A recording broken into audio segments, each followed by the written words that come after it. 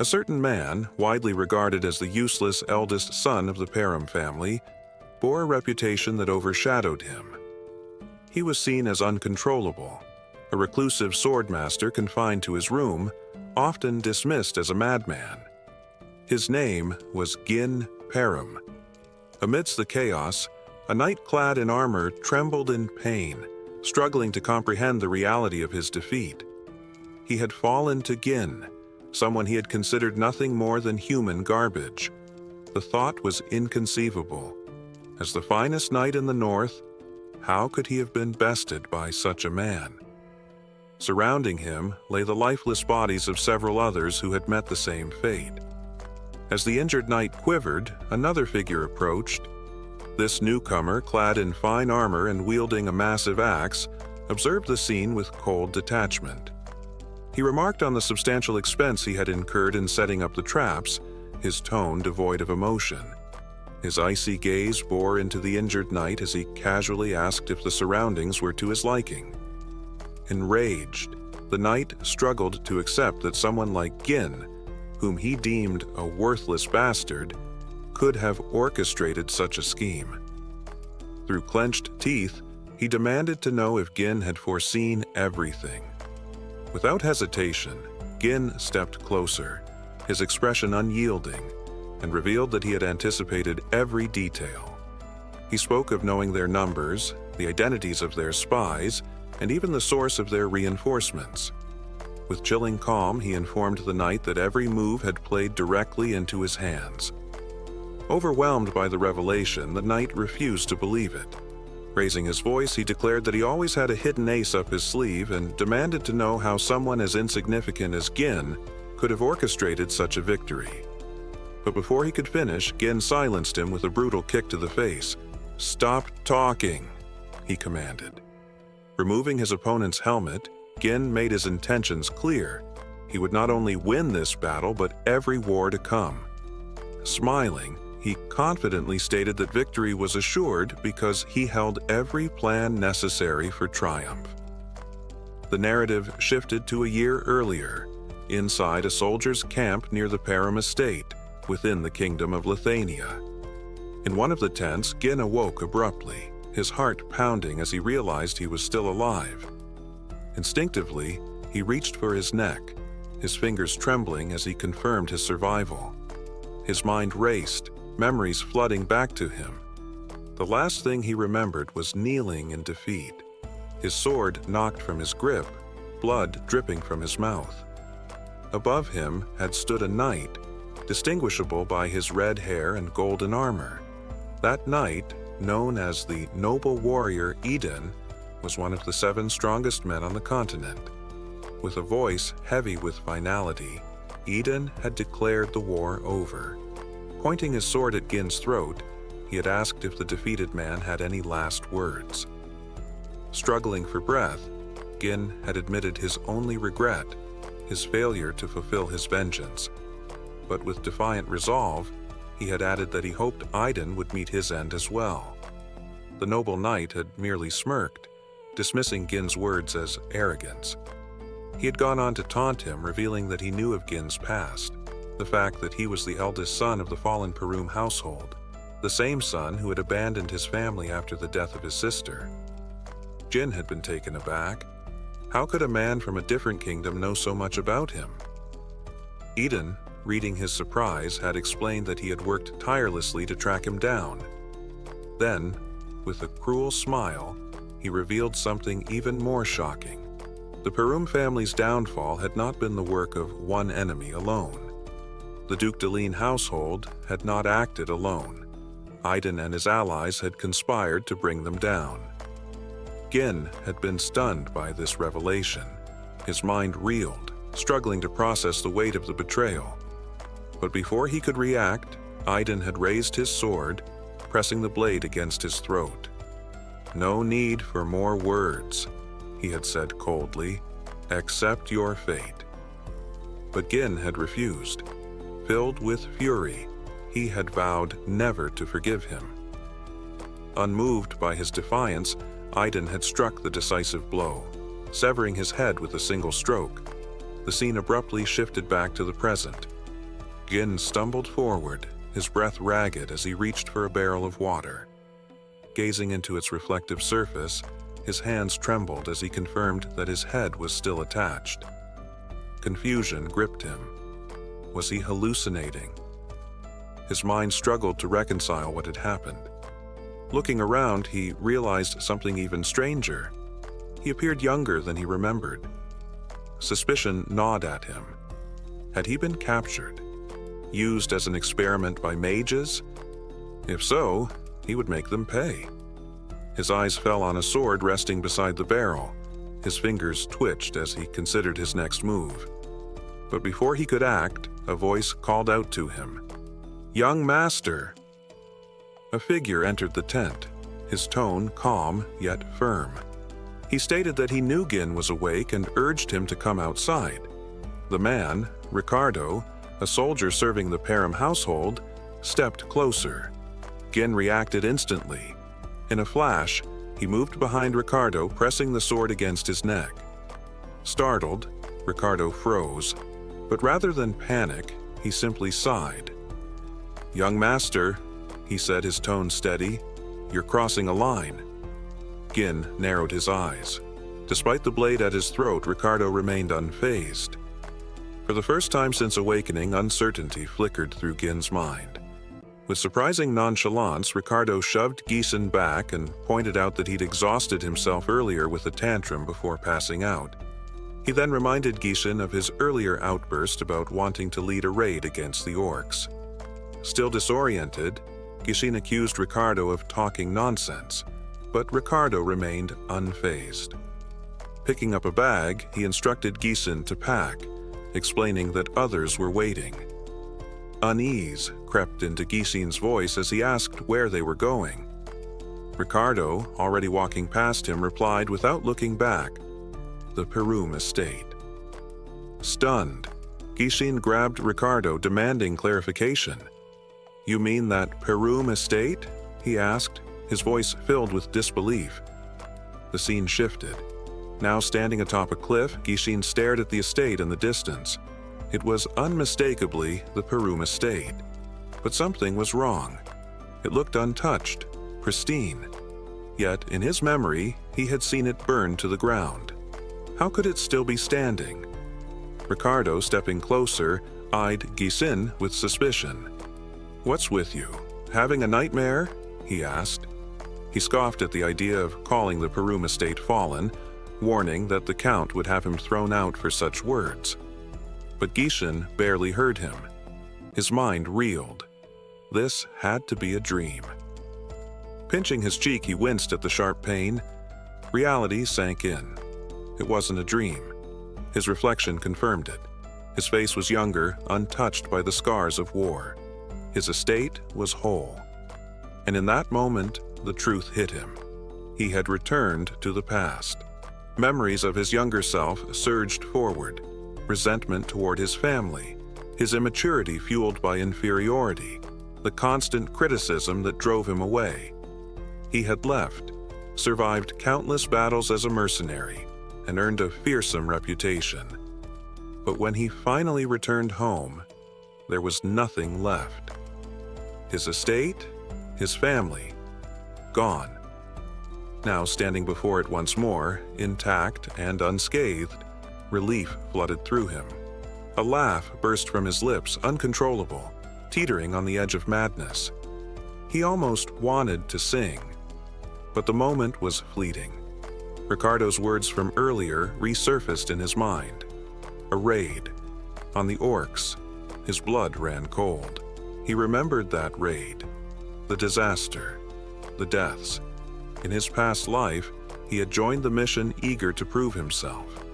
Reports claimed there were only 3 orcs. Overconfident, he insisted on leading.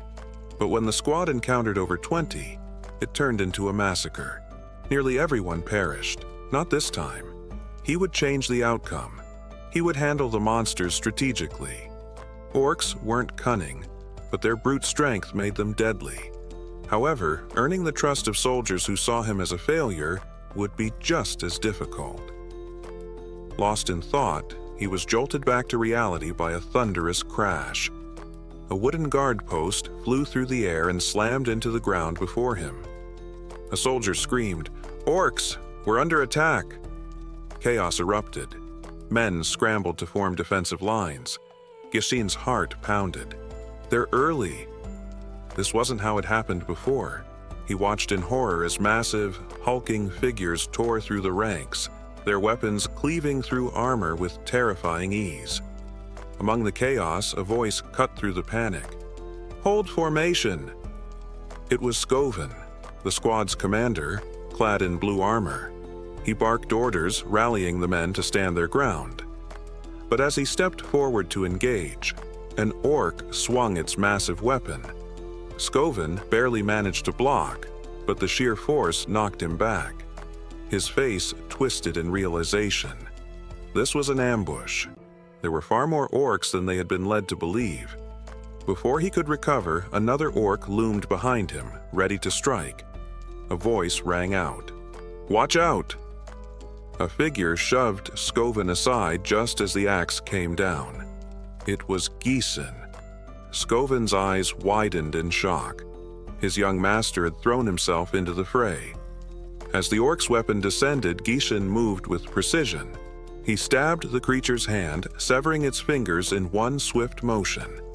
The beast roared in agony, staggering back. Without hesitating, Gishin followed up with a sharp slash to its thigh, halting its advance. Soldiers froze, staring in disbelief. The orc collapsed, howling in pain. But Gishin wasn't satisfied. His attack had been weaker than he expected. "Mana, I still can't use it yet." Frustration boiled within him. If only he had returned sooner. Turning to Skoven, his voice was firm. "Give me a weapon." Thank you to all our Patreon VIP members who support us and get access to up to 16 episodes early. Link in the description. Amid the chaos of battle, Gin turned to the commander with an audacious request. He wanted command of the squad. Skoven, caught off guard, could hardly believe what he was hearing. He had always seen Gin as reckless, but demanding leadership in the heat of combat, with soldiers' lives hanging in the balance, was beyond reckless. It was outright madness. Standing his ground, Skoven refused. The authority to lead was not something to be tossed aside, especially not during a life-or-death struggle.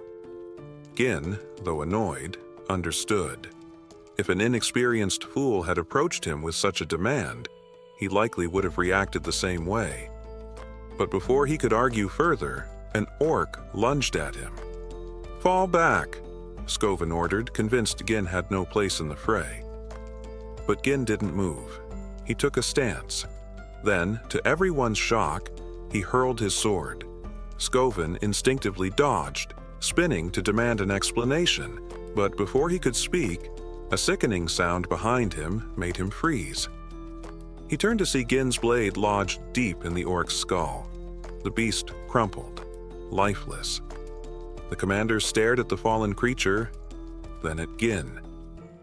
"How?" Gin didn't bother answering. Instead, he addressed Skoven directly. "Victory on the battlefield isn't just about skill. It's about morale. If the soldiers are paralyzed by fear, they've already lost." Skoven glanced at his men, shaken, hesitant, on the verge of breaking. Gin smirked and seized the moment. Without waiting for permission, he sprinted forward, yanked his sword from the orc's skull, and launched himself into the heart of the enemy. Gasps rang out as he landed atop another orc, driving his blade straight through its head. Standing on its corpse, he bellowed, taunting the remaining orcs, daring them to face him. "Come on, you pathetic beasts! I'll kill every last one of you!" The orcs snarled, their fury ignited. They turned their attention to Gin, rushing him in a frenzied charge. Unfazed, he danced between them with deadly precision, slicing open the stomachs of two, severing the arm of another, cutting through them with efficiency no one expected. Blood sprayed, heads rolled, and in mere moments, he had turned the tide. From the sidelines, Skoven watched in stunned silence. Even with his mastery of mana, he found it difficult to take on orcs with such ease. Yet here was Gin, a young man who, as far as anyone knew, lacked mana entirely, cutting them down like a seasoned warrior. But Skovin noticed something else. Gin was tiring. His movements, once sharp and fluid, became smaller, more calculated. He wasn't just swinging wildly. Every strike targeted weak points with surgical accuracy. That's when Skovin realized the truth. Gin wasn't fighting like an amateur desperately trying to survive. He was fighting like a master, a swordsman who had perfected his craft without ever relying on mana. Even as exhaustion set in, Gin didn't stop. He taunted the orcs, laughing, claiming he wasn't even warmed up yet. From the sidelines, Ricardo watched in horror as the orcs, now enraged, charged at Gin in full force. A soldier beside him pointed out what seemed obvious. Gin was retreating. Ricardo's heart pounded. Skovin! Skovin narrowed his eyes, watching the battlefield unfold. No, he muttered, he's drawing them in. Gin's sudden sprint toward the cliff puzzled Skovin. The path led straight to the edge, and as realization struck, Skovin understood his young master's intent. Wasting no time, he commanded his troops to form a shield wall and prepare to follow. At the cliff's edge, Gin braced himself against the relentless assault of the orcs, silently hoping that Skovin, with his keen strategic mind, would discern his plan. Though he would have preferred to handle the orcs himself, his stamina was nearly depleted. With a faint smile, he reassured himself that he had done enough. As if on cue, the orcs turned at the sound of advancing soldiers. Skovin and his men, spears raised, their shield wall unyielding, charged forward. The sight caused the orcs to hesitate. Seizing the moment, Gin grinned and declared the timing perfect. Without hesitation, he leapt off the cliff. The instant Gin vanished from sight, Skovin shouted the order. His troops surged forward, driving their spears into the monsters and forcing them back. Overwhelmed, the orcs tumbled one by one over the edge, their massive bodies crashing to the ground below, staining the earth with blood. As the dust settled, the soldiers stood in stunned silence, marveling at their victory. They had triumphed against overwhelming odds. But Skovin wasted no time in celebration. He rushed to the cliff's edge, calling out for Gin.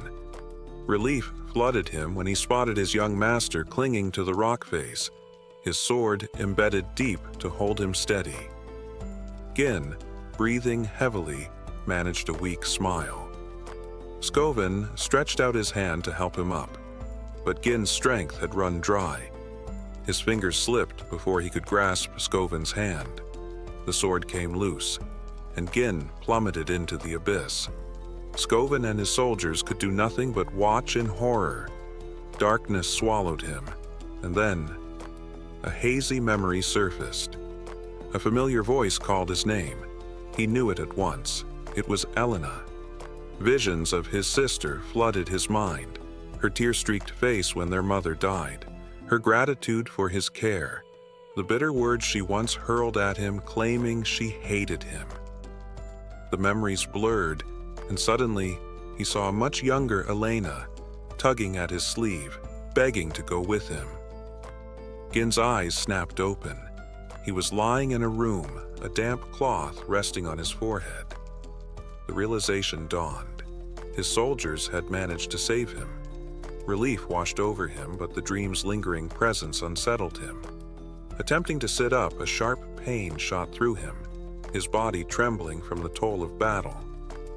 The door creaked open and a white-haired maid entered. Belinda. Her face lit up with relief as she spotted him awake. Setting a bucket down, she scolded him gently, reminding him that she had warned him to leave the battle to the soldiers.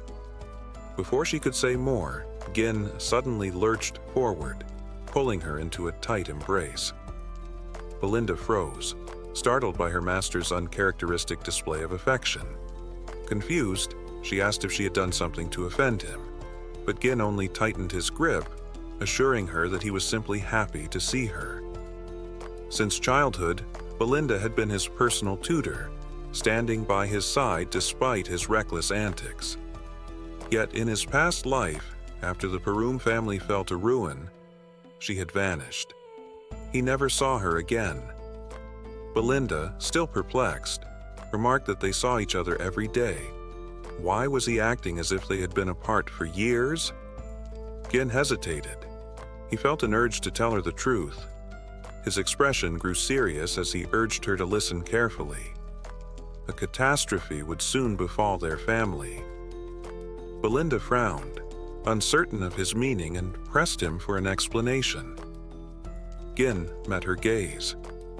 "I died," he said, "and I came back to life." For a moment, silence hung between them. Then Belinda laughed, assuming he was exaggerating due to his brush with death. Cain shook his head. "I'm not talking about the battle with the orcs." But she dismissed his words, urging him instead to focus on his recovery. Frustration stirred within him. She didn't believe him. Sensing his mood, Belinda changed the subject. She playfully asked what he would have done if his injuries had kept him from attending the upcoming festival. Cain blinked. The festival? Belinda reminded him that Elena had been eagerly waiting for this day, to go to the festival with him. It was the perfect chance for them to mend their strained relationship. Cain's gaze drifted to a framed picture of himself and his sister. Memories of the annual festival surfaced. In his previous life, his trauma had kept him from ever enjoying it. "When does it begin?" he asked. Belinda smiled. "Next week." Cain's breath caught. A week from now. That was the day his life changed forever. Lost in thought, he barely registered the sound of footsteps approaching. The door opened. Cain turned and froze. Elena stood before him. Cain darted forward without hesitation, wrapping his arms around his younger sister. Belinda and Elena both froze, eyes wide with surprise. Elena, taken aback by her brother's sudden display of affection, stiffened before shoving him away. "What are you doing?" she demanded, her expression caught between confusion and suspicion. "I missed you," Cain admitted earnestly. Elena recoiled, dusting off her clothes. "Creepy," she muttered, eyeing him warily. Cain, stunned by both her words and the sheer strength behind her push, barely managed to steady himself. He'd never realized just how strong she was. Shaking off the moment, Elena explained her presence. "Belinda asked me to come," she said, her tone growing sharp. "Now tell me, what game are you playing? You think this changes anything?" Cain blinked, genuinely lost. "What are you talking about?" Elena's gaze hardened. "Don't act like you don't remember. You were the one who told me to stay out of your life. You called me annoying, said even the sound of my breathing disgusted you." The words hit him like a punch to the gut. A terrible memory surfaced, one he wished he could forget. In his past life, he had been distant, even cruel to Elena. He had never appreciated her, never realized how much he had taken her for granted. The weight of regret settled over him like a crushing tide. "I'm sorry," Cain said quietly, sincerity thick in his voice. Belinda's mouth fell open. Her master apologizing first? That was unheard of. Elena, on the other hand, looked unconvinced. "Did you hit your head?" she asked bluntly. "I heard an orc landed a solid blow on you during the raid." Cain scowled. "Why does everyone keep saying that?" "I wasn't beaten. I was the one who took down the orcs." No sooner had the words left his mouth than a sharp pain shot through his body. His legs buckled and he collapsed. Elena smirked, arms crossed. "Oh yes, so impressive. And yet, here you are, trembling on the floor." Belinda snickered, and Elena joined in, the sight of Cain writhing in pain apparently amusing to them both. He stared at them, bewildered, but deep down, warmth stirred within him. He had missed this, missed them. But then a dark thought crept in.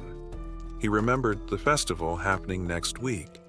In his past life, he had rejected Elena's invitation to go, using the aftermath of the raid as an excuse. That had been the last time he ever saw her. Days later, her body had been found, torn apart along with her guards. The memory haunted him.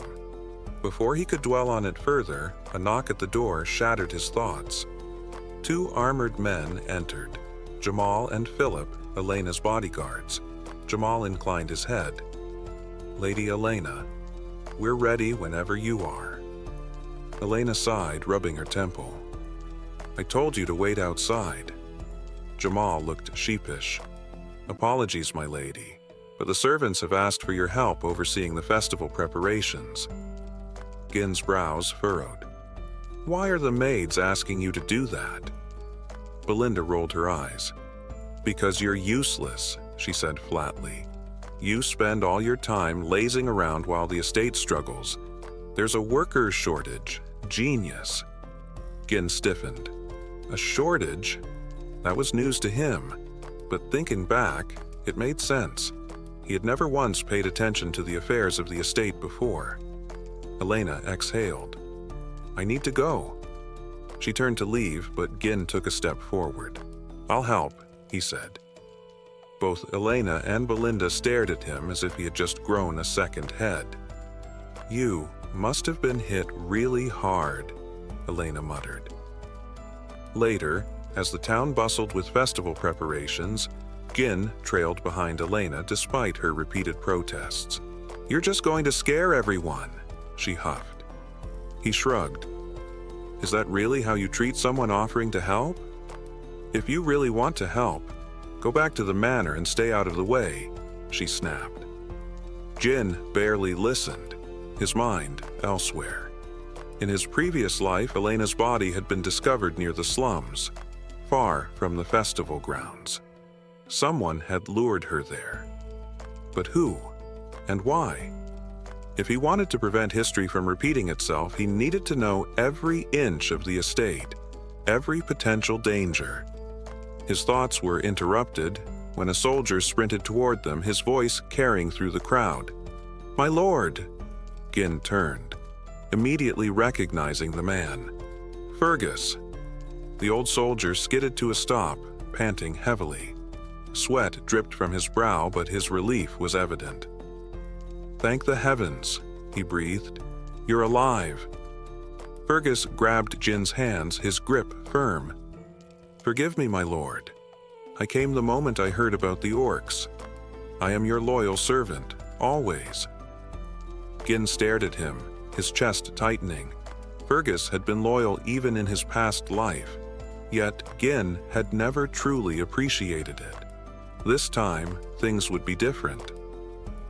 Gin, growing weary of the endless mentions of the raid, brushed off the conversation with an impatient wave. Elena, ever the opportunist, turned to Fergus with a knowing grin. She praised his prompt arrival before slyly adding that her brother had been acting strangely since regaining consciousness. With exaggerated concern, she pleaded with Fergus to escort Gin back to his quarters. The old soldier, seeing no reason to refuse, nodded in agreement. Gin, however, clenched his jaw in frustration. His reputation as a reckless troublemaker was proving to be more of a curse than he had anticipated. Even now, it hindered him from making decisions without interference. Realizing that pushing back would only deepen their suspicions, he chose a different approach. He would postpone his investigation of the castle for now. Instead, he turned to Fergus with a request of his own. "Take me to the old training grounds," he said firmly. Fergus hesitated, clearly taken aback. "The training grounds? Why?" Gin's expression was unwavering. "I want to train." The veteran soldier stared at him, scanning his face for any signs of deception. After a long pause, he finally exhaled and gestured for Gin to follow. Upon arrival, Gin found himself unexpectedly impressed. The training ground was in pristine condition, far better maintained than he had expected. Weapons were neatly arranged, the soil was firm but well kept, and not a single speck of dust marred the equipment.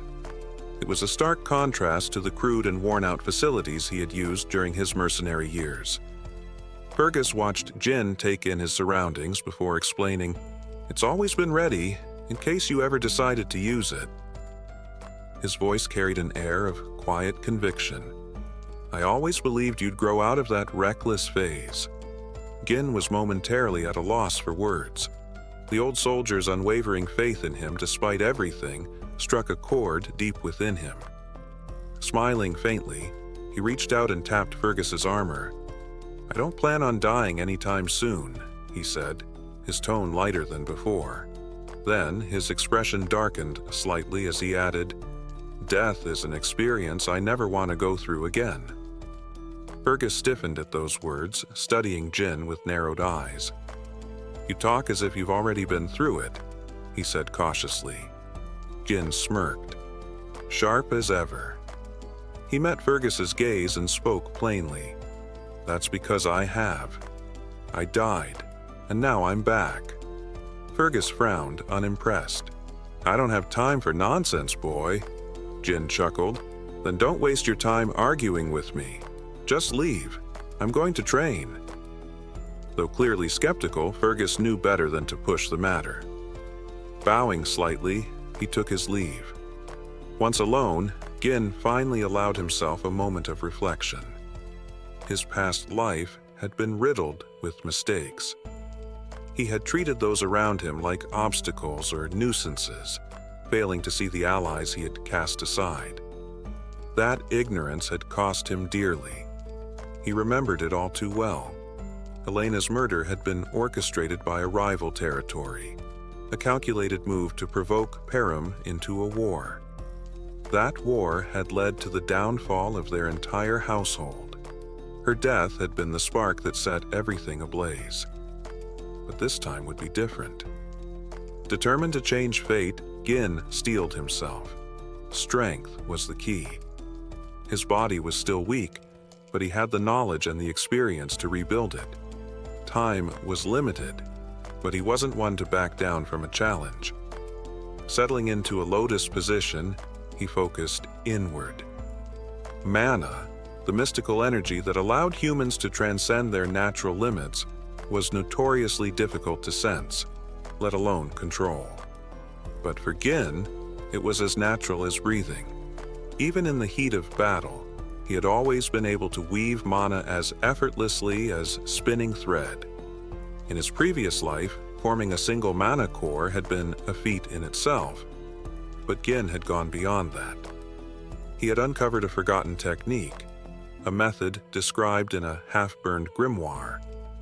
By forging multiple interconnected cores, he had pushed his strength to new heights. 2, 3, even 5 cores, all linked together in a network, had granted him an explosive edge in battle. He clenched his teeth as he forced the mana through his body, attempting to recreate the process. Agony ripped through him. Blood trickled from his nose and mouth, his vision blurring from the strain. When the pain finally subsided, he let out a bitter laugh. 3 cores. That was all he could manage. In his past life, he had reached 5. The technique was powerful, but it came with a cost. It demanded an enormous amount of mana, draining him faster than he could replenish it. It had been his downfall in his final battle. He could still remember it vividly. His duel with Iden, the noble knight. Eden had arrived with an entire order of warriors at his back. Gin had fought like a demon, but when his mana reserves finally ran dry, he had been overwhelmed. He had always believed he would have won if the battle had been fought on equal footing. His fists clenched. It didn't matter anymore. He was young again, stronger than before. This time, he would perfect the technique, refine it until it was flawless. A slow, smoldering rage burned in his chest as he vowed to take revenge, not just on Aiden, but on the traitors who had orchestrated the destruction of House Delhi. This time, they would be the ones to fall. He swore that this time it would be him who delivered the final blow. The scene shifted to the day of the festival. Gin donned his gear and made his way to the bustling grounds, his mind focused. Elena, spotting her brother among the crowd, was visibly shocked to see him there. "Is something wrong?" she asked, concern coloring her voice as she approached him. "You've never shown any interest in these events before."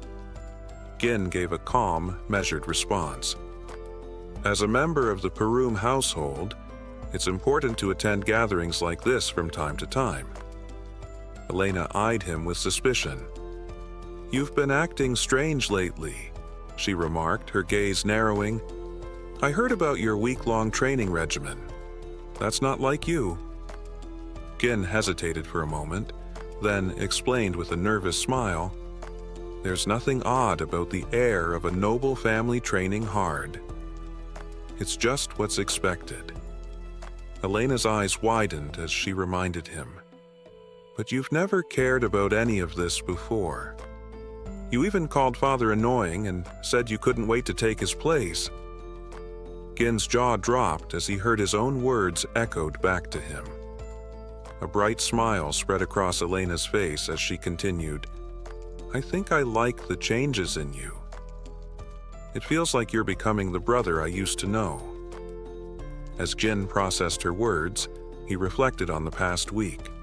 His actions had indeed begun to change the way people saw him, shaping not only how others perceived him, but also what the future might hold. While Gin was lost in thought, he noticed Belinda giving orders to Elena's bodyguards. She told them to handle any potential problems caused by Gin themselves, stressing the need to avoid trouble, especially with so many visitors around. The two guards nodded, assuring her that they could manage.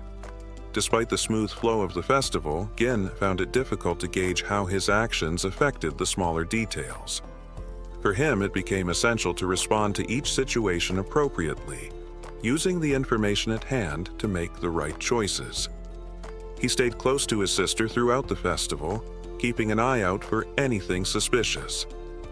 Eventually, Elena took a seat, a thoughtful look on her face. "I've enjoyed the festival a little," she mused, "but it feels so repetitive. Is there anything new this year?" Gin couldn't shake the feeling that nothing unexpected had happened. He wondered if his mere presence had deterred any incidents. As he pondered this, a soldier approached Elena, suggesting they visit other parts of the festival where new events were reportedly taking place. His friend had mentioned them, and he invited Elena to join him. Surprised but intrigued, Elena took the soldier's hand, her excitement palpable at the prospect of exploring more activities. Gin, however, noticed something unsettling. The two soldiers accompanying them, Jamal and Philip, were traitors. Gin couldn't believe what he was seeing. The men who had once been his sister's most trusted knights, the ones who swore to protect her for as long as they lived, had now turned their backs on her. They'd been her defenders, ready to lay down their lives for her. But now, they were enemies. Jamal, with a grin plastered on his face, ushered Elena forward as though nothing were amiss.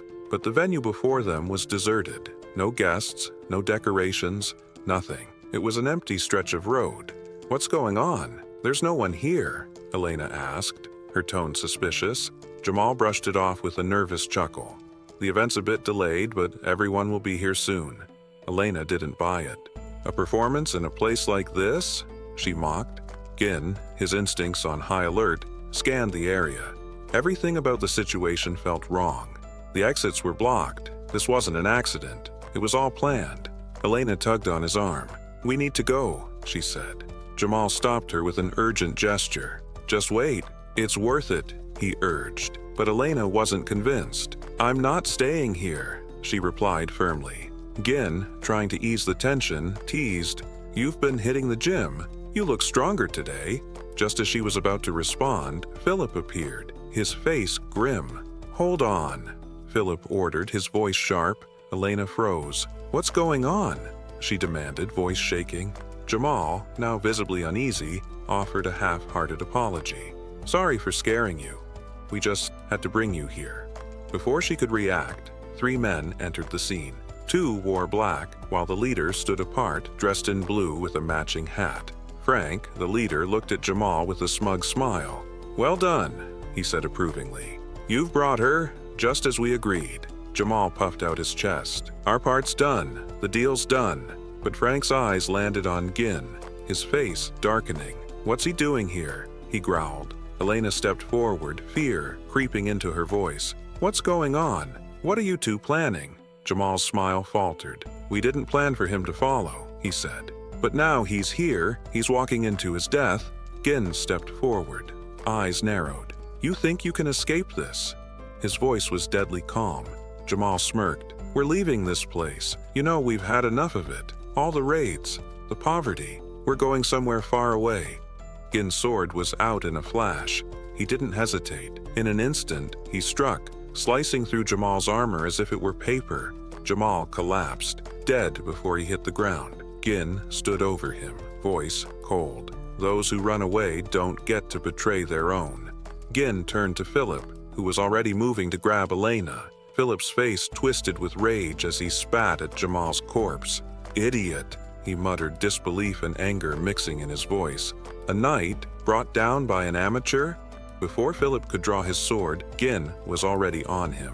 A single, clean strike ended his life, and he crumpled to the ground. Elena rushed to Gin's side, her eyes wide in horror. She glanced at the lifeless bodies of the 2 men who once pledged to protect her. One of the men in black turned to Frank, disbelief in his voice. "Is this really Gin?" Another man, still reeling from the shock, added, "But he's never trained? How can he? This isn't possible." Frank, though, wasn't fazed. "I don't know how he's doing it, but he's not your average fighter. His mana..." He glanced at Gin, impressed but wary. "This is no coincidence." Elena, trembling, turned to Gin. "What's happening? What are you doing?" Gin didn't answer. Instead, he struck her neck with a swift motion, knocking her out cold. He gently set her down, his expression cold. "Rest," he muttered. Frank, watching in surprise, took a long drag from his pipe. "Well, I didn't expect that. You've got some impressive tricks hidden up your sleeve."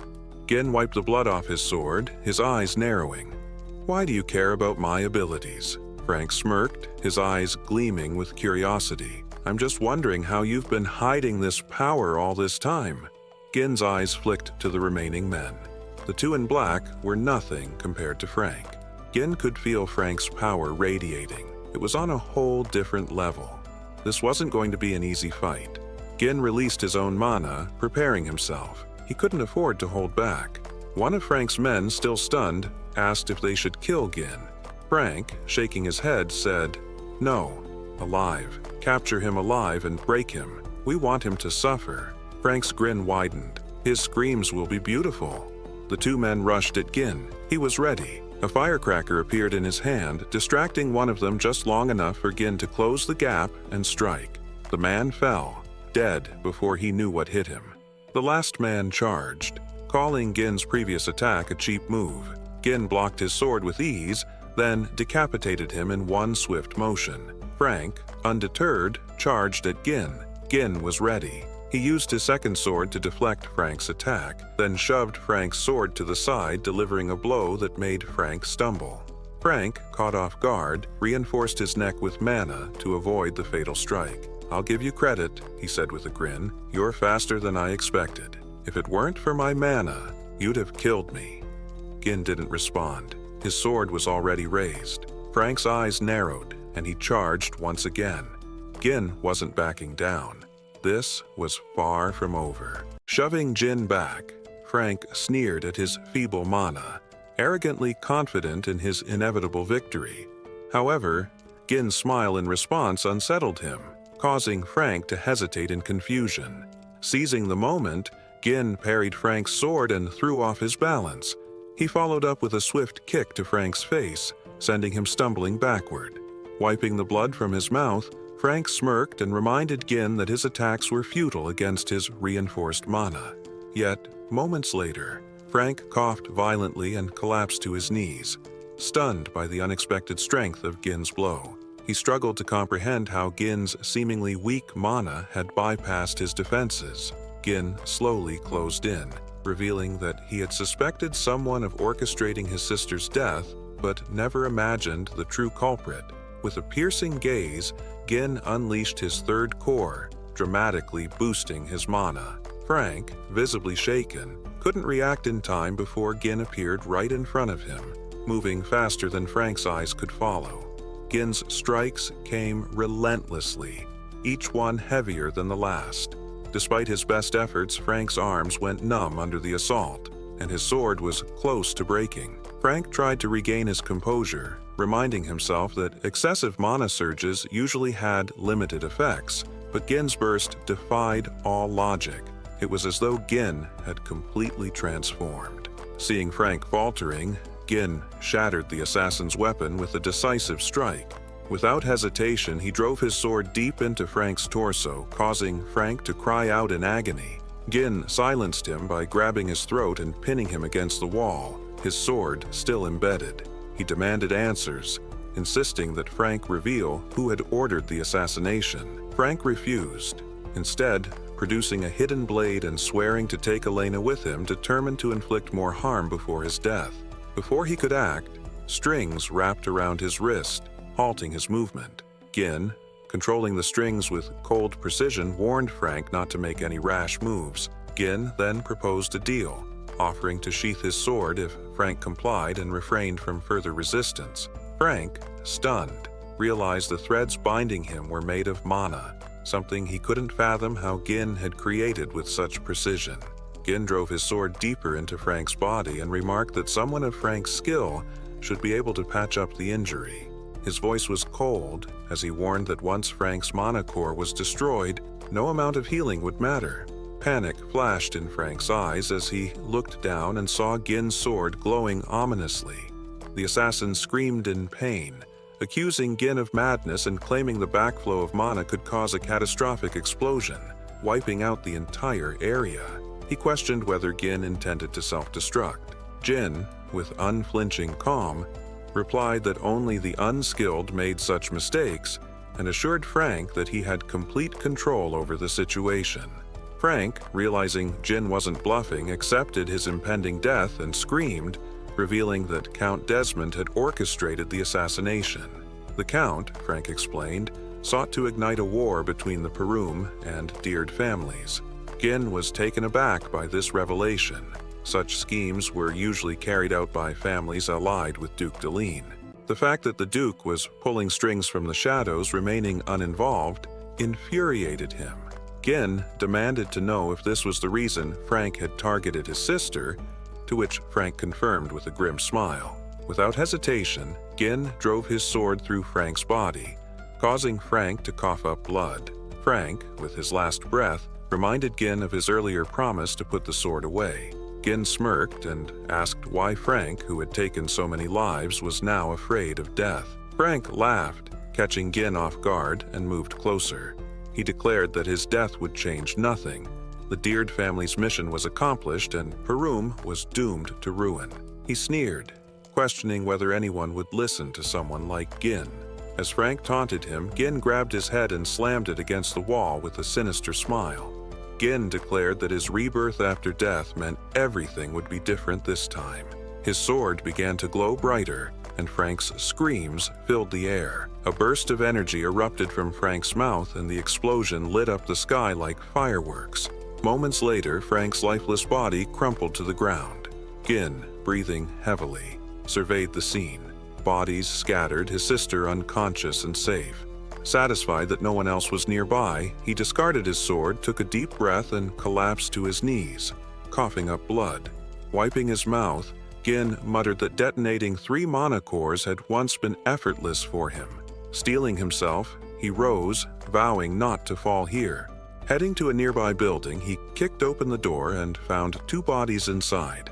In his previous life, a 3rd body had been discovered here alongside Elena's.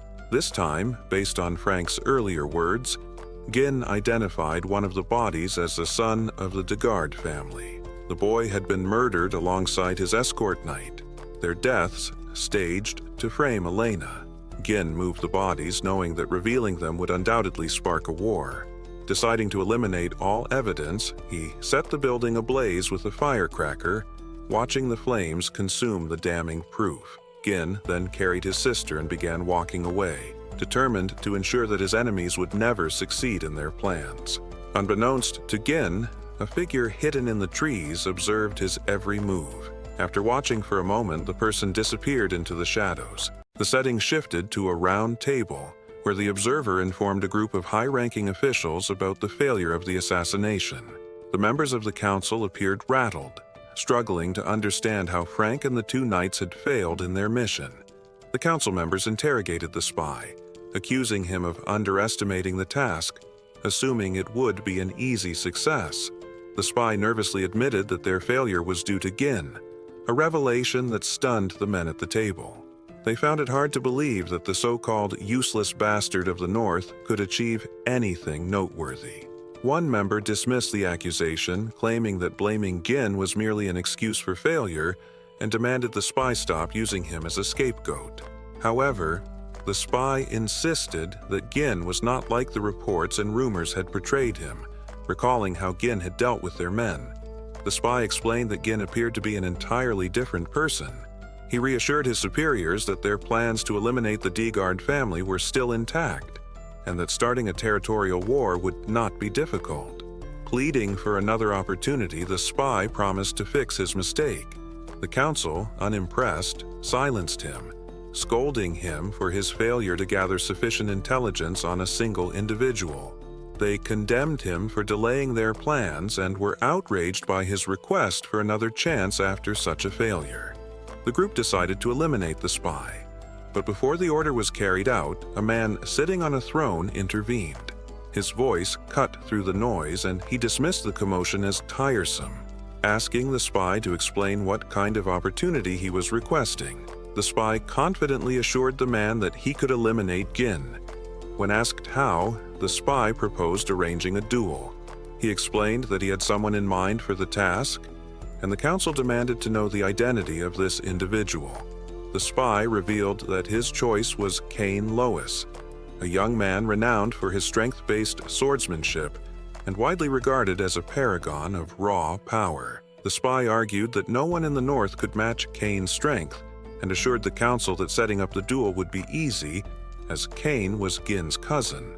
The man on the throne, fixing the spy with a cold gaze, warned that there would be no more chances if he failed again. The spy swore not to disappoint.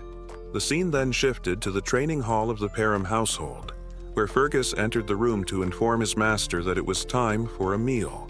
As soon as he spoke, something flew toward him. Gin, practicing with his mana thread, had wrapped the thread around the sword near the entrance and pulled it toward himself. He carefully observed his own movements, testing the thread's handling as he swung the sword, fine-tuning his control. Fergus approached, apologizing for interrupting the training session, and asked how his master had managed to pull the sword. Gin showed him the mana thread and explained that it was a technique for manipulating mana as a string. He recounted that in his past life, he had relied on this method extensively, but in his current state, his limited mana reserves required him to implode his core to use the technique effectively. Gazan noted that Gin's lack of mana now restricted him to creating fewer threads. Fergus, visibly impressed, admitted that he had never seen such a technique before. Despite believing himself to be well-trained in mana manipulation, he was puzzled by how Gin, whom he had considered unskilled and untrained, could master such an advanced method. Noticing Fergus's lingering presence, Gin asked if he needed something. Fergus replied that he had stopped by to deliver some news and bowed his head, expressing his gratitude to Gin for protecting his younger sister. Gin, surprised by the old man's gesture, replied that he had merely done what was necessary and invited Fergus to join him for a meal. The next day, the festival was temporarily halted, as expected, following the incident involving a knight's attempt to traffic the young lady inside the castle. Elena voiced her frustration to her brother, lamenting that no one believed her when she said he had saved her. She urged Gin to speak up and set the record straight. Gin reassured her that it wasn't necessary, adding that no one would believe him either.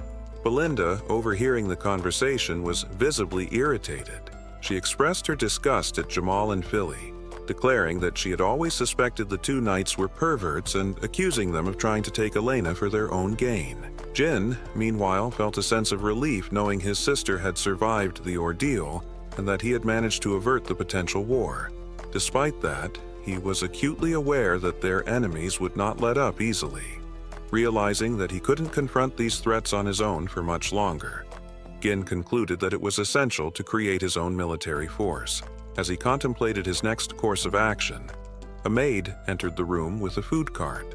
She set a plate before him, and when Gin uncovered it, he was startled to find just a single slice of bread. Surprised, he turned to Belinda and inquired when they would have dessert. The maid, shocked by his question, asked if he was truly unaware of their dire situation. Before Gin could respond, loud shouting from outside caught his attention. Stunned by the noise coming from the castle gates, he paused for a moment. A plump man with a beard was demanding compensation from the Perum household for the losses incurred by the sudden cancellation of the festival. He wasn't alone. Other angry men joined him, holding pitchforks and shouting similar demands. They called out for Gin and Elena to appear, accusing them of wasting the county's money. The guards attempted to calm the crowd. Gin peered out the window to assess the situation, struggling to understand the source of the unrest. Belinda, standing beside him, explained the situation. She told him that the county's economy heavily relied on merchants, whose prosperity depended on the profits generated by the festival. While last year's event had been profitable, this year's sudden cancellation had left many merchants in distress, and their anger was understandable. Gin was taken aback, not realizing how fragile the county's financial situation had become. Recognizing the potential danger if the merchant's anger continued to escalate, he decided to take action. He turned to Fergus and asked about the soldiers' current status, ordering him to deploy them to quell the disturbance. However, Fergus revealed that there were no soldiers available. Gin was shocked by this news, and Fergus explained that most of their forces had been sent to the Forest of Monsters for reconstruction after an orc raid. Frustration spread across Jin's face as he processed the situation. Perum was caught in an ongoing struggle, squeezed between barbarian raids from the north and the looming threat of monsters from the forest on the other side. The difficulties of governing the region were becoming clearer by the day, and Gin realized that swift and strategic action was necessary to manage the growing unrest. Struggling to accept their harsh reality, no money and no soldiers, he pulled Belinda aside and reminded her that she was responsible for managing his finances. He asked her to use any remaining funds to appease the merchants. Belinda, visibly shocked, informed him that there were no funds left. Stunned, Gin demanded an explanation, and Belinda reminded him that the Count had cut off his allowance due to his previous reckless spending. Realizing he was financially broke, Gin pleaded with Belinda to lend him some money, but she admitted that she, too, had no cash. The scene shifted to Gin, gazing out the window at the town below, his mind racing. He couldn't believe how precarious their situation had become. Without money, even his foreknowledge of the future seemed to offer no advantage. Gin began to wonder if there was anything in their current situation that could change their fortunes. As he pondered this, Ricardo suddenly burst into the room, breathless. Startled, Gin asked why he was in such a rush. Ricardo, visibly distressed, informed him that there was an issue. Cain wanted to see him. The mention of Cain shocked Gin. The scene shifted once more to Scoven, who was struggling to stay on his feet. His face was battered and his opponent struck him again, delivering a blow so powerful it pierced his chest plate and sent him crashing to the ground. Outside the tavern, Gin arrived just in time to witness the commander's collapse. Scoven, noticing Gin, weakly called out. Gin, irritated by the sight, turned his gaze to Cain, who greeted him with a wide grin. Want to stay ahead of the story? Get up to 16 episodes early only on Patreon. Support the channel unlock exclusive content, and be the first to know what happens next. Click the link in the description, and we'll see you way ahead in the story. Now, back to the video. Facing Gin was a towering young man, Cain Lowes, the heir to Lowes County. Gin recognized him immediately, memories of their past flashing through his mind. Cain had always been a mix of friend and rival, a figure who stood both beside and above him. As Cain strode up the stairs, Gin turned to Ricardo for an explanation. Ricardo wasted no time in revealing the situation. He and Sken had come to the tavern to investigate reports of an incident. Upon arrival, they had stumbled upon Cain and his personal knight. Cain, having recognized them, had immediately begun asking questions about the rumors surrounding Gin. When Skav had tried to explain, Cain had cut him off with a sinister smirk, gripping his jaw tightly. Without hesitation, he accused Skav of daring to deceive the heir of Lowes County, then proceeded to pummel him. With Skav subdued, Cain turned his attention to Ricardo, demanding the truth. The rumors claimed that Gin, a man with no formal training, had somehow managed to defeat an orc with his bare hands and take down a group of treasonous knights single-handedly. Cain scoffed, dismissing the story as absurd. He claimed he had only been trying to teach the commander a lesson to bring him back to reality. Then his gaze shifted fully to Gin, his lips curling into a sneer. He accused him outright, saying that none of this chaos would have unfolded if Gin hadn't spread lies. Gin's mind wandered back to his past encounters with Cain. His arrogant cousin had always looked down on him, treating him like an underling rather than an equal. Every time Cain visited Perum, trouble followed in his wake, yet no one dared to challenge him due to his status. His confidence and reckless nature were celebrated as signs of a future leader, while Gin's quiet demeanor was seen as weakness. Yet, instead of reacting with anger, Gin did something unexpected. He smiled. Cain's expression faltered for a split second. He had been expecting fury, perhaps even an impulsive attack, but certainly not this. Hours earlier in Lowes County, a spy had approached Cain with an intriguing proposition: eliminate Gin. Initially, Cain had been taken aback, but curiosity kept him listening. The spy assured him that if he succeeded, those in power, the ones who truly mattered, would back his family. Cain had considered the request. Defeating Gin wasn't a challenge, but outright killing the heir of another noble house was no simple matter. He had questioned how such an act could be pulled off without causing an uproar. The spy had reassured him with a simple plan. They would lure Gin into a duel and orchestrate his death to appear as an unfortunate accident. The fight would seem like a mere dispute between noble heirs, nothing more. Cain had listened carefully, weighing the opportunity. Then, with a slow, wicked grin, he had realized the truth. This wasn't just a chance to defeat his cousin, it was a chance to end him. At this very moment, Cain found himself wondering why the shadowy organization wanted Gin eliminated. He had a strong suspicion that something about his cousin had changed. A smirk tugged at his lips as he turned to Gin and asked why he was just standing there so casually on the stairs. His tone shifted, becoming more demanding. He insisted that Gin bring whatever he had prepared. Gin, confused, tilted his head and asked Cain what he meant.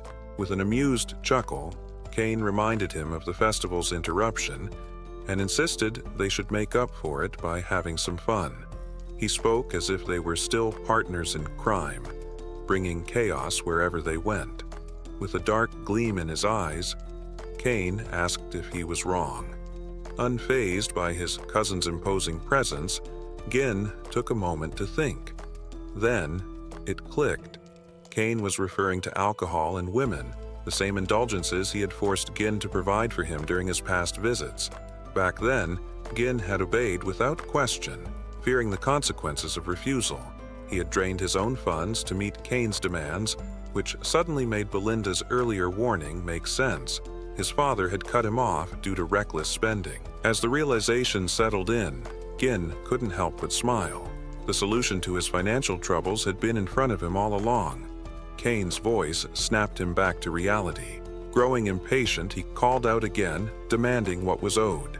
Gin met his gaze and assured him he'd have what he wanted soon, but there was another matter to settle first. His eyes sharpened as he spoke, making even the spy observing from the shadows flinch. Cain frowned, clearly caught off guard. He asked what Gin was getting at. With an eerily calm smile, Gin explained that all the lavish entertainment Cain had enjoyed in the past hadn't come for free. Every luxury had been funded from Gin's own pocket, and now it was time for repayment. A hefty sum of 1,000 gold. Cain's expression twisted with disbelief. He scoffed, arguing that the costs couldn't have exceeded 100 gold. Laughing, he dismissed the demand, calling it nothing more than a token of friendship. Gin's smirk widened. "You really are an idiot," he remarked. "You've always treated me like a doormat." The mood in the tavern shifted as Gin leaned in slightly. "I'll give you a choice," he said coldly. "Pay up now, or I'll take it out of you another way." The entire room fell silent. Onlookers gawked at the audacity of Gin's words. Cain's companions bristled, one of them stepping forward and accusing Gin of acting out simply because Cain had been lenient with him. The noble heir himself scoffed at the idea that Gin had truly gotten stronger. He called him a fraud, claiming he had spread false rumors about defeating knights in battle. With a sneer, Cain went further, labeling Gin a parasite, a disgrace to the north. Then, with a clenched fist, he barked at Gin to pull himself together. Without warning, Cain swung. Gin moved like a shadow, easily sidestepping the blow. The bystanders, including Ricardo and the spy, looked on in shock. Cain, frustrated, adjusted his stance and aimed for Gin's head this time.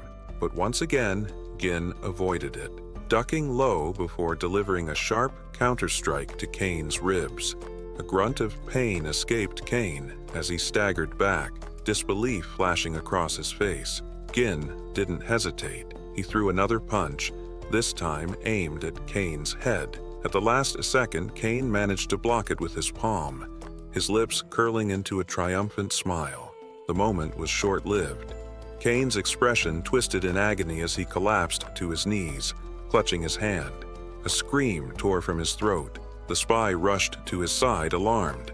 "Cain, are you all right?" Gin, unimpressed, rolled his eyes. "Quit whining. You blocked the hit, didn't you?" The spy's gaze snapped toward Gin, his expression darkening. "Stay away from him," he warned. The tavern remained deathly silent. No one could believe what they had just witnessed. Cain, once seen as an untouchable force, had been brought low before their very eyes. Cain, however, had no intention of letting this humiliation go unanswered. He shot a subtle glance at the spy and whispered under his breath, "Was that convincing?" The spy's lips curled into a sly grin. "Perfect," he murmured. "Everything is in place." With that, Cain steadied himself and reached into his coat. From his pocket, he pulled out a blue glove, a symbol of noble duels. He raised it high, voice steady despite the pain. "Gin, you've disgraced the nobility. You struck without provocation. You." Before he could finish, Gin's own glove smacked him in the face. The tavern gasped. Gin tilted his head, his smile unshaken. "Cain Lowe's," he said smoothly, "you just insulted an heir and attacked my knight. In doing so, you've tarnished the dignity of the nobility." His eyes gleamed. "Do you intend to deny it?" Cain clenched his jaw, taking a deep breath before letting out a laugh. He had always thought Gin was a fool, but he hadn't expected him to dig his own grave this thoroughly. With a slow, deliberate motion, Cain drew his sword. "Fine," he said, his voice dripping with menace. "If you want a duel, I'll give you one." His eyes darkened with promise. "And I'll make sure you regret it." His grip tightened on his blade. "Even if it costs me my life." Gin called out to Ricardo, who immediately responded to his command.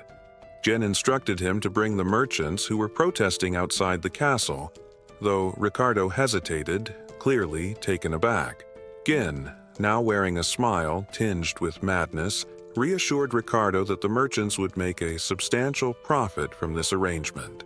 Gin had realized that the cancellation of the festival had left both merchants and tourists frustrated, but he was confident that an event like this would reignite their excitement and ease the tension that had built up in the town. The scene shifted to a makeshift stage where Gin and Cain stood poised for a duel. The crowd around them buzzed with anticipation, eager to witness the confrontation.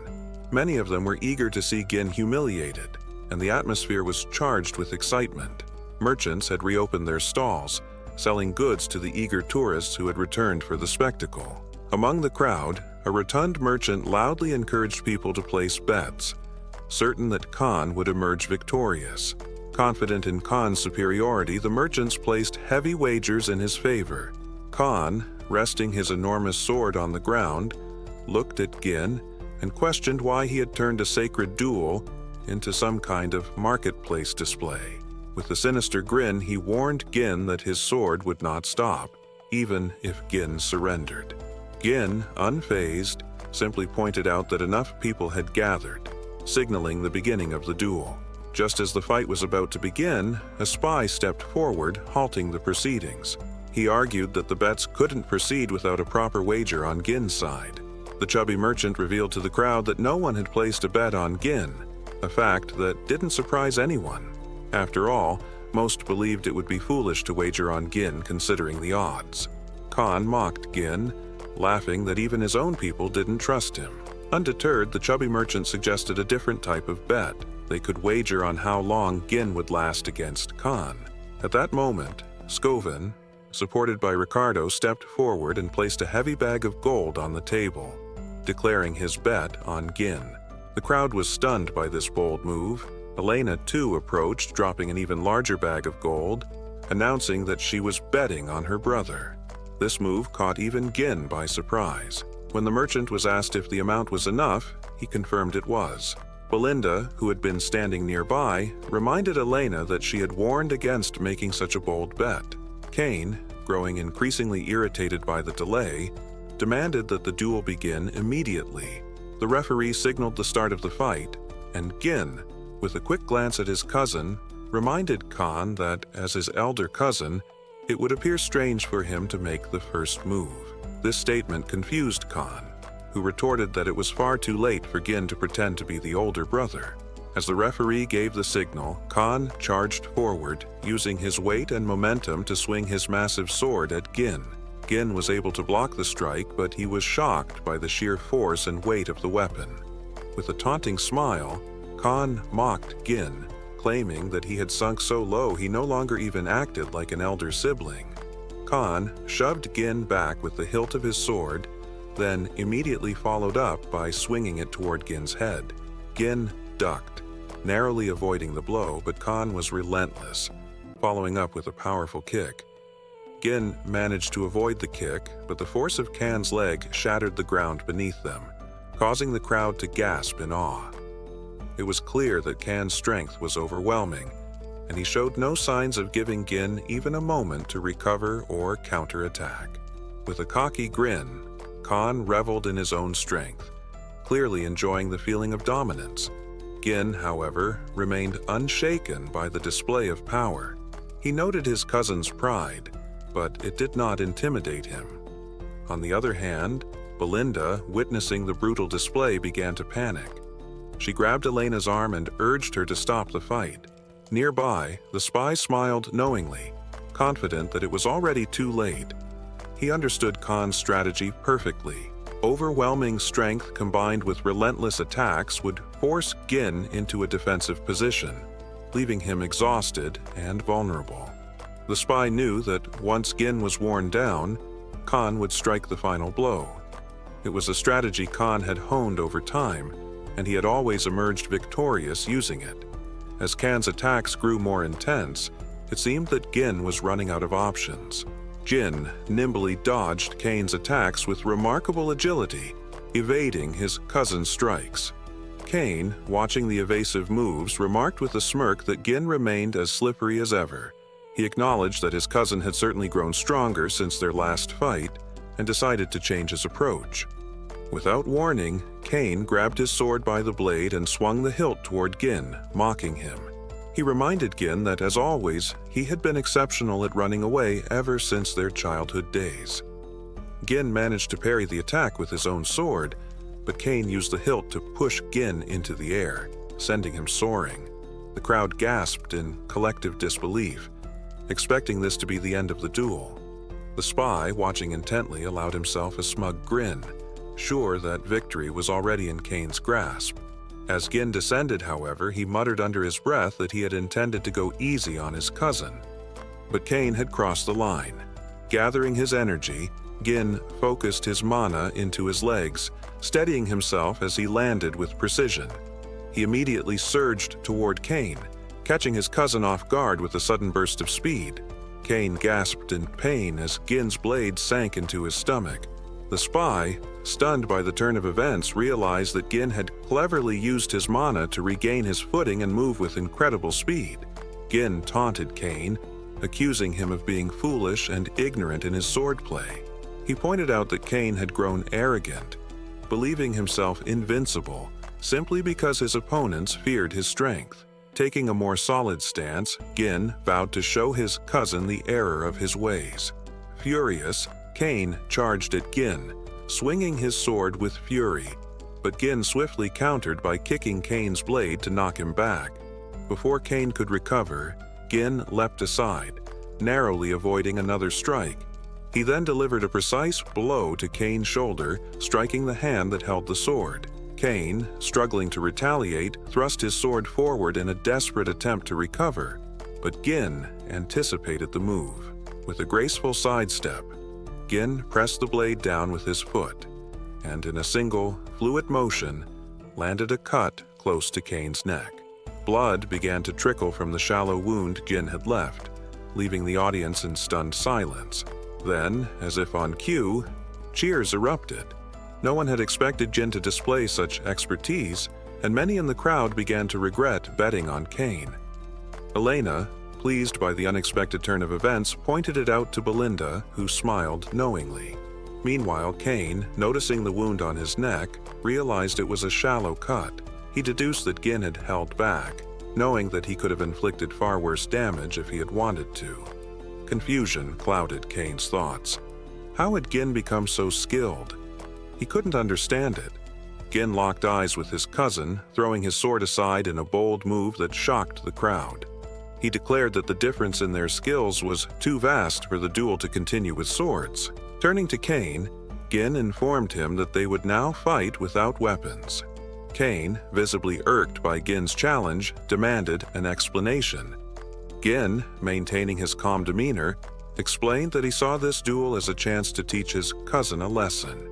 Rolling up his sleeves, he declared that the lesson would be delivered with his bare hands. Cain, taken aback, was momentarily speechless. Gin clarified further, telling Cain that his swordsmanship was far superior, and if Cain wanted a real challenge, he would need to fight without a weapon.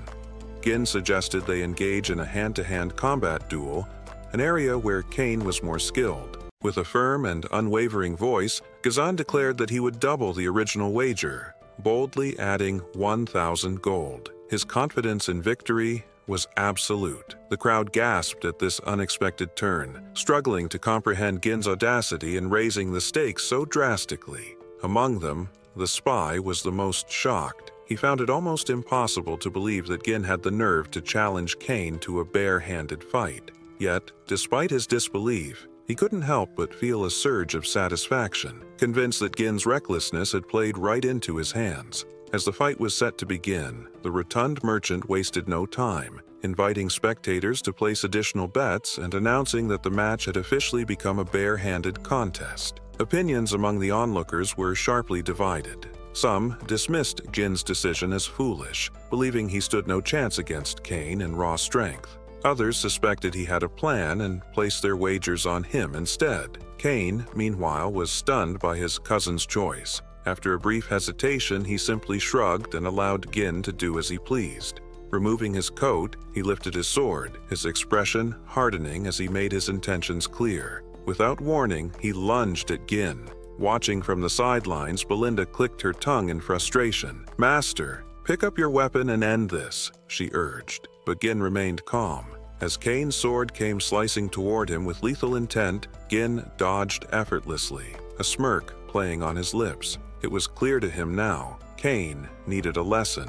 Cain swung again, but Gin swiftly dropped to the ground, narrowly avoiding the blade. As Cain tried to adjust, Gin moved to his side in a flash, delivering a solid punch to his thigh. Before Cain could react, another crushing blow landed on his jaw, sending him stumbling backward and collapsing to the ground. For a moment, Cain lay there, dazed. He couldn't fathom how Gin, the cousin he had always considered beneath him, had executed such precise, effortless movements. The crowd erupted in astonishment, murmurs spreading like wildfire. Suddenly, the idea of Gin winning no longer seemed impossible. Standing over his fallen cousin, Gin's gaze was steady, his voice calm but firm. "Get up, we've barely started." Cain's blood boiled at those words. Snarling, he charged again, swinging his sword with reckless fury. But no matter how many times he slashed, Gin evaded each attack with ease. Then, in a single fluid motion, Gin caught Cain's arm, twisted it sharply, and locked him in place. Before Cain could counter, Gin drove his knee into his ribs,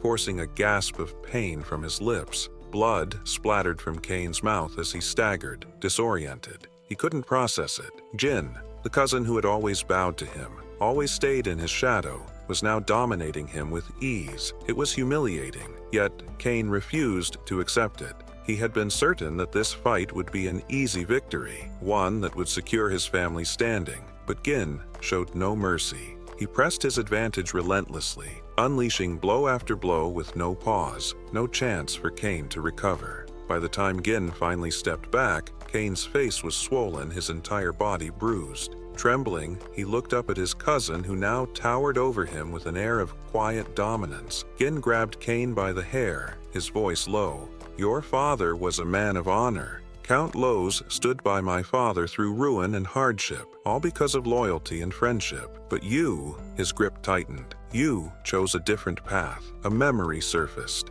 a moment from years ago. He had stood before his father, seething with frustration as they argued. "Why?" he had demanded. "Why do you keep sending aid to Perum? Our own county is struggling." His father had met his anger with quiet resolve. "Because Count Perum is my friend," he had said simply. The memory faded as Cain returned to the present, just in time to see Gin's fist flying toward his face. Instinctively, he shut his eyes, but the blow never came. When he dared to look, Gin was standing before him, hand extended. "It's over," he said. Cain stared at him for a long moment. Then, head bowed, he exhaled shakily. "I lost." The crowd erupted in disbelief. Gin's name was chanted over and over, his victory sending shockwaves through the gathered spectators. Those who had bet on Cain cursed their misfortune, while those who had believed in Gin cheered in triumph. Among them, Elena beamed with pride at her brother's unexpected success.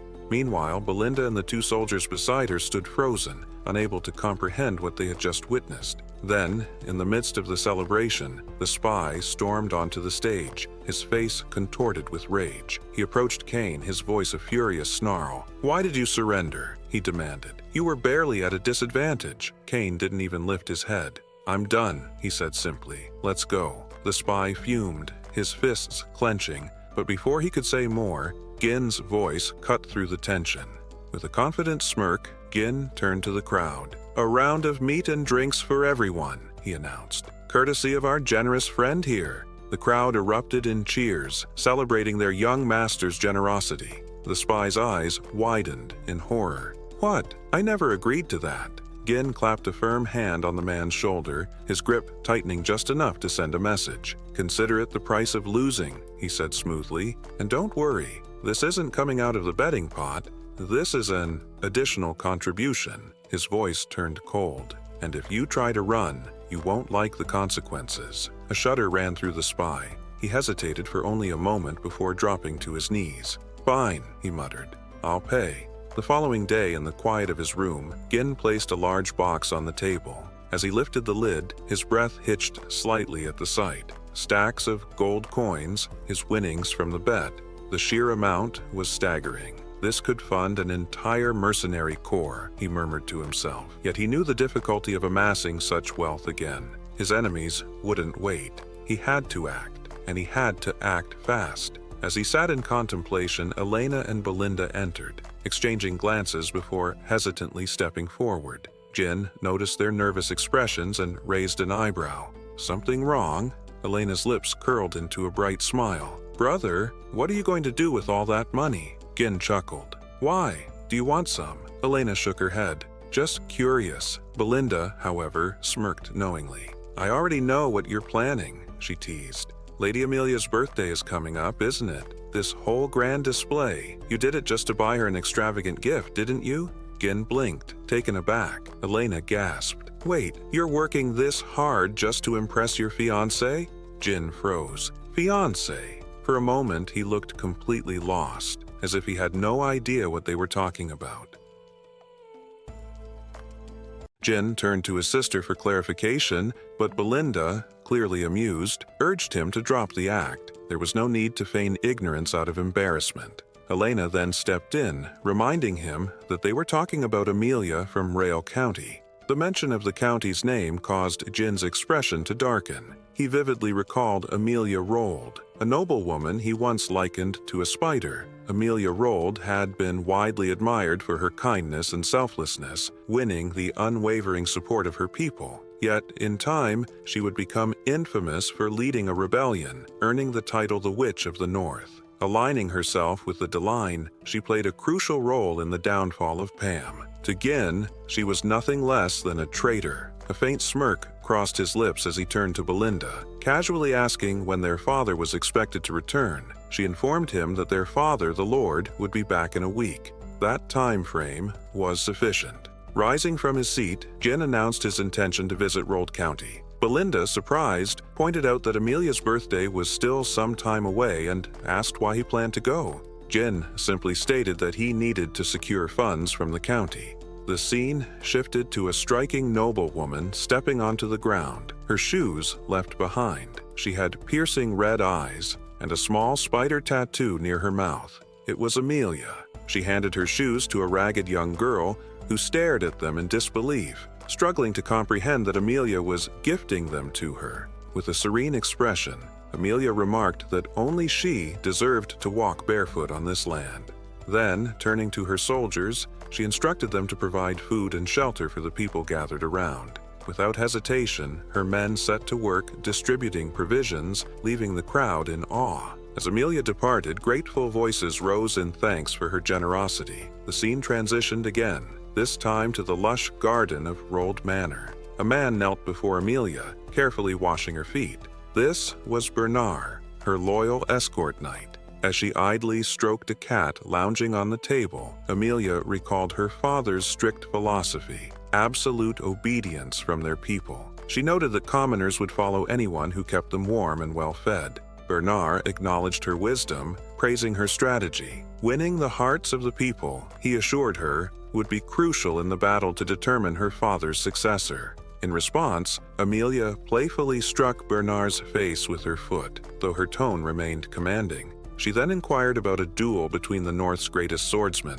Bernard, bowing his head, explained that he had deliberately avoided participating. Drawing attention too soon could disrupt their plans. He reminded her that the time had not yet come for her to reveal her true strength. With unwavering devotion, Bernard pressed his lips to her foot, pledging his blade to her cause. Amelia, calm yet imposing, reminded him that he was already her blade. After all, she had personally invested in his development. Lifting his chin, she leaned in closer, her gaze darkening. Her voice dropped into an ominous whisper as she warned him that weakness was unacceptable. Then, letting go of him, she shifted the conversation, inquiring about the merchants. Bernard reassured her that the Arca merchants posed no threat. Their guild had secured contracts for materials needed to rebuild the bee outpost, recently destroyed in an orc attack on Perum. He further detailed how they were discreetly reclaiming the annual support funds Count Rold had been sending to Perum. Additionally, they had begun recruiting seasoned soldiers and knights from the region, battle-hardened men with experience fighting barbarian tribes, valuable assets to their growing forces. Amelia commended his efforts but reminded him to ensure their guild remained outwardly unremarkable. Their true intentions had to remain concealed until the time was right. As they spoke, a steward entered the garden. Bernard, displeased by the interruption, immediately stood and confronted him, his voice sharp with authority. Unfazed, the steward calmly explained that there was news from the gate. Gin had arrived to see Amelia. Amelia raised a brow, genuinely surprised. What business could Gin possibly have with her? She questioned the steward, who relayed that Gin had claimed he needed to discuss matters concerning the Merchant Guild. Both Amelia and Bernard exchanged glances, caught off guard by this unexpected development. The scene shifted once more to the visitors' room. Amelia entered, her posture poised and composed, and took a seat. Across from her sat Gin, draped in a rough coat, holding a small flower. He greeted her warmly, but Amelia's expression remained cold. She wasted no time chastising him for arriving unannounced, calling his manners disgraceful. Undeterred, Gin smiled and told her he had come to deliver an early birthday gift. He placed the flower on the table, casually remarking on its pleasant fragrance and mentioning that he had acquired it from the local merchant guild.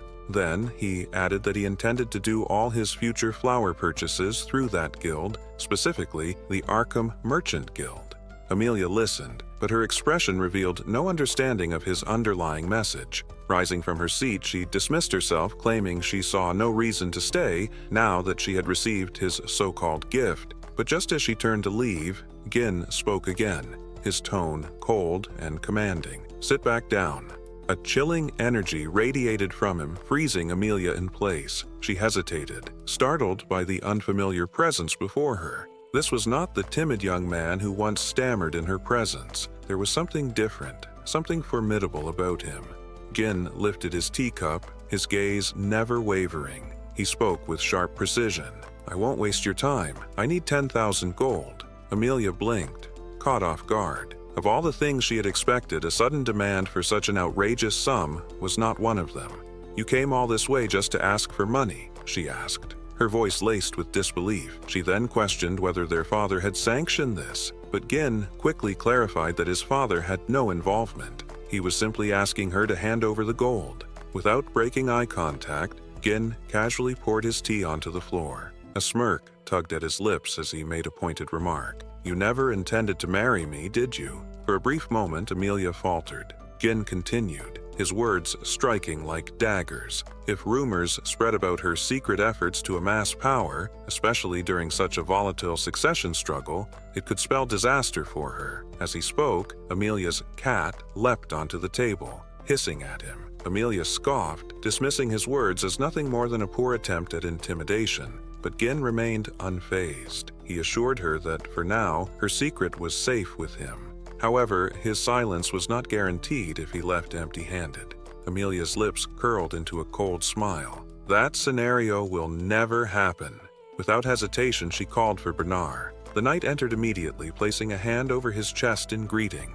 Gin's eyes flickered with recognition. Bernard was more than just Amelia's escort. He was one of the finest swordsmen in the north, a warrior capable of rivaling legends. Gin turned back to Amelia, his voice calm but firm. "If I die here, a war will break out. Are you ready for that?" Amelia remained unfazed. With a serene expression, she replied, "If a ruffian barged in, caused chaos, and was cut down by my knight, that's the story the world will hear." Then with a smile, she gave Bernard a simple command. "Kill him." The knight moved without hesitation, drawing his sword in a fluid motion. Gin's expression hardened. There was no room for negotiation now. With a steady hand, he reached for the hilt of his own blade, ready to meet the challenge head-on. Just as Gin prepared to act, Bernard's knowing smile caught him off guard. Before he could process it, a sudden clatter shattered the tension. An assassin burst from the hollowed-out armor of a knight stationed behind him. The intruder lunged, aiming for Gin's chair, but Gin reacted instantly, leaping out of harm's way. As the assassin struggled to free his lodged weapon, Gin delivered a crushing kick to his chest, sending him hurtling through the window. The crash left both Amelia and Bernard momentarily stunned. Gin, unfazed, turned to his hosts, his disbelief evident. He scoffed at Amelia's feigned politeness while scheming an ambush, his words dripping with sarcasm as he retrieved his sword. Without another word, he lunged at Bernard, his blade slicing through the air. Bernard met the strike with a steady block. his cold gaze locking onto Jin's. "Has Rold County abandoned the principles of chivalry?" Gin asked, his voice laced with contempt. Bernard remained unmoved, responding with a mocking apology. He pointed out that it was Gin who had first shown disrespect, arriving uninvited and disturbing his mistress. With a sharp twist, Bernard trapped Gin's sword within his arms and declared that etiquette was wasted on someone like him. Seizing the opportunity, Bernard launched his own attack, but Gin was quicker. He sidestepped effortlessly, then vaulted into the air, delivering a powerful kick that forced Bernard back. The knight steadied himself, reassessing. Rumors had painted Gin as a braggart with little actual skill, but the man before him told a different story. Watching intently, Amelia's expression darkened. "Why are you holding back?" she snapped at Bernard. Frustration bled into her voice as she commanded, "Bring me his head. You know what that means." At her order, Bernard exhaled, his stance shifting as he released his mana. The air grew heavy with his presence. "Step forward if you dare," he challenged. Gin chuckled at the absurdity of it, a mere escort knight issuing commands. "Bold," he remarked, but Bernard wasn't posturing. In a blink, he closed the gap, his sword a blur. Though Gin narrowly dodged, the knight's blade still grazed his cheek, drawing a thin line of blood. Stunned by Bernard's speed, Gin found himself forced on the defensive as a relentless barrage followed. Each strike came faster, heavier, testing Gin's limits. Amelia, watching from her perch, clenched her fists. This wasn't the battle she had expected. Gin, the so-called weakling, was holding his own. Yet, her confidence in Bernard didn't waver. In a swift counter, Gin locked blades with Bernard, pressing his sword dangerously close to the knight's throat. But before he could deliver the final strike, Bernard twisted away, ensnaring Gin's weapon with his arm in a seamless maneuver. He countered with the same technique Gin had used earlier. Gin smirked, thinking he could disarm Bernard again. But this time the outcome was different. The knight's body pulsed with mana reinforcement, his grip unbreakable. With a chilling calm, Bernard declared, "Your trick won't work twice." Then, with sheer force, he slammed Gin to the ground. Wasting no time, he surged forward to capitalize on his advantage. Gin, however, recovered swiftly. He deflected the incoming strike and leapt back, putting distance between them. His mind raced. Bernard's mana infusion was giving him an undeniable physical edge. Bernard, too, was reevaluating. "You're not the man the rumors spoke of," he admitted. One couldn't truly know an opponent's strength until clashing blades with them. He studied Gin's movements, noting the lack of formal technique. "Your swordsmanship, it's not polished, not trained, more like refined through bloodshed, barbaric even." He tossed Gin's sword aside, shaking his head. "This wild style may work on the battlefield, but here it ends now." Gin, breathing heavily, remained silent. He knew the tide was turning against him. Bernard's precise thrusts disrupted his rhythm, targeting vital points with uncanny accuracy. The knight's larger frame, combined with his honed skill, created a suffocating advantage. Realizing he was up against someone beyond his current level, Gin made his move. Raising his hand, he revealed a thin mana thread wrapped around his wrist. "Your time's running out too," he murmured. He yanked the thread. Bernard, unfamiliar with the technique, hesitated. A mere fraction of a second, but enough. Gin exploited the opening, smashing the hilt of his sword against the back of Bernard's head. The knight staggered, his stance breaking. Gin followed up with a brutal knee to Bernard's face, leaving him momentarily dazed. Bernard's mind reeled. How had Gin positioned his weapon so perfectly? Amelia shouted his name, but before he could respond, Gin pressed forward, sword poised for the final blow. Yet, to his surprise, Bernard blocked the strike at the last second. With a powerful counter, he shoved Gin back. Their duel, fierce and unrelenting, reached a tipping point. Bernard turned to Amelia, his voice steady. "Leave the room," he instructed. "I can't guarantee your safety anymore." Determination burned in his eyes as he tightened his grip on his weapon. "Now, I'll fight at my best." Gin, unshaken, grinned. "That's exactly what I was hoping for," he said, eyes gleaming. "It's been a long time since I had this much fun." The scene shifted to Amelia, storming out of the room with her cat in tow. Humiliation burned within her as she replayed the encounter with Gin. How had he uncovered the truth about the Merchant Guild? It had to be an inside leak. There was no other way he could have known such details. Frustration gnawed at her, but as she ran, she begrudgingly admitted that the rumors of Gin slaying orcs and rescuing his younger sister from assassins were likely true. Even so, she remained convinced that much of his reputation was built on luck and exaggeration. As she turned a corner expecting to see her stationed guards, she instead froze in shock. The guards lay unconscious on the ground, and standing amid them was a hooded woman.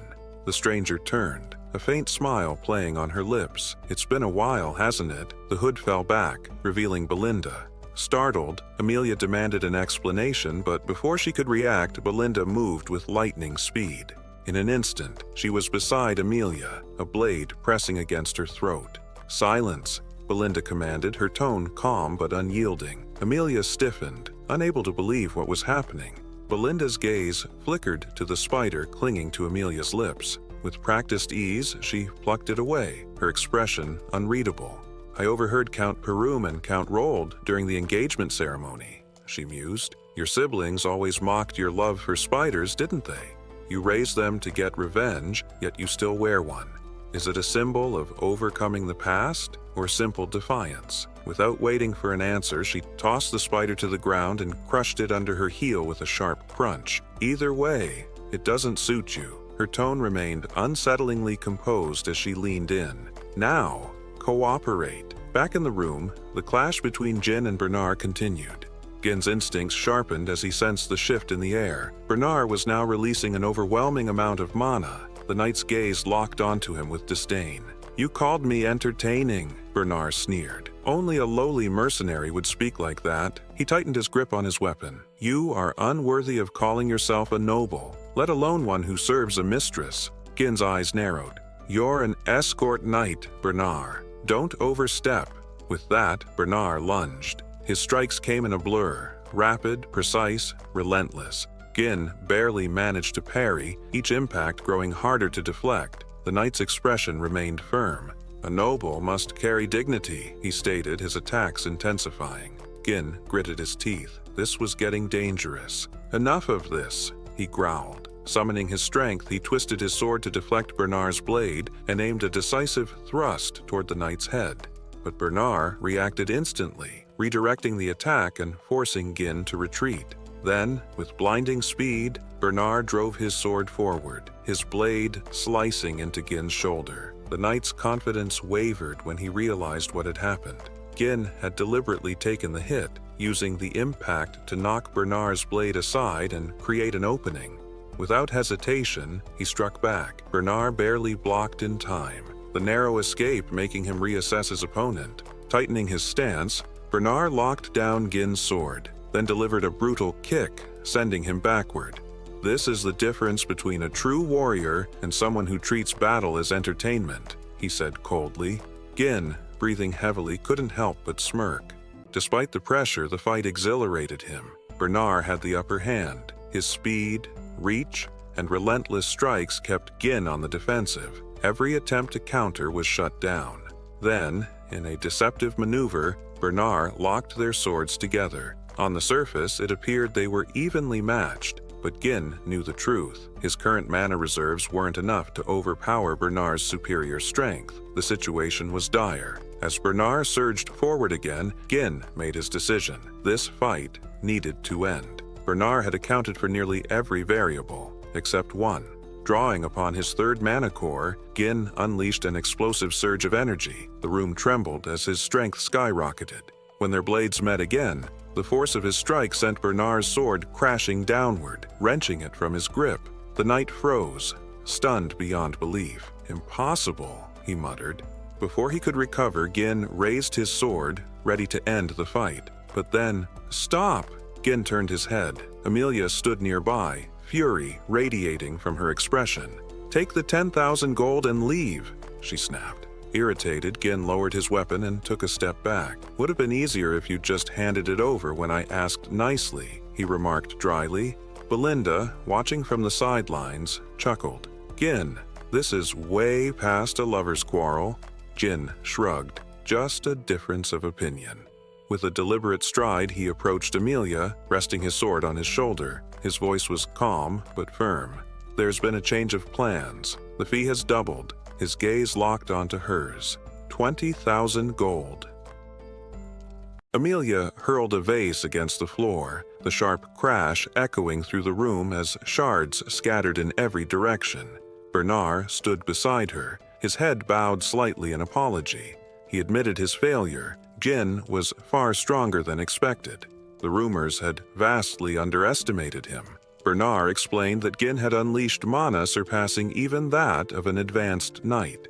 Amelia's expression darkened. "He's changed," she said grimly. When Bernard cautiously suggested reporting this to Duke Deli's faction for development, Amelia reacted instantly. A sharp slap landed across his face. Grabbing his collar, she pulled him close, eyes blazing with fury. "Do you have any idea what kind of terror the Duke inspires?" she snapped. Exposing this incident would mean their doom. The alliance with Duke Deli was a dangerous, secret pact, one her father knew nothing about. The Duke had pledged his support for her rebellion, but only in return for her help in toppling Perum.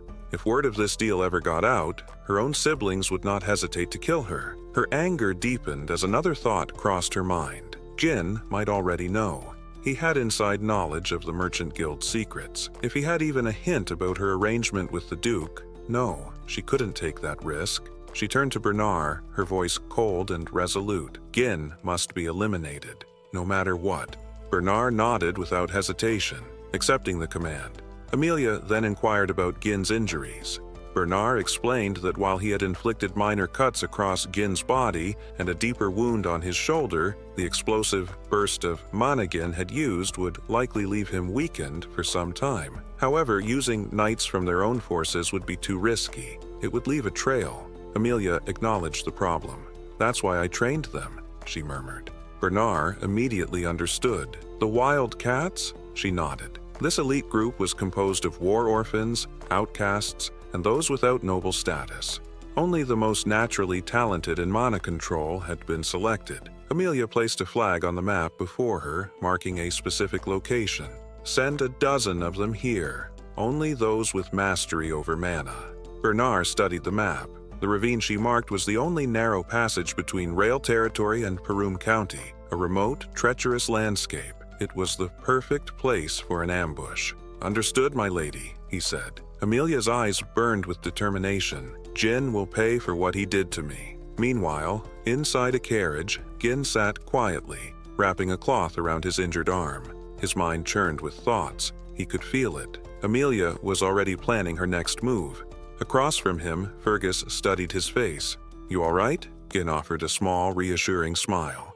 "Just surface wounds." Reflecting on his recent battle, Gin acknowledged he had pushed himself to his limits, but it was worth it. The 20,000 gold he had taken from Amelia was more than enough. It would serve as the foundation to rebuild Perum. For his struggling territory, it was the equivalent of years of savings. Despite his anger toward Amelia, he had chosen not to kill her. That would have sparked a war, and Perum was in no position to handle that right now, not with the looming threat of barbarians. Retreat was the wiser choice. Besides, the information he had on the Aram Merchant Guild was already a heavy burden for Amelia. As he shrugged on his jacket, Belinda, his ever-watchful maid, observed him closely. "So, is everything going according to plan?" She reminded him of his previous orders, how she and Fergus were to subdue the guards upon hearing fighting noises and to take Amelia hostage if she stepped out of the room. Gin smirked. "I left that part to Fergus." Before he could say more, a sharp pain ripped through his body. His vision blurred and suddenly, he coughed up blood. "Jin!" Belinda and Fergus rushed to his side. Jin gritted his teeth. He recognized the sensation. This was the recoil from opening his third mana core. Though the pain wasn't as crippling as before, it was still significant. He needed a solution. He couldn't afford to be incapacitated every time he accessed his full power. Belinda wasted no time. Grabbing his hand, she pulled out a long mana-infused needle. "Your mana flow is chaotic," she observed, her tone sharp with concern. Without hesitation, she began pressing the needle into precise points on his palm. Gin stiffened, startled by the odd sensation. He felt something being released from his body. A sharp exhale left his lips as his tangled mana pathways started to untangle. This technique. It required an advanced understanding of mana control. He studied Belinda with renewed curiosity. He had always known she wasn't just an ordinary maid. His mother had brought her into their household, but even now, her true origins remained a mystery. Why would someone with such rare skills choose to serve as a mere headmaid in the countryside? Gin pushed the thought aside. It didn't matter. Skilled people in his territory were always an asset, and the challenges ahead were only beginning. Belinda, finishing her work, met his gaze. "No matter what happens, you have my loyalty," she assured him. Gin smirked. "Then help me spend some money," she blinked. "What?" He leaned back. "Amelia was the richest person I knew. It made sense to take from her." Belinda and Fergus exchanged stunned looks. "You ended your engagement over that?" Belinda asked, incredulous. "If Count Rayfold finds out..." Gin waved her off. "Amelia won't tell her father, that much I know." Belinda huffed in frustration. "Then at least tell me what you plan to do with it." Gin's expression shifted. "I'm going to conquer the forest of beasts." Silence filled the carriage. Belinda's eyebrows shot up. Fergus scoffed. "That's been impossible since your great-grandfather's time." Gin merely smiled. "That's why we need him." Fergus hesitated before speaking. "The man you asked me to find, he's at the designated location, but..." He hesitated. "Gin, he's not stable, he's not in his right mind." Gin's eyes gleamed. "Doesn't matter. If he's alive, he's useful." Belinda crossed her arms. "You're in no condition to travel." Gin sighed. "You think Amelia will just let us walk away?" Belinda clenched her fist. "I can fight. So can Fergus," Gin agreed. "But this isn't about battle. It's about expertise. And for that, we're going to meet the vanguard." Their journey led them deep into the forest, where an old wooden house stood, abandoned and decayed. Belinda frowned. "Are you sure this is the place?" Fergus gave a firm nod. "This is the address." They knocked. The door creaked open, revealing a massive, disheveled man with long, unkempt hair. His bloodshot eyes studied them with suspicion. "Who the hell are you?" Belinda leaned toward Gin, whispering, "He looks like he's barely surviving." But Gin remained unfazed. The man scoffed, dismissing Gin as just another bored noble. "Go away," Gin's voice cut through the air. "Ex-captain of the Ratatosk mercenaries. Gillian." The man froze. Slowly, he turned back, eyes narrowing with a mix of caution and recognition. Gin smiled. "I've been looking for you." The group stood frozen in shock, struggling to process the revelation before them. The man they had believed to be a mere vagrant was none other than the former leader of the Ratatosk mercenaries, a once legendary force whose members were required to master nearly every weapon. Though the group had long since disbanded, their reputation endured, their name still whispered with reverence even in foreign lands. Without warning, Gillian suddenly hurled an axe straight at Gin. The blade missed by a hair's breadth, slicing through his jacket. Alarmed, the group instinctively drew their weapons, stepping in to defend their master. But Gillian, his expression dark and unreadable, demanded Gin state his purpose. Belinda, wary of Gillian's erratic behavior, urged Gin to retreat, warning him of the man's instability. Yet Gin remained unmoved. Instead, he uttered two words, "eternal punishment." At that, Gillian froze, his eyes widening. Gin then revealed that he knew the cure for the disease afflicting Gillian's daughter, describing the terrifying symptoms: relentless fever, bloodied coughs, and red spots spreading like flower petals across the skin. The illness was so excruciating that it had earned the name Eternal Punishment. Gin's voice was calm but firm as he asked Gillian if he was willing to listen. After a long pause, Gillian grudgingly stepped aside, allowing the group entry. Inside, agonized screams filled the air. Rachel, Gillian's daughter, writhed in pain upon her bed. As Gin observed her condition, he quickly determined that there was still time to act. Memories from his past life surfaced. He had once sought out Gillian to recruit him, but by the time he found him, it was too late. Rachel had died. Gillian had sold everything in a desperate bid to save her. And in his grief, he had ultimately taken his own life. The near-barren house, stripped of all but weapons, was proof that history was repeating itself. Rachel, sobbing, begged her father to end her suffering. Realizing there was no time to waste, Jin removed his jacket and announced that treatment would begin immediately. Before he could act, Belinda grabbed his shoulder, urging him to reconsider. She admitted she had no idea what he intended, but reminded him that priests had failed, declaring the disease a divine curse. How could he possibly succeed where holy power had failed? Gin brushed her hand aside, unwavering. He assured her he could save Rachel. Belinda remained skeptical, calling out once more. Gin turned to face her, reminding her of the promise she had made to trust him. The reminder silenced her hesitation. Without further delay, Gin handed her a list of medicinal herbs and instructed her to procure them at once. Though surprised by the requested ingredients, Belinda obeyed, swiftly returning with the necessary supplies. Survival, for mercenaries like Jillian, often depended on knowledge. Though eternal punishment was deemed incurable in the present, Gin knew that a cure would be discovered in the future. Armed with this foresight, he prepared to put it into practice. The remedy itself was surprisingly simple to create, though obtaining its key component, the rare and costly fairy's blessing, was the greatest challenge.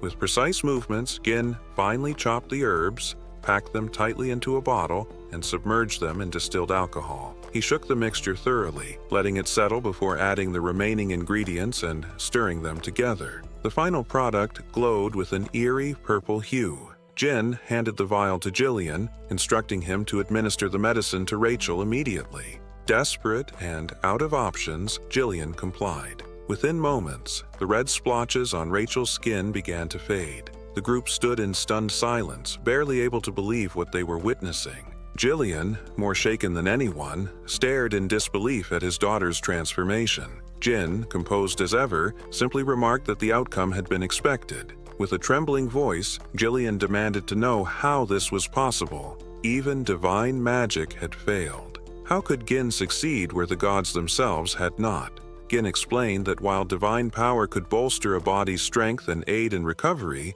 it was not a true cure. The disease required more than just holy intervention. It needed the right remedy. Jillian's hands trembled as he clutched Gin, his voice raw with emotion. Then, "She will be healed," Gin reassured him. Rachel would recover completely, though it would take a few months. Overwhelmed, Jillian stepped back, lowering his head in gratitude. He understood now. Gin had come to this place with a purpose. Stripped of everything, Jillian had nothing left to offer but himself.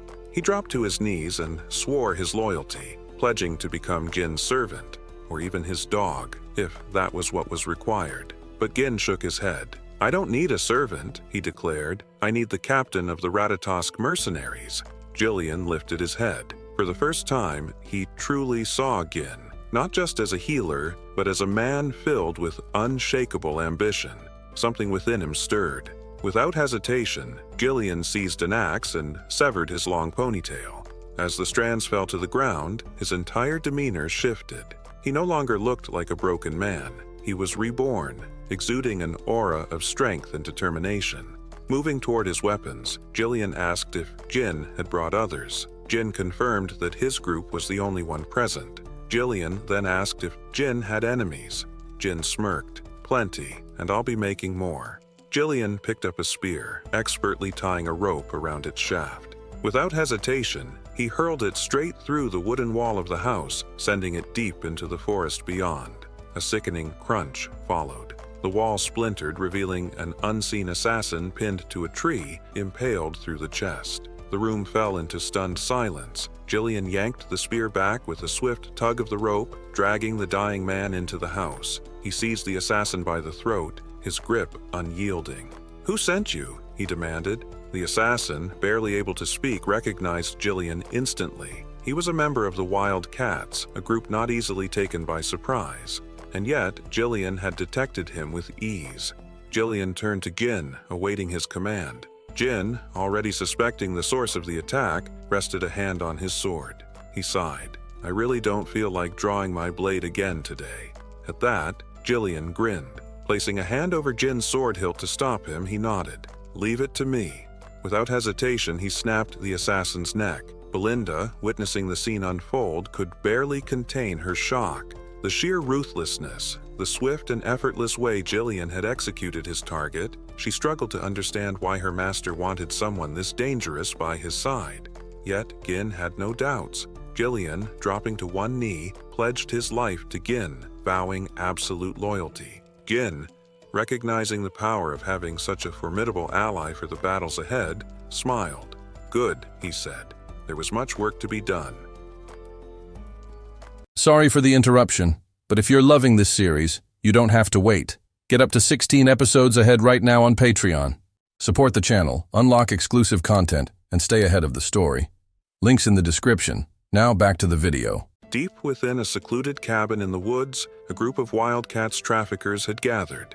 A tense silence filled the room as a member of their ranks delivered grim news. One of their own had been killed. The revelation sent a ripple of shock and unrest through the group. Vigo, their leader, swiftly demanded silence. Apologizing for the disturbance, the traffickers explained that Bernard had assured them Gin would neither discover their reconnaissance unit nor possess the strength to eliminate them. Doubt crept into Vigo's expression as he questioned whether the team had erred or if they had been misled with false intelligence.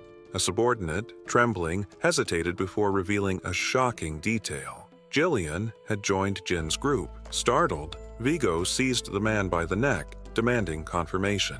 Struggling for composure, the subordinate insisted he had seen it with his own eyes. Upon hearing this, Vigo's lips curled into a smirk. He expressed his satisfaction, remarking that his former captain had finally decided to act. The scene then shifted to Jillian, traveling through the forest alongside Jin and the others in a carriage. Inside, Belinda groaned about the sheer number of weapons Jillian had brought along, complaining that they had even been forced to buy another carriage to fit his entire arsenal. Turning to Gin, she questioned whether all of it was truly necessary, remarking that a sword or two should have sufficed. Gin, unbothered, reminded her that an extra carriage had already been needed to ensure Rachel's comfort. He assured Belinda that it wasn't an issue and urged her to endure it for now, emphasizing that their primary focus was escaping the ravine. Curious, Belinda then inquired about the assassin they had captured, suspecting Amelia was behind the attack. Gin confirmed her suspicions. At this, Belinda revealed that the assassin's mask bore the symbol of the Wild Cats, an infamous and highly dangerous trafficker guild enrolled. Gin, intrigued, pressed for more information. According to Belinda, the Wildcats were not just traffickers. They specialized in smuggling, assassination, drugs, and human trafficking. Former mercenaries made up their ranks, granting the guild formidable combat prowess. Their reputation as a shadowy, ruthless organization made them feared across the land. Gin was surprised that Belinda knew such details, given her time spent mostly in the castle. She admitted that before becoming the head maid, she had learned about such matters. She urged him to be cautious, warning that the Wildcats were relentless. Smiling confidently, Gin reassured her that there was nothing to worry about.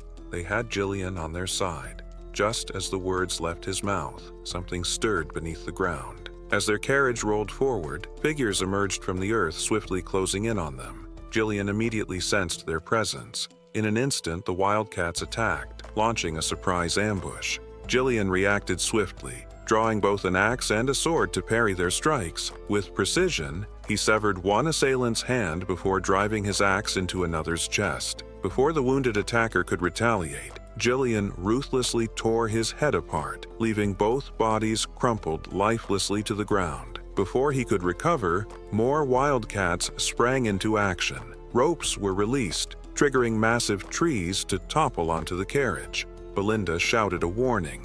If the trees landed, they would be crushed. Thinking fast, Jillian seized the reins, slowing the horses just in time to avoid catastrophe. However, the road ahead was now blocked. Jin, unfazed, remarked that he had anticipated an ambush. From the shadows, more traffickers closed in, and one of them stepped forward, Vigo. His gaze locked onto Jillian as he addressed him directly, calling him by a title that made Jillian's expression shift, the former captain of the Ratatosk mercenaries. Vigo accused Jillian of cowardice, blaming him for disbanding their group, all for the sake of his daughter. Stepping down from the carriage, Jillian denied any knowledge of what Vigo was claiming. Vigo's irritation flared. He scoffed, insisting that Jillian had forced him into the life he now led. He He questioned whether Jillian had grown senile or was simply pretending not to remember his past comrades. Jillian remained silent. Vigo's smirk widened. If Jillian refused to remember, then he would make him remember. With that declaration, he commanded his men to attack. The wildcat surged forward, but before Gin could step in, Jillian held up a hand, declining his help. He assured Jin that this was personal and that he could handle it alone. Before the attackers could reach him, Jillian infused his axe with mana and swung with devastating force, instantly cutting down 4 enemies in a single strike. The sight stunned the remaining attackers, but they quickly regained their resolve and rushed him. Drawing his short sword, Jillian swiftly dispatched the first enemy who lunged at him. He then spun, plunging his axe into the neck of another before cleaving a third assailant in half. Vigo watched the carnage unfold, unimpressed. It was clear that Jillian had lost none of his strength. Still, he had a plan. Ordering his men to split into 2 groups, he commanded them to encircle Jillian. As they moved into position, Jillian leaped onto a horse, wielding a larger axe. With a mighty swing, he unleashed a mana-infused strike that cut through several foes in a single blow. The remaining wildcats hesitated, realizing their direct approach would be suicide. Instead, they shifted their focus to Jillian's horse, hoping to take away his mobility. But before they could act, Jillian secured a rope to his axe and swung it in a deadly arc, carving through their ranks. Belinda watched in astonishment as Jillian tore through his enemies like a force of nature. With his forces nearly wiped out, Vigo made his move. Lunging forward, he launched a direct attack. Sensing it, Jillian swiftly equipped a shield, blocking the strike. Vigo's eyes burned with fury as he accused Jillian of ruining his life, vowing to kill him. With 3 blades in hand, Vigo hurled them at Jillian's horse, bringing the beast crashing down. Jillian dismounted just before impact, landing on his feet, only to be met with an incoming blade. With lightning reflexes, he blocked the attack with a smaller axe, his voice firm as he once again denied being the captain of the Ratatosk mercenaries. Then, with brutal force, he bashed Vigo's ribs with his shield, sending him stumbling backward. Breathing heavily, Vigo demanded answers. If Jillian was not their former captain, then who was he? Jillian's response was resolute. He had abandoned his past. Now, he served as Jin's subordinate. The words ignited a fresh wave of rage in Vigo. Snarling, he charged forward, vowing to kill Jillian at any cost. Jillian skillfully parried Vigo's attacks as the 2 men clashed, with Vigo pushing his sword into Jillian's shield. He revealed the disheartening truth. After Jillian had left, the mercenary company had disbanded. Vigo lamented how he had lost his purpose, descending into a disgraceful existence, just struggling to survive. With a swift motion, Jillian deflected the sword and countered with a powerful swing of his axe. Vigo dropped low to avoid the strike, then quickly retaliated with a kick. Jillian blocked it with his wooden shield, but the shield shattered under the force. Vigo, frustration evident in his voice, explained how he had dedicated his life to making the Ratatosk mercenaries the greatest force in history. He could hardly believe that his former captain had abandoned everything to become a mere pawn for a spoiled noble. Drawing several blades, Vigo imbued them with mana and threw them at Jillian. Jillian intercepted with his axe, but Vigo, closing the gap, tried to stab him. Jillian narrowly dodged and countered with an overhead swing. Vigo blocked the strike with his sword, smiling as the intensity of their fight escalated. Vigo believed Jillian hadn't changed much from the captain he once admired, though he now saw him as weakened by his years spent searching for a cure for his daughter. Vigo, on the other hand, claimed to have grown stronger through countless battles, convinced that Jillian was no longer his equal. Jillian unleashed a massive swing, but Vigo dodged it by flipping over him, using his sword to leverage himself. Landing behind Jillian, Vigo kicked the blades that Jillian had previously blocked, sending them hurtling back toward him. Jillian used his armor to deflect the projectiles, and as Vigo charged forward, Jillian anticipated the attack. He swung his axe, but Vigo avoided it once more, taunting that the fight was over. In response, Jillian channeled mana into his hand and caught Vigo's strike, stunning Vigo in the process. He realized Jillian had been holding back. Gillian then asked if Vigo's pursuit of vengeance was driven by hatred. Vigo, still stunned, didn't answer. He just stared at Gillian's display of mana, unable to comprehend the shift in his former comrade. With a swift motion, Gillian slammed the head of his axe into Vigo's face, sending him flying into a nearby tree. Standing over his fallen opponent, Gillian questioned why Vigo had waited so long to act. Vigo bitterly admitted that he had already visited Gillian's former residence, only to find a feeble, old man, unworthy of death. Anger filled Vigo's voice as he demanded to know what had become of the Gillian he once revered. Gillian threw Vigo's dagger to the ground and ordered him to pick it up. He explained that he was now just a body bound to another's will. Unsheathing his sword, Gillian promised to give Vigo the highest respect, even in their confrontation. He declared he would act as the captain of the Ratatosk mercenaries. Vigo, visibly pleased, picked up his dagger and charged at Gillian, excited to finally experience the fight he had long desired.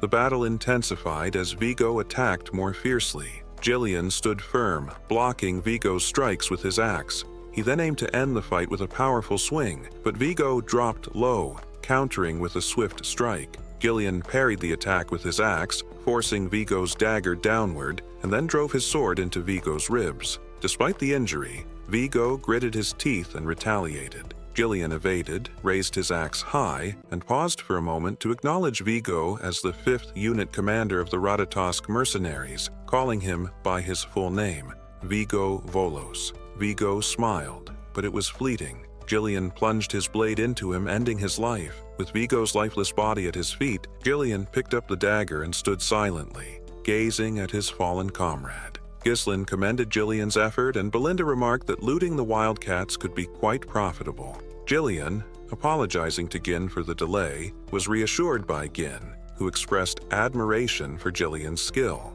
Reflecting on his early days as a mercenary, Gin admitted that stories about Gillian had inspired him and helped lay the foundation for his rise to becoming the mercenary king. This encounter confirmed that recruiting Gillian had been the right choice, as he had gained a reliable ally. Gin then asked Gillian if he remembered who Vigo had been. Raising Vigo's sword, Gillian replied that Vigo had been an old comrade. These words resonated deeply with Gin, prompting him to reflect on his own former comrades. He wondered where they were now and what their lives had become, knowing that their paths had long diverged before meeting him. Gin resolved to reconnect with them one day. Turning to the group, Gin instructed them to follow Belinda's suggestion and gather any valuables from the wildcats. Belinda ordered Gillian to lead the effort, but Gillian curtly reminded her that he was not her subordinate. 2 days later, the group arrived in Perum territory. Belinda, visibly relieved, commented on their arrival. Gillian looked at the city ahead and asked Gin if it was Perum. Gin confirmed it, feeling a sense of contentment at returning home. He reflected on how, when he had first run away, he had believed he could return any time. Gillian, studying the county, was asked for his opinion. Startled, he nervously responded that it seemed great, but Gin disagreed. He pointed out that the houses were outdated and renovations were impossible. He revealed that the fields lay uncultivated because the farmers had been conscripted into the military, leaving the land barren. Gillian remarked that he had heard of Perum's perpetual conflict with the northern barbarians, but admitted that the situation was worse than expected. Gin affirmed the dire circumstances but expressed determination to fix the issues. Turning to Gillian, he declared that he needed his strength to make it happen. Both Belinda and Gillian were surprised by this sudden appeal. Gin understood that the upcoming battle would be long and arduous, a fight to eradicate everything tied to Duke Deline and to safeguard what had been taken for granted. Resolute, he vowed to restore the land no matter the cost. As the group entered the county, Belinda noticed something unusual and urged her master to look ahead. When Gin lifted his gaze, he saw an unexpected figure, a man in armor with a coat draped over his shoulder. It was his father. At Perum Castle, a tense discussion unfolded as a group of men gathered before the Count. The topic at hand was a surprising one. He proposed reducing their forces. Shock rippled through the room. One man immediately objected, arguing that maintaining the front lines would become nearly impossible with fewer troops. Another suggested seeking aid from the Rold family, but the general administrator delivered grim news. The Rolds had not only cut financial support, but were also amassing soldiers and stockpiling supplies instead. This revelation left the knights visibly unsettled. Another pressing issue was raised: the need for funds to rebuild the Forest of Beast garrison, recently ravaged in battle against the orcs. One knight pointed out that reducing their military strength wouldn't ease their financial burdens enough to justify the risks. Jin observed the heated debate, unsurprised by the tension. Among those present were Randolph, the stern and commanding knight captain, Albert, the bearded and ever-serious treasurer, and Homer, the composed but pragmatic general administrator. As the debate raged on, Gin's thoughts drifted to his father. Though only a few months had passed since they last met, for Gin, who had lived decades as the mercenary king, it felt far longer. When Count Perum, Gin's father, finally arrived, his son's words of welcome caught him off guard. Their interactions had always been formal, and the unexpected warmth in Gin's tone was unusual. As a child, Gin had found his father's strict nature suffocating, but now he could see the weight of responsibility pressing down on the Count's shoulders, etched into every weary line on his face. Sipping his tea, Perum noted Gin's week-long absence from the castle. Gin explained that he had been visiting the Rolds. The Count, wary, asked if he had caused trouble. Gin reassured him that he had not. Albert, the treasurer, interjected, bringing up rumors of a duel. Gin had supposedly bested Cain and walked away with a sizable sum of money. Skeptical, Albert questioned whether Gin had gone to Rayfold to gamble. Irritated, Gin clarified that his trip was an investment-related visit, specifically for business with Amelia. Homer, ever the voice of caution, reminded Gin of his responsibilities as Perum's future ruler, urging him to conduct himself with care. Gin, maintaining his composure, acknowledged the advice but dismissed any need for concern. Homer, however, grew more frustrated, sensing that Gin was disregarding his words entirely. At that moment, Zwal set down his tea, instructing his subordinates to drop the subject. He then turned to Gin and, with a curious expression, mentioned hearing about some good trouble his son had caused. Gin, puzzled, waited for an explanation. Zwal then asked if it was true that he had executed Jamal and Philip for attempting to sell Elena. The mention of those disloyal knights surprised Gin. Before he could respond, Randolph, the knight captain, scoffed at the idea that Gin could have single-handedly defeated them. He speculated that they must have turned on each other, and Gin had simply delivered the final blow. Gin recognized Randolph's disapproval. Despite the knight's treachery, their deaths at Gin's hands unsettled the captain. To avoid unnecessary conflict, Gin chose not to argue and allowed Randolph's assumption to stand. With a smug expression, Randolph declared his theory correct. However, Perum had a different reaction. Much to Gin's astonishment, his father praised him. The details of how the traitors were dealt with didn't concern him. Elena's safety was what mattered. It was the first time Gin had ever received such a genuine compliment from his father. Encouraged, Gin took the opportunity to make a request. Zwal, surprised, listened as Homer swiftly cut in, warning Gin not to ask for money. Randolph, irritated, joined in, citing the numerous reckless incidents from Gin's past, selling military provisions for gambling, setting fire to the castle gates just to grill an army horse, and melting down armor to forge a useless, legendary sword. Gin couldn't deny these accusations. He didn't recall all the incidents clearly, but he knew he was likely responsible. However, he clarified that he wasn't asking for money. Instead, he needed his father's permission. Zwal raised an eyebrow. "For what?" Gin answered without hesitation.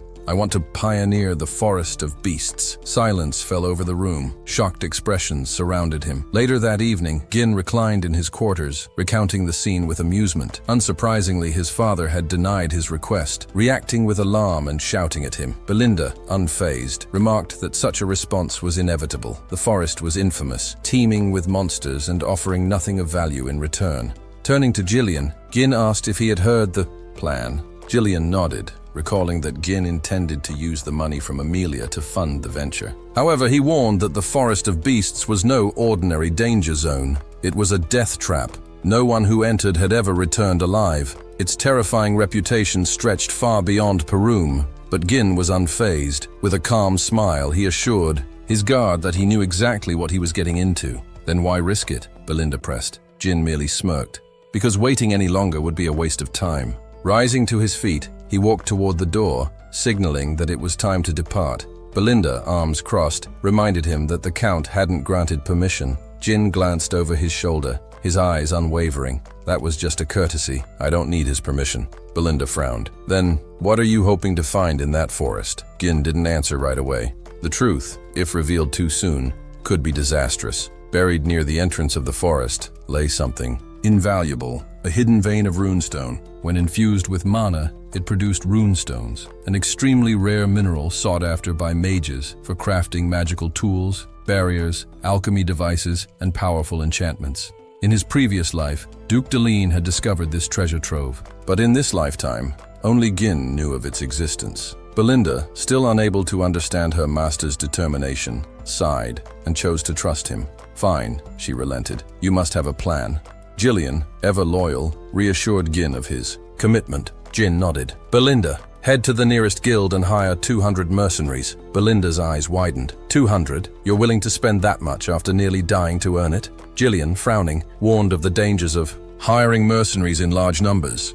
They were notoriously unruly and known for betraying their employers if the opportunity arose. Gin acknowledged the risks, but explained that he and Jillian would personally select the most reliable fighters. Jillian hesitated. Where exactly? Do you plan to find such mercenaries? A knowing smirk spread across Gin's lips. We're heading north to find the best small-scale mercenary group. Realization dawned on Jillian. His expression darkened. The Mad Dogs? He asked warily. Gin nodded. Jillian grimaced. The Mad Dogs, also known as the Curious Mercenaries, were notorious. Skilled, yes, but they had a reputation for turning on their employers the moment things went south. Yet Gin remained confident. We're going to put a leash on the Mad Dogs. Soon after, Jillian led Gin's horse toward the outskirts of Zimbar territory, where the Curious Mercenaries were based. From a distance, a mercenary spotted them approaching and alerted his companion. The second man laughed. Poor bastards. They have no idea what they're walking into. He took a second look through his spyglass and realized one of the approaching figures was a noble. His grin widened. A noble, huh? This'll be easy money. His amusement was cut short as a hand suddenly grabbed him. A scream of pain erupted, startling the camp. Jillian had seized the mercenary, lifting him effortlessly with one hand. The man cursed, demanding to know what was happening, until Jillian hurled him into the ground with bone-crushing force. Remaining mercenaries erupted in outrage. One stepped forward, swinging a spiked chain. You must be feeling brave with a noble behind you, he sneered, but you won't be leaving here alive. At that moment, another voice cut through the commotion. Jin, still seated on his horse, gazed down at them with cold authority. Shut up and fetch your captain. The mercenary scoffed at the demand, spinning his chain in a show of defiance. With a sneer, he taunted Gin, calling him a pampered noble brat who needed a lesson in responsibility. Without hesitation, he hurled the spiked chain toward Gin, only for something to intercept it midair. A dagger struck the chain, halting its momentum and sending the spiked ball crashing to the ground. The one responsible was Jillian, his blade lodged firmly between the links. The mercenary's eyes widened in shock as Jillian twisted the dagger, further entangling the weapon. Jin smirked at the display. Words alone won't be enough, he remarked. Handle this, Jillian, but no fatalities. Acknowledging the order, Jillian seized the chain and yanked hard. The mercenary had no time to react before he was sent hurtling toward him. As he came within reach, Jillian struck him in the stomach with the spiked ball. The man howled in pain, collapsing to his knees. His comrades erupted in rage at the sight, shouting that Jillian's status as a noble servant meant nothing to them. Without a word, Jillian twisted his dagger deeper into the chain, using it as leverage to hoist the injured mercenary into the air. With a powerful throw, he sent the man crashing into the approaching group, knocking several off their feet. The remaining mercenaries hesitated, stunned by his strength. From atop his horse, Gin sighed. How much longer are you going to keep me waiting? He asked, his tone laced with impatience. Dismounting, he ordered them to summon their captain. Before they could move, a voice cut through the tension. What's all this commotion? The mercenaries instinctively parted, making way for a man with fiery red hair and an imposing presence. He exuded authority, his sharp gaze sweeping over the scene. I'm Ka, he introduced himself, captain of the Cerberus mercenaries. Now tell me, why are you looking for me? Gin found the question absurd. Isn't it obvious? He said flatly. I have a job for you. Ka raised an eyebrow. You attack my men and then expect me to listen to a request? He scoffed. A noble should know better manners. Gin merely smiled. "This is how I greet people," he replied.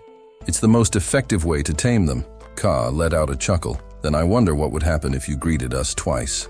The scene shifted to Ka's tent, where he sat across from Gin and Gillian, surrounded by his men. Leaning back, he folded his arms. "All right, let's hear it. What exactly do you want?" Gin's answer was simple. "I want to hire your mercenary group to pioneer the forest of beasts." Silence fell over the room. Then, incredulous laughter erupted from Ka's men. "Did he just say the forest of beasts?" one mercenary muttered.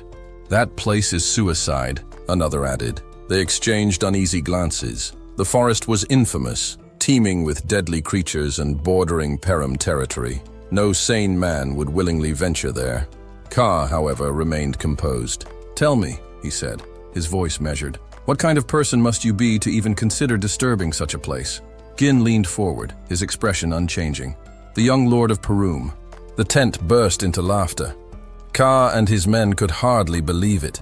The infamous young lord from the rumors was sitting before them, calmly asking for their help with a suicidal mission. Wiping a tear from his eye, Ka smirked. "You really have no idea what that forest is like, do you?" He shook his head. "Sheltered nobles like you don't belong there." He gestured to his men, who immediately raised their weapons. Gillian tightened his grip on his axe, ready to fight.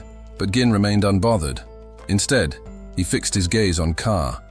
"Are you afraid?" he asked. The question caught Ka off guard. Then, his smirk returned. "Disappointed," he corrected. "I've heard stories about the Cerberus mercenaries' skills, but now I see they were nothing but exaggerations." Ka placed a boot on the table between them. "Listen, noble brat. Mercenaries don't take jobs without worthwhile rewards." Gin's expression darkened. "The weak always make excuses." Ka's amusement faded. "You're really ruining the mood," he muttered. "But since I'm in a good mood, I'll let you walk away. You just need to compensate us for this little disturbance." Gin's demeanor turned sharp. "No." Ka's eyes narrowed. "Instead," Gin continued, his voice unwavering, "I want a Marana recognition." The tent fell silent. Gillian stiffened, while the mercenaries exchanged stunned glances. Ka's eyes flickered with interest. "You know what you're asking for, don't you?" Ka said, voice low. Jin's confident smirk returned. "Of course." Marana recognition was a brutal mercenary duel, bound by strict rules. Each fighter wielded a single dagger, their arms tied together.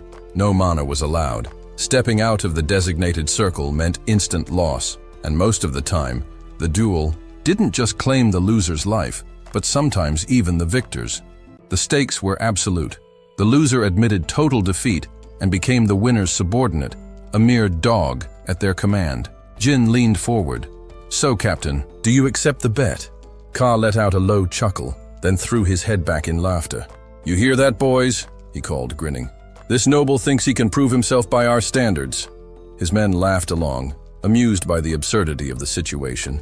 Outside, the two fighters stood ready. Their arms were bound, daggers placed in their hands.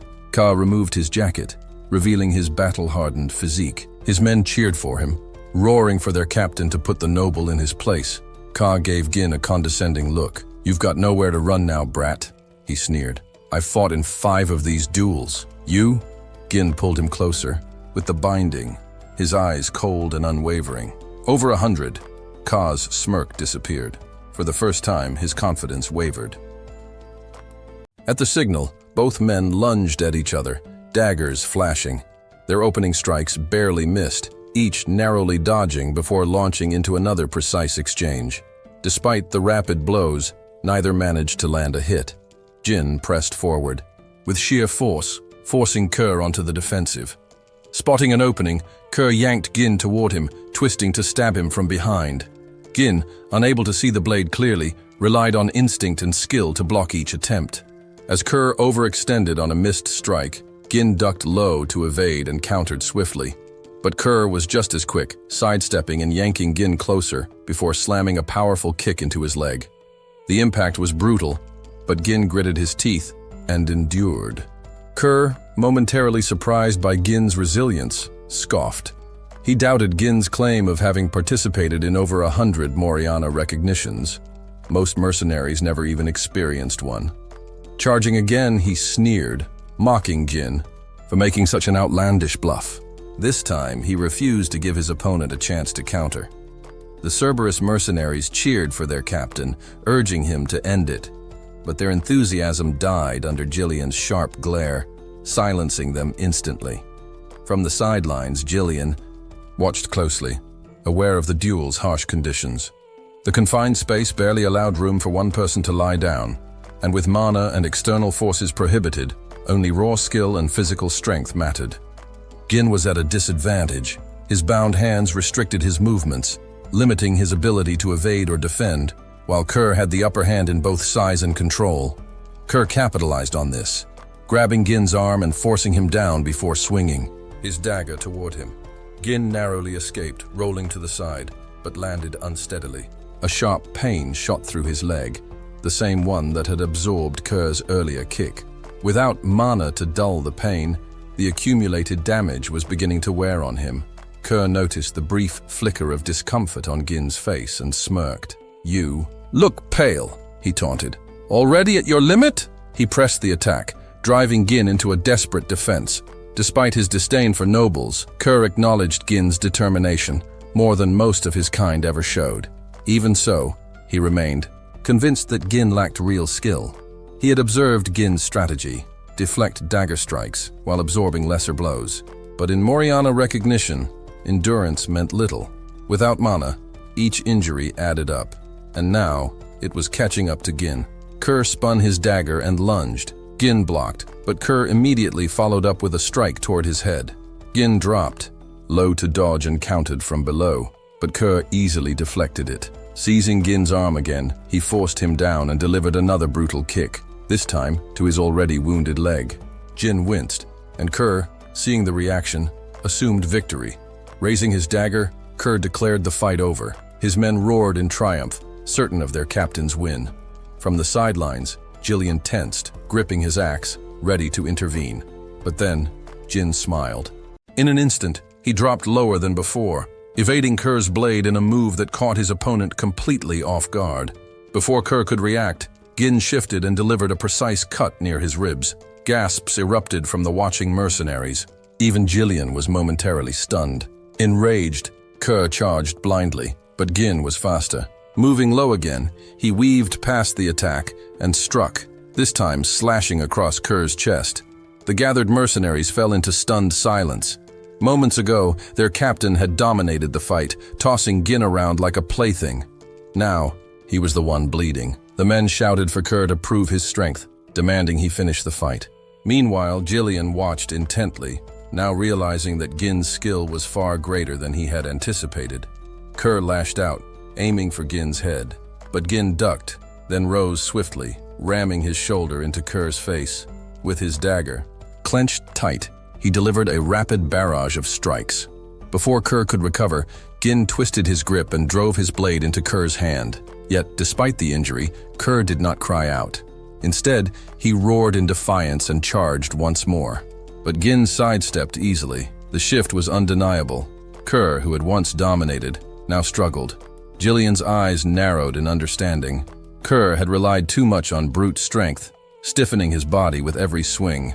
His movements had become predictable and sluggish. Meanwhile, Gin had never tried to match him head-on. Instead, he remained fluid, letting Kerr's own momentum turn against him. Recognizing the inevitable outcome, Jillian quietly rested his axe back in its sheath. Kerr panted, his stance unsteady. His men jeered, telling him to stop playing and finish. Gin, watching his opponent struggle, nodded in approval. "I'll give you credit. You didn't break the rules and resort to mana," he said. "Most would have." Kerr, smirking despite his exhaustion, replied, "You talk like someone who's actually fought in 100 Moriana recognitions." He admitted his disadvantage in a straight fight, but reminded Gin that victory wasn't just about overpowering an opponent. There was another way. Jin's eyes narrowed as Kerr suddenly grabbed him and hoisted him into the air. Stepping out of the circle meant automatic defeat, and Kerr intended to throw Gin out. With confidence, he flung Gin toward the edge, certain of his win. But just before Gin's foot could touch the ground, he twisted mid-air, tightening his grip on Kerr's arm. Using Kerr's own legs as leverage, he reversed the momentum, pulling his opponent toward him instead. Gasps rang out as Gin maneuvered behind Kerr and locked his arm around his neck. Then, in one swift motion, he slammed Kerr's head into the ground, just outside the circle's boundary. Silence. The mercenaries stood frozen, unable to believe what they had just witnessed. Kerr, realizing his loss, glared at Gin in frustration. Gin smiled. "I win." Kerr, still in disbelief, turned to him. "Who are you?" he demanded. The skill Gin had displayed didn't match the image of a noble. Jin's expression turned cold. "That attitude of yours," he said, his piercing gaze unwavering. "You're speaking to your new master now." Pulling Kerr to his feet, Gin looked him straight in the eye. "So, what now?" Kerr assumed the fight was over, but Gin, calmly clenching his fist, corrected him. "I haven't stepped out of the circle yet." The realization hit, and Kerr's breath hitched. Gin smirked. "It's time to discipline my subordinate." Gin's actions made it clear. The fight was far from over. He drove a powerful punch into Kerr's face, sending him sprawling to the ground. Dazed, Kerr quickly raised a hand, signaling for a pause. He reminded Gin that the duel was decided the moment a fighter stepped outside the designated circle. Rather than acknowledging his words, Gin struck him again, coldly demanding to know if Kerr truly intended to follow battlefield etiquette. Seething with anger, Kerr spat out a curse, calling Gin a bastard and insisting that nobles weren't supposed to behave this way. His outburst was met with a stern command from Jillian, who warned him not to speak disrespectfully to his master. Kerr, undeterred, scoffed and branded Gin a madman. That insult earned him yet another punch. Blow after blow followed, until Gin's knuckles were slick with Kerr's blood. Watching from the sidelines, the mercenaries shifted uneasily. They had assumed their captain would be spared after losing the duel, but Gin showed no signs of stopping. Kerr, his face swollen beyond recognition, finally begged for mercy. Instead of relenting, Gin hauled him to his feet and, with a chilling calm, reminded him that he had yet to leave the circle. Panic seized Kerr as he turned to his men, shouting for them to intervene and kill Gin. The mercenaries hesitated, hands tightening around their sword hilts. But before they could move, Jillian unsheathed his axe. His voice rang with lethal authority as he warned them. Anyone who interfered would be executed on the spot. Seeing the deadly resolve in Jillian's eyes, the mercenaries froze. Kerr, trembling like a beaten stray, turned back to Gin. The noble met his gaze and asked if he was done. Instead of answering, Kerr let out a shaky, almost hysterical laugh. He had miscalculated. For the first time, the overconfidence that had always served him so well had betrayed him. He had long believed nobles were nothing but entitled weaklings, easy to manipulate with the right amount of pressure and intimidation. That belief had earned him the nickname Mad Dog, a title he had worn with pride. Yet now, the so-called Mad Dog was at the mercy of the noble he had foolishly underestimated. The watching mercenaries exchanged uneasy glances. Their captain was battered, his strength drained, and his usual defiance all but shattered.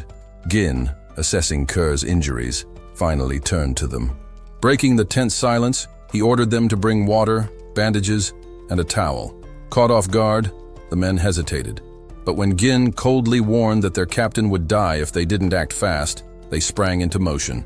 Jillian observed carefully. Moments ago, these mercenaries had been wild and unruly, loyal only to their own interests. Now, without hesitation, they obeyed Gin's command. In a world where power mattered more than rules, Gin had asserted himself in the most direct and undeniable way by proving he was the one in control. Later, Kerr sat slumped in a chair, his body wrapped in fresh bandages. Gin placed a document on the table before him and instructed him to sign. Defeat weighed heavily in Kerr's eyes as he picked up the pen, knowing he had no other choice. He signed, his movements slow and reluctant. As he handed the paper over, he muttered a nervous request for Gin to take it. Gin, his gaze icy, ordered him to repeat himself. Visibly shaken, Kerr swallowed hard and forced out a trembling declaration. He looked forward to working together. Gin gripped his hand, causing him to flinch.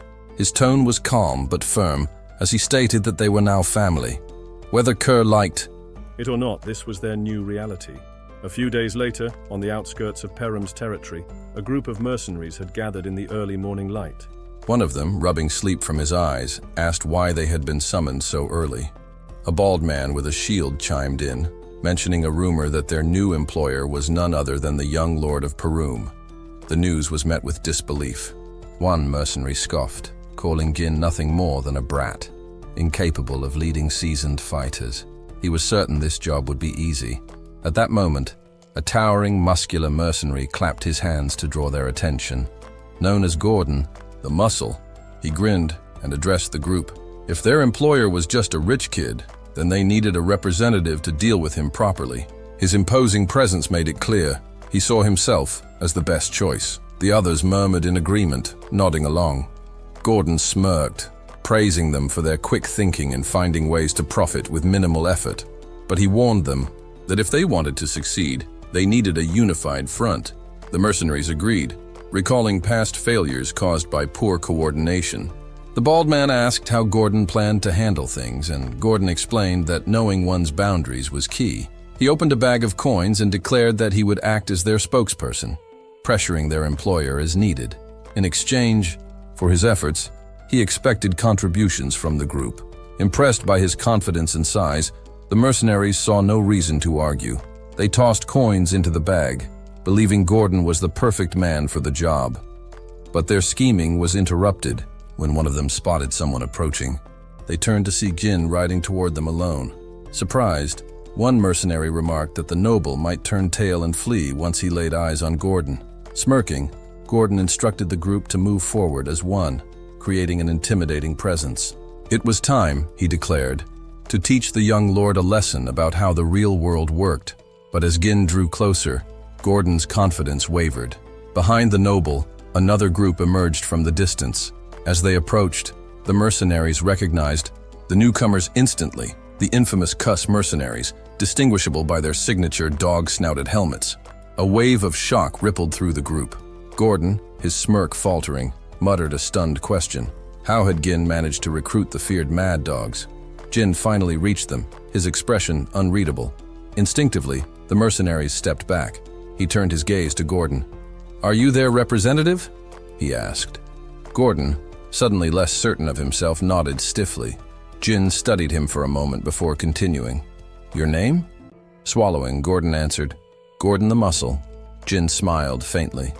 "Interesting name," he remarked, tapping Gordon's broad chest. "Pretty cool." Then his expression hardened. "I am Gin, young lord of Perum," he declared. His voice left no room for argument. "Gather the mercenaries. We begin the pioneering of the Forest of Beasts today." Belinda fastened the last piece of Jin's armor, ensuring he was fully equipped. The expedition was finally ready. Their temporary base had been established, supplies secured, and most importantly, the troops had been gathered. Before moving out, Gin instructed Belinda to conduct a final head count. She promptly reported the numbers.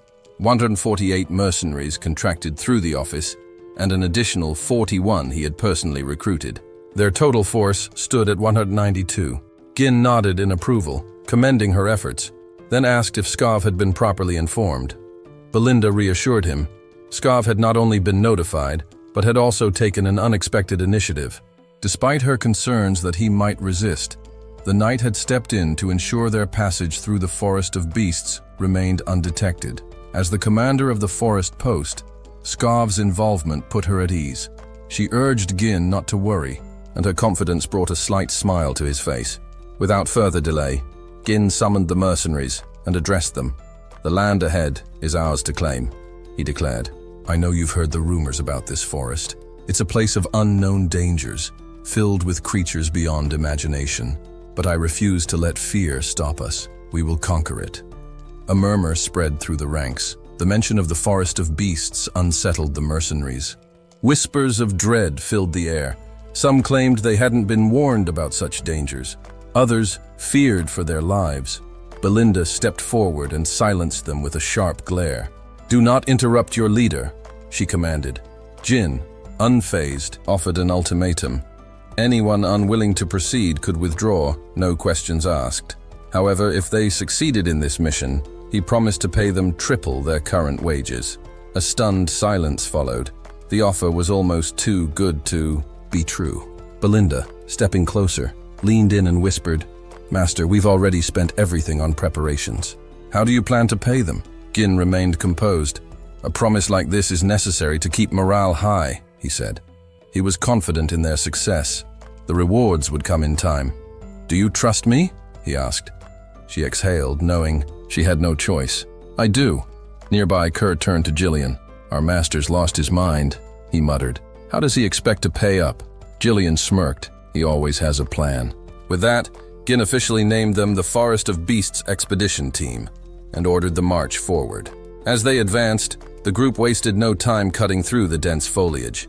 Even Gin worked alongside them, wielding an axe with precision. When he finally felled a tree before him, sunlight broke through the thick canopy. Raising his hand, he directed the men.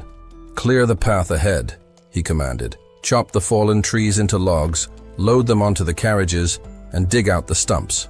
Jin had prepared well. In his past life, he had obtained a forest of beasts.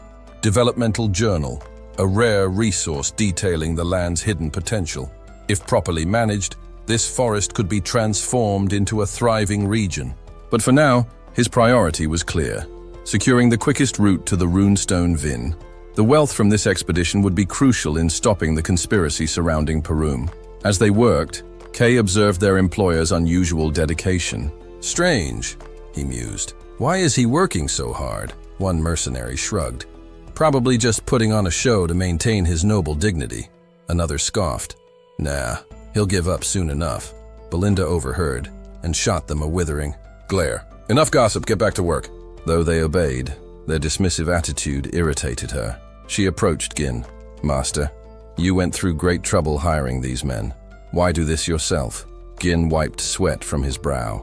"The faster we finish, the better. Staying here longer than necessary is a risk." She studied him for a moment before sighing. "You speak as if you already know what's ahead." Kay, watching their interaction, chuckled. "Imagine that. Our employer has someone worrying about him, while I'm willingly walking into danger. Like a loyal dog." Jillian, overhearing, smacked Kay with a log. "Hey, you trying to start something?" Kay grumbled. Their bickering continued, but the expedition pressed on. The Duchy of Deline had long sought to develop the Forest of Beasts, but Gin had never uncovered the Duke's true motivations. Still, he had managed to acquire invaluable records, maps, pinpointing key resources, and detailing the monster ecosystem. This knowledge gave him an edge. Among the supplies, one mercenary noticed an unusual abundance of oil lamps. Why so many, he wondered. Wouldn't torches be cheaper? Guinea didn't answer. Something was off. The deeper they ventured, the more unsettling the atmosphere became. "Stay sharp," he warned. As the sky dimmed unnaturally, a mercenary paused mid-swing and frowned. "Is it night already?" Another smirked. "Still no. Monsters. Maybe the rumors were just that, rumors." His companion chuckled. "At this rate, we're getting triple pay for an easy job." A bald mercenary slapped Gordon on the back as he carried a log.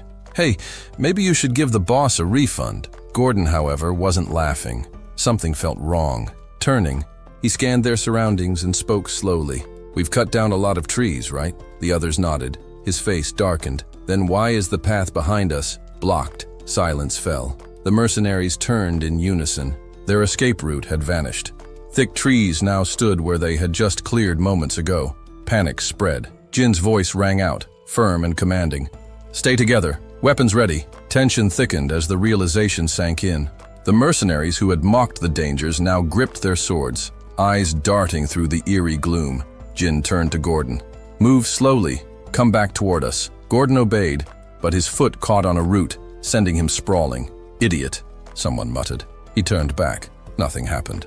No monsters, no attack. Confused glances were exchanged. A bold mercenary let out a laugh. "All this panic for nothing. The trees just look similar, that's all." He scoffed at Gin. "You're overreacting, boss. This forest is nothing but dense trees and scary stories." Jin's expression remained unreadable. "Step forward," he ordered, "if you want to live." The mercenary sneered. "You're trying to scare us." And then, without warning, something coiled around his waist.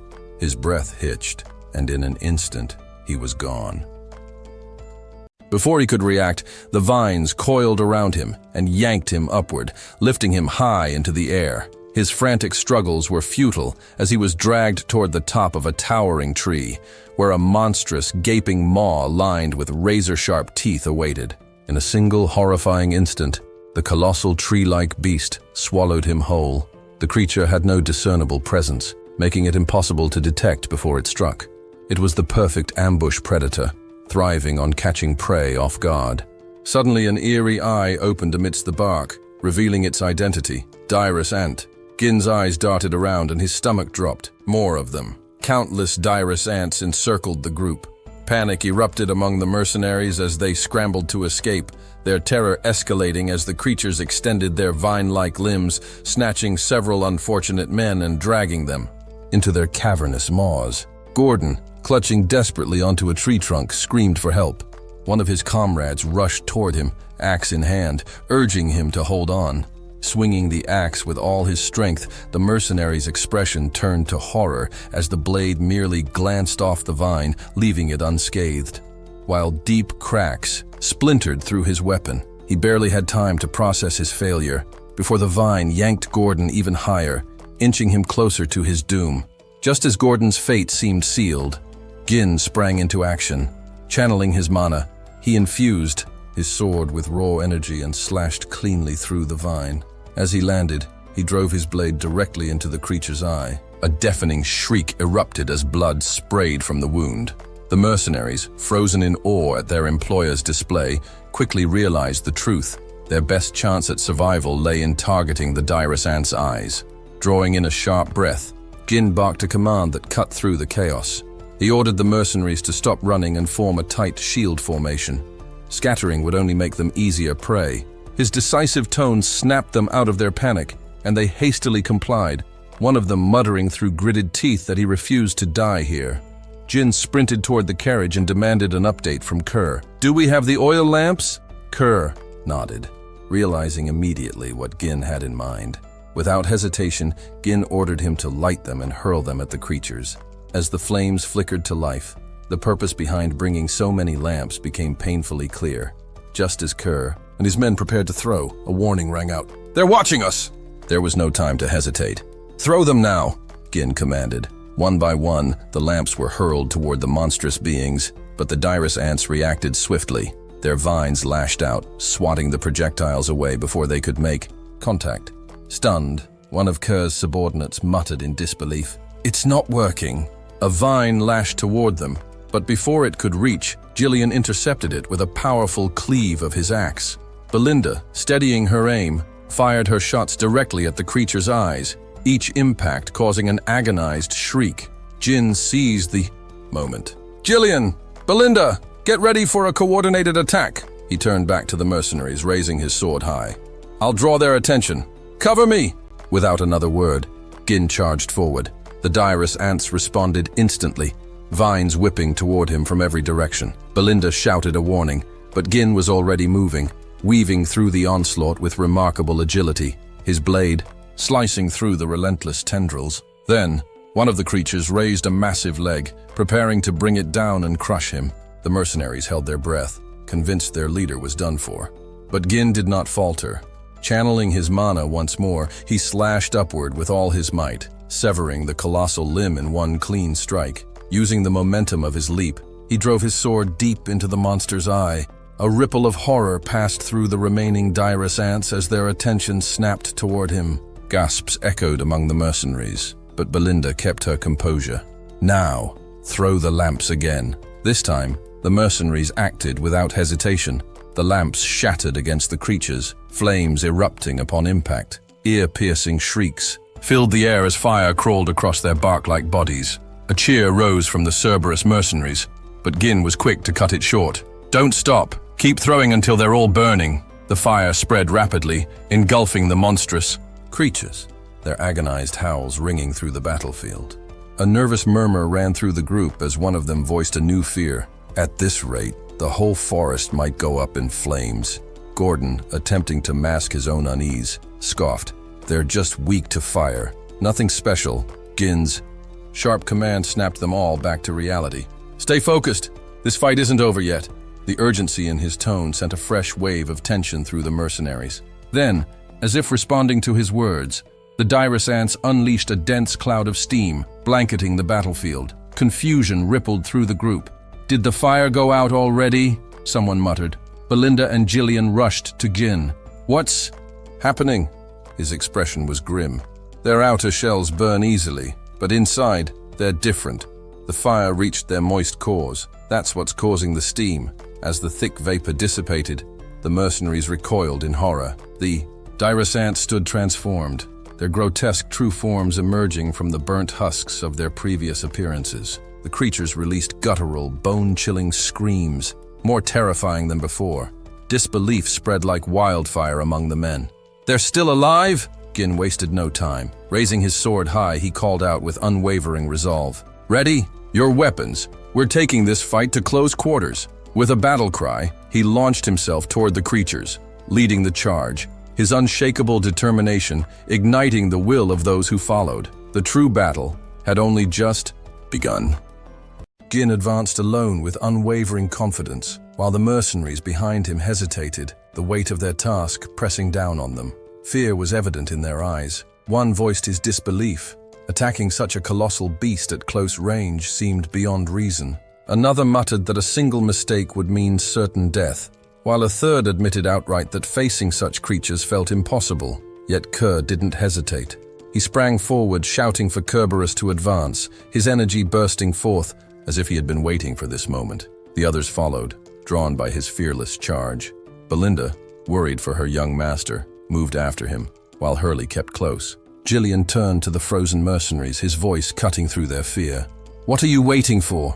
he demanded, his tone sharp. He reminded them that the order had come directly from their young master, Gin. Trust him. Obey him. His words carried reassurance, promising safety if they followed Gin's lead.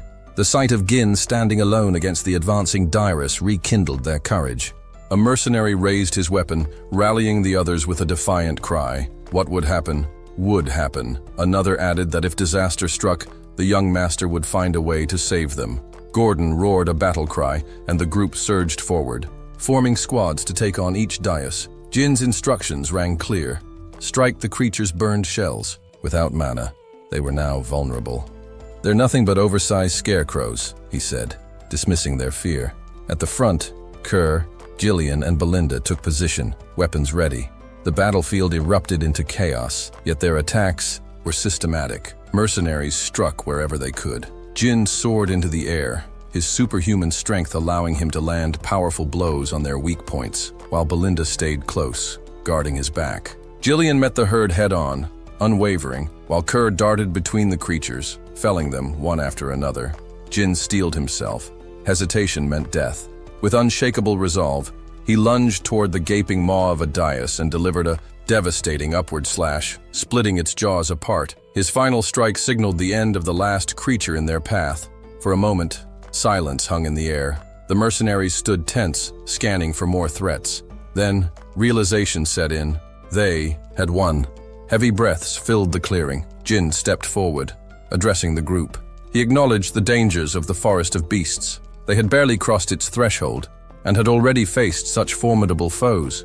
A somber tension settled over them, but Gin's voice was resolute. "I'll always be at the front," he assured them.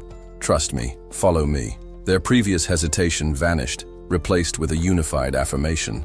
They pressed on. Not long after, they came across a massive boulder containing a runestone. Jin glanced at it but chose to ignore it for now. Clearing the path forward was the priority. Their journey brought them into battle once more, facing herds of orcs and swarms of flying monsters. Kerr fought with reckless enthusiasm, but even in the chaos, he felt a sting of jealousy at how Belinda fussed over Gin. Then, they encountered a new threat, a towering rat-like monster, 3 meters tall, its razor-sharp teeth gleaming as it screeched, eyes fixed on them as prey. Gordon stepped forward, taking the vanguard. Frustration rippled through the group. Another monster? How many more lay ahead? Before they could react, the beast lunged. Kerr and Jillian moved instantly. Kerr struck first, severing one of its legs with a powerful swing, but the creature still charged. Jillian stood his ground, an immovable force, intercepting the attack. Jin seized the moment, driving his blade into the monster's gaping mouth, silencing it for good. A quick head count confirmed no losses. As they moved forward, the mercenaries shared an unspoken understanding. Survival hinged on following their master's command. Together, they could overcome anything. Jillian noted their progress. "They're starting to look like a real unit," he observed. "Nothing teaches better than real combat," Kerr added. Jin nodded. "Then let's move. Clear the path ahead." Without hesitation, the mercenaries got to work, chopping down trees and forging their way forward. Not all shared their resolve. One mercenary privately thought the forest had driven them mad. By nightfall, they reached a pristine lake. The exhausted mercenaries rushed to wash their faces and fill their water pouches. Ever watchful, Belinda stayed close to Gin, her worry clear. Gin surveyed the area and determined the lake would serve as a crucial waypoint. They would camp here for the night. As fires were lit and food was shared, tension simmered among the group. Some whispered doubts about the mission, wondering what greater horrors lay ahead. At one campfire, Manus voiced his misgivings outright. "This isn't worth our lives," he argued. "The young master is chasing glory through brute force." Gordon scoffed. "You were paid, weren't you?" A mercenary with a patch over one eye spoke calmly. "He saved us more than once." Manus wasn't convinced. Nobles see mercenaries as expendable. His words planted seeds of doubt, though Manus himself secretly planned to use the others as cannon fodder for his escape. But then the one-eyed mercenary gestured toward Gin. "Look." Manus turned and scowled. Jin was tending to an injured mercenary, carefully applying medicine. "Keep it dry," he advised. "It'll heal faster." The mercenary nodded gratefully. "Thank you." Belinda approached, frustration spilling over. "That medicine is too valuable to waste like this." Gin dismissed her concern. "Medicine, left unused, is worthless." Then he called the next injured soldier forward. The patch-eyed mercenary addressed the group again. "Would a man who sees us as expendable waste expensive medicine on us?" Silence. Another mercenary nodded. "He's nothing like our last master." Manus clenched his jaw, anger bubbling beneath his skin. His attempt to sow discord had failed. Muttering curses under his breath, he walked off. Jin, having noticed the exchange, addressed the group. "Finish eating. Rest." Then he called Kerr and Jillian aside. Kerr, ever direct, wasted no time. "Are we just going to let Manus do as he pleases?" Gin remained calm. "The forest will deal with him." He glanced toward the night-darkened trees. "There are bigger concerns." Belinda frowned. "Like what?" Gin's gaze darkened. "How many lamps do we have left?" Kerr answered instantly. 24. Jin's expression turned grim. Supplies were dwindling. And yet, something was off. "The monsters attack constantly," he murmured. "But the past 2 nights have been quiet." Realization dawned on them. Jillian's voice was serious. "We've entered a territory ruled by something stronger." Jin nodded. "And whatever it is, it's watching us." A hush fell over the group. They had survived the forest of beasts so far, but the real danger was still ahead. Wait. Before we continue, did you know you can watch up to 16 episodes ahead right now? Join our Patreon to unlock exclusive early access and support the series. Don't miss out. The link's in the description. All right, back to the action. Jin carefully placed several lanterns around the camp, their warm glow flickering in the darkness. The mercenaries, unaware of his intentions, slept soundly, exhausted from the day's journey. Even Gordon, bare-chested and leaning against a tree, drifted into deep slumber. Then, a faint sound broke the silence. Gordon's eyes snapped open. His breath caught in his throat as he spotted a lantern floating in midair, as if gripped by an invisible force. Before he could react, the lantern vanished into the darkness. A strangled cry escaped his lips. Moments later, his alarm turned into sheer terror. From the shadows, 4 pairs of glowing red eyes emerged, burning like embers in the night. Gordon's scream shattered the stillness of the camp as he scrambled to his feet, swinging his weapon wildly at the unseen creatures. His frantic shouts urged the others to wake. The commotion stirred the mercenaries from their sleep. They rushed to Gordon's side, weapons drawn. One of them demanded an explanation. Still breathless, Gordon insisted that a monstrous presence had been right next to him. But his claims were met with skepticism. No one else had seen a thing. Some exchanged confused glances, while others groaned, convinced that he had been dreaming. Gordon's pulse pounded as he scanned the darkness. He knew what he had seen, but as his eyes adjusted, the creatures were gone. One mercenary grumbled about the needless panic, while another suggested cutting Gordon some slack. After all, their recent encounters with monsters had been unnerving. Then, a voice cut through the doubt. A third mercenary admitted waking up to see a lantern vanish before their eyes. Murmurs spread through the group. Someone mentioned hearing a chilling laugh. Unease tightened its grip on the camp as more mercenaries shared similar eerie experiences. A one-eyed veteran finally spoke, his tone grave. "Something is here," he said with certainty. His words, calm yet firm, steadied the rising panic. At that moment, Jin stepped forward. The mercenaries instinctively parted to let him through, their respect for him evident. At his side stood Jillian and Kerr. Without hesitation, Gin issued a command. "Regroup." The mercenaries obeyed, forming a defensive circle. The high-ranking members gathered inside a tent to hear Gin's explanation. Gordon, still shaken, demanded to know if they were truly surrounded by monsters. The one-eyed mercenary voiced his concern. The creatures were invisible, and if they couldn't see them, how could they fight? Jin nodded grimly. "They're shadow hunters," he explained. "Powerful beings that thrive in darkness. Physical attacks won't harm them. They steal light, turning it into a hunting ground where they control the fight." A heavy silence fell over the group. Gordon swallowed hard. "How many are there?" Jin's gaze darkened. "Hundreds." Gasps rippled through the tent. Belinda's eyes darted to the remaining lanterns, her voice barely above a whisper. "The light. It's dimming." Kerr clenched his fists. "They're toying with us," he growled. "We should strike first." Gin shut the idea down immediately. "Attacking blindly will only escalate their harassment. We need to wait for the right moment to counterattack." Belinda frowned. "But if we wait, the light will be gone. If we act recklessly," Gin countered, "they'll force us into a battle we can't win. We need to strike all at once, and decisively." Skepticism flickered in Jillian's eyes. "How do you fight something you can't see?" Jin's expression remained steady. "With these," he reached into his pack and produced several magic scrolls. "Belinda, you've prepared them," she nodded, distributing the scrolls to each mercenary. As Gin knelt, he drew a plan in the dirt. The mercenaries crowded around, listening intently. "The creatures are circling us from 3 sides, using stolen light to tighten their grip," he explained. "We can't defend the entire camp. We'll be flanked, but the lake at our backs keeps them from surrounding us completely." Jillian nodded, grasping the tactical advantage. "So we use that to our benefit?" Gin's lips curled into a smirk. "Exactly. We hold the initiative." Belinda hesitated. "How?" "We'll divide into 3 units," Gin continued. "A shield unit to absorb their attacks, a crossbow unit for ranged suppression, and an elite assault unit, led by me.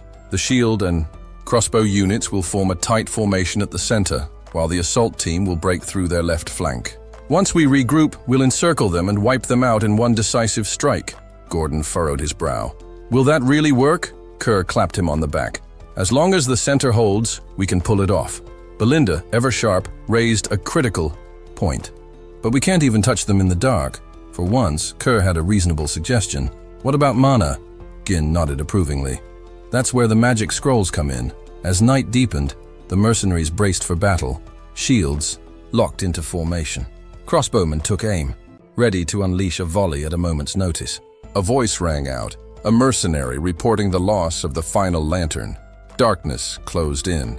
Jin remained calm, recalling an entry from the pioneering journal of the Delini Ducal house. The shadow hunters had one weakness: light. He pulled a scroll from his belt. With a sharp motion, he tore it open. A surge of magic erupted. Light flooded the camp, turning night into day. A collective gasp followed. For the first time, the mercenaries saw their enemy. The shadow hunters, eel-like creatures with shifting, grotesque forms, screeched as they were exposed. Gordon's face twisted in a mix of horror and resolve. They were here all along!" The creatures, now fully visible, launched their attack. Chaos erupted. "Hold the line!" Gordon bellowed, rallying the shield unit as the first wave struck. The crossbowmen loosed their bolts, their projectiles slicing through the monsters now stripped of their camouflage. Jin's sword flashed in the artificial daylight. Assault. "Unit, with me!" Jillian charged at his side without hesitation. Kerr grinned, relishing the battle ahead. Belinda, ever vigilant, stayed close to Gin, ready to watch his back. With a single commanding motion, Jin raised his sword. "Now!" We end. This! With a war cry, the mercenaries surged forward, determined to turn the tide. Kerr's desire for battle burned brighter with every strike, his passion for combat igniting with each blow. His heart raced as he fought fiercely, his blade cutting through the air like a whirlwind. Jillian, with her tactical brilliance, moved fluidly across the battlefield, her weapons held with purpose.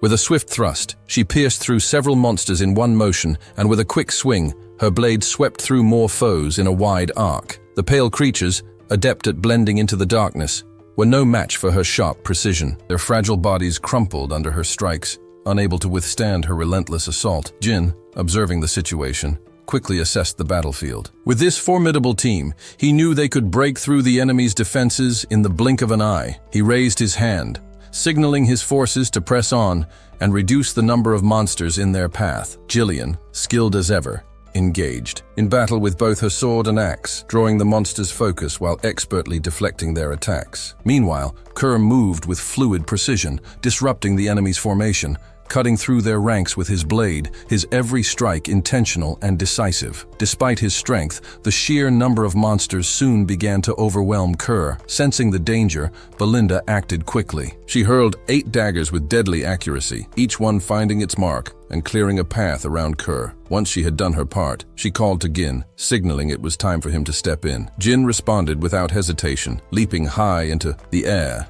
his sword moving in a dance of deadly grace. As he descended, his blade cut through the monsters with brutal efficiency, each strike leaving a trail of fallen foes. The strength of Pum's elite force was on full display as magical light illuminated the chaotic battlefield. The mercenaries, steadfast behind their shields, held firm, firing arrows without pause. The monsters had yet to break through their defenses, but the pressure was mounting. One mercenary cursed the overwhelming numbers, while another anxiously reported that they were running low on bolts. The situation grew more desperate with every passing moment, and the mercenaries began to fear the oncoming assault. Just as things seemed to take a turn for the worse, the assault squad arrived, charging in from the flank. Their weapons slashed through the masses of pale monsters with ruthless efficiency. Gin paused briefly, silently acknowledging the efforts of the shield and crossbow units who had held the line until now. The tide of battle was shifting in their favor. One of the mercenaries called out with relief, "The boss has arrived!"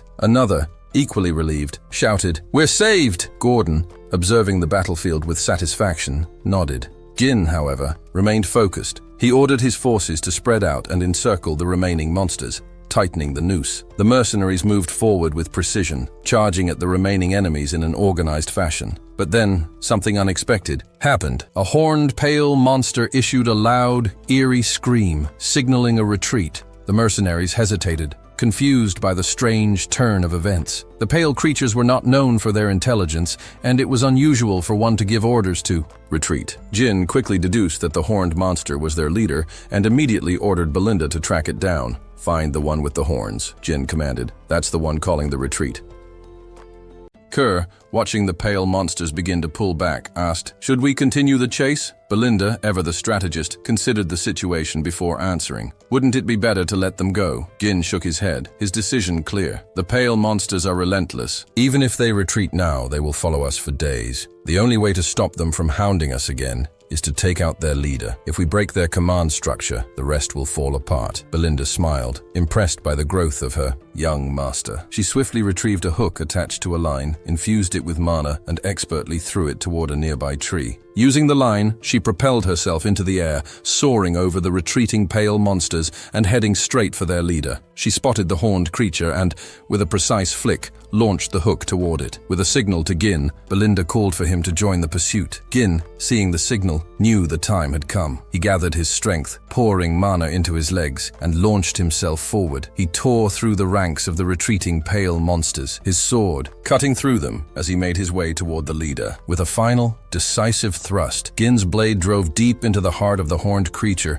ending its life in a single, swift motion. "It's over," Gin muttered, his sword cleaving the leader's body into two. With the leader down, Gin turned to the remaining mercenaries. "Finish them," he ordered. The mercenaries wasted no time, charging at the remaining monsters with all the fury of their recent victory. Gin stood resolute, watching the mercenaries charge into the fray. One mercenary, filled with anger, shouted, "Let's make these monsters regret ever crossing our path!" Kerr, eager to prove his strength, joined in the rallying cry. "We'll show them we're stronger than the last remnants of the Ratas." Jillian, overhearing Kerr's challenge, let out a soft sigh but said nothing. The battle was far from over, but the victory was now within their grasp.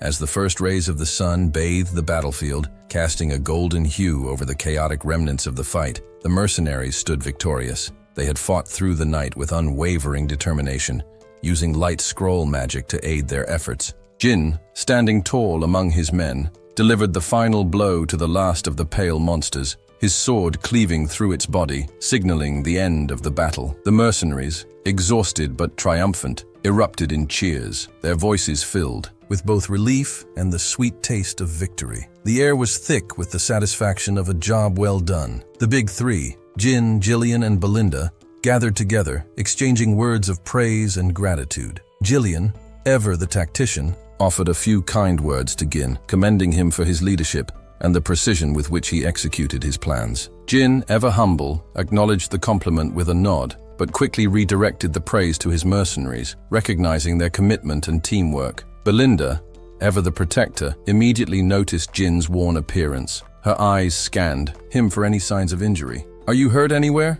she asked, her voice laced with concern. Jin, always focused on the task at hand, gave a quick wave of dismissal. "Check the head count, Belinda," he instructed, his voice steady. He then turned to Kerr. "Get the Cerberus mercenaries moving, no rest. We need to clear the area." He looked to Jillian and continued, "We'll scatter the corpses of the pale monsters around the camp to drive off any other creatures." Kerr, confused by the plan, asked, "What's the point of scattering the bodies?" Jin, with his usual calm demeanor, explained, "The scent of these corpses will repel other monsters. The pale are high-ranking creatures, especially around the forest of beasts, and their remains will act as a natural deterrent." Jillian, with a mischievous glint in her eye, added, "And it'll keep this camp safe. I wouldn't want to sleep in a place full of these monsters, would you, Kerr?" she teased, calling him Kid in her usual playful manner. Kerr, always ready to rise to the challenge, shot back with a grin. "You want to settle this today, Gillian?" His posture was ready for a challenge, but it was clear that he relished the banter more than the fight. Jin,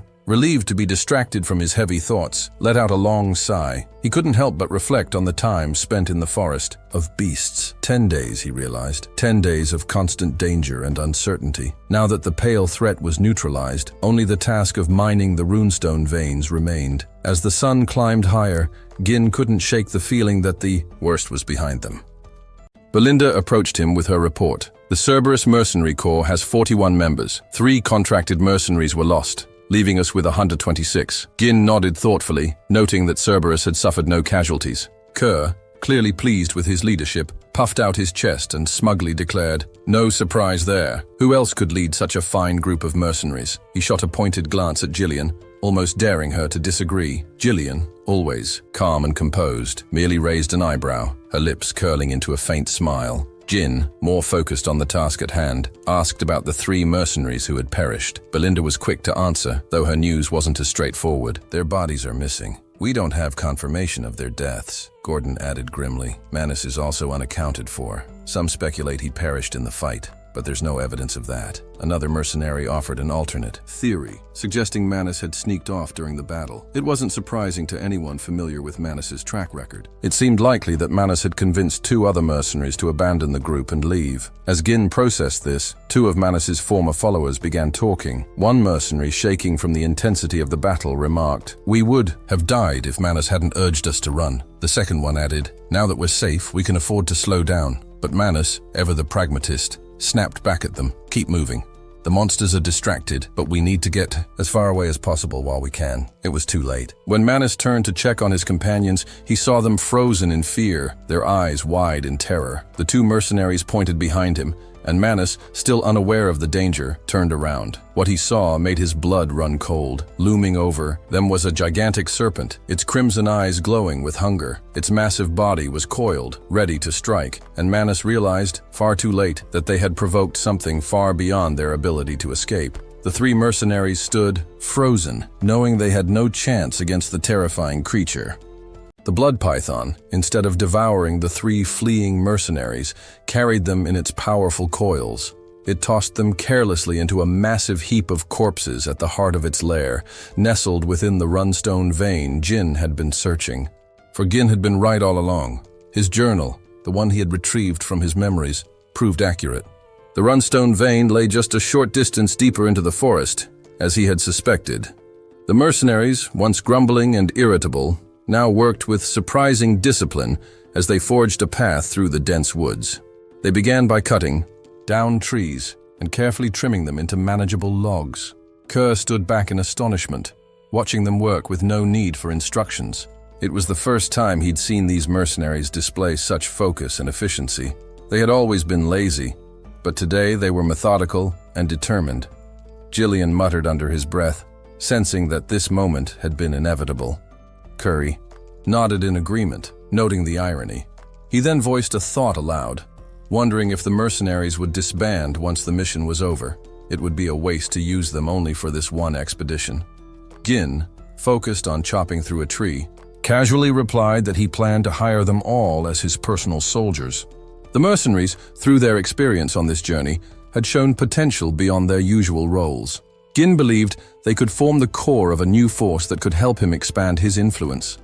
Gazelle approached with a report, informing Jin that monster corpses had been scattered near the clearing, as per his orders.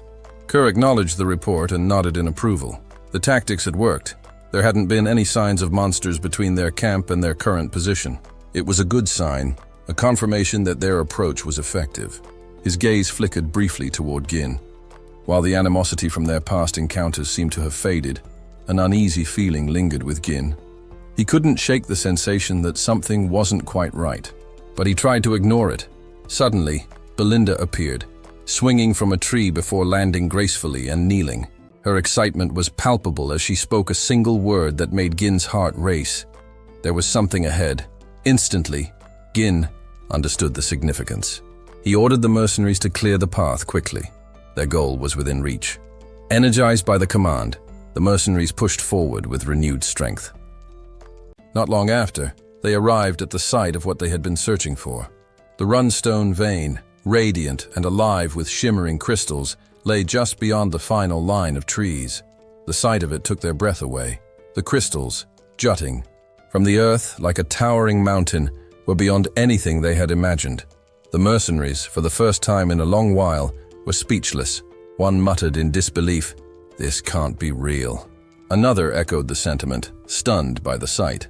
Jin, calm as ever, explained that this was precisely why they had embarked on this expedition. The runestone vein before them was top grade. It was a discovery of immense value. Kerr marveled at the sight, realizing that the forest had hidden something far more valuable than he had expected. Nearby, Jillian couldn't help but smirk, offering a rare compliment to Jin for his foresight. But before anyone could celebrate further, Belinda, ever the enthusiastic one, sprang to Jin's side. Without hesitation, she threw her arms around him in a tight embrace, asking excitedly how he had known about the vein.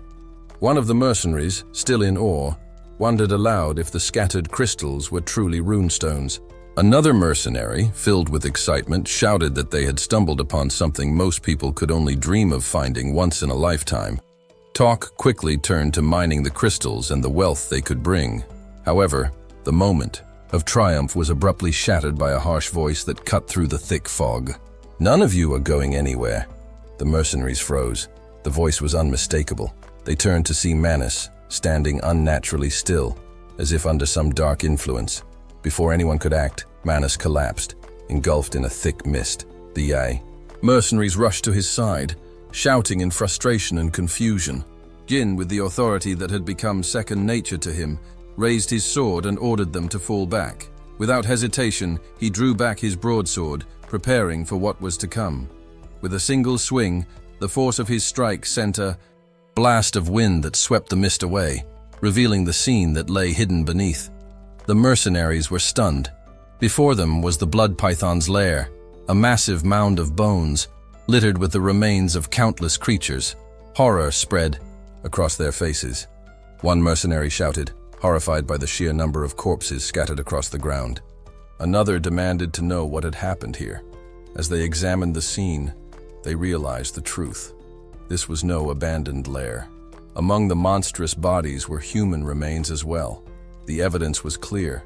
This place had been home to something far more dangerous than they had anticipated.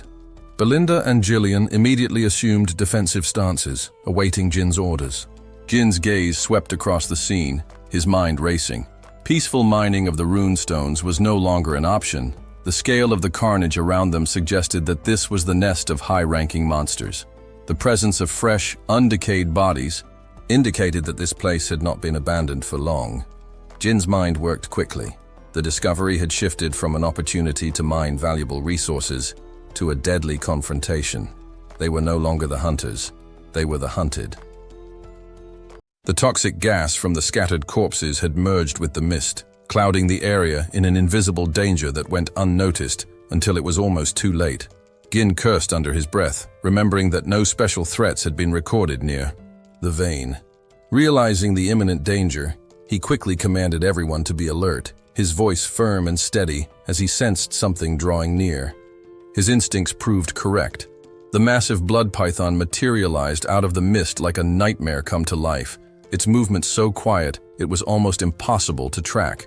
Without warning, the serpent opened its gaping maw, preparing to strike at Gin. His mind raced as he shouted for the mercenaries to scatter. Belinda, Kerr, and Jillian instantly positioned themselves, while Jin himself stepped forward as the vanguard. Unfazed by the looming threat, he leaped into the air, his sword raised high and ready for combat. As the python lunged toward him, Gin deftly dodged its strike, swinging his sword in a smooth arc. His momentum from the leap carried him closer to the serpent's body, and with a surge of mana, he thrust his sword toward its skull. Even with the power of 2 attacks, the sword only left a shallow mark on the python's scales. Watching from the sidelines, Jillian muttered in disbelief, astonished at how little effect the strikes had despite the mana infusion. Kerr, equally stunned, voiced his confusion, unable to understand how such a creature could withstand such powerful blows.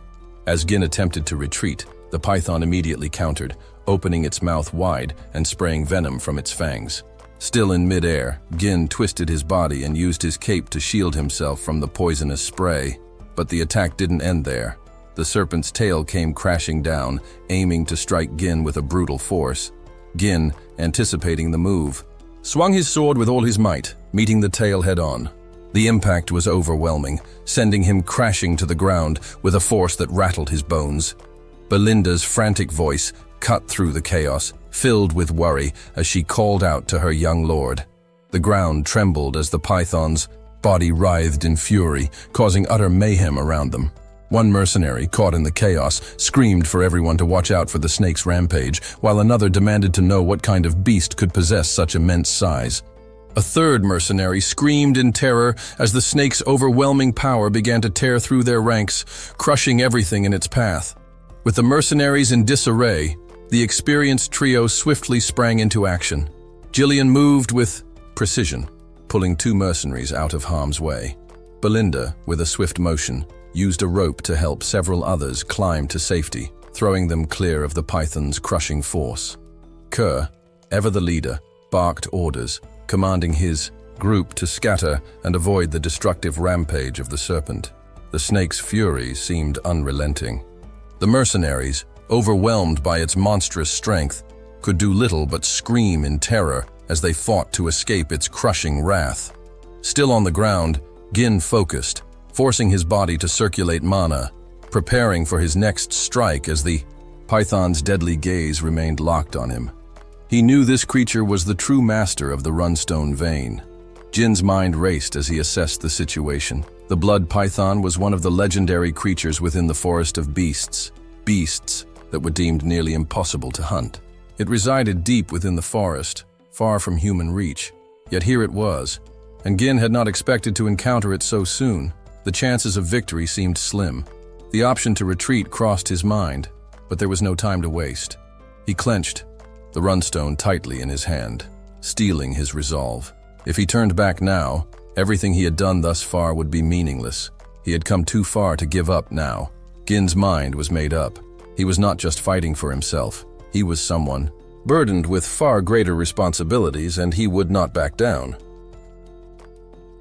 With a determined breath, Gin activated the 3 mana cores in his upper body, his sword raised in defiance of the monstrous creature before him. His eyes blazed with unyielding resolve as he summoned all the power he could muster. Considering his next move, Gin opened his 3rd mana core, wondering if he could muster enough strength to defeat the blood python. The serpent, having already wreaked havoc on the mercenaries, set its sights on him once again. Sensing the rising power within the seemingly insignificant human, the creature's mouth opened wide as it charged toward Gin, its massive form bearing down on him. Gin's sword flared with the mana he infused into it. With a quick sidestep, he deflected the python's strike, sending the creature's attack to the side. Without hesitation, Gin ran his blade along the serpent's head, but its scales proved far too tough to penetrate. Adapting his stance, Gin swung his sword upward like a dancer with a broadsword, before bringing it down with precise force, managing to gouge out one of the serpent's eyes. But the battle was far from over. The blood python retaliated, swinging, its massive tail down to crush Gin. Standing firm, Gin blocked the attack with his sword, the force of the blow reverberating through him as if he were a fortress. Mana surged through his veins, pushing him beyond his limits.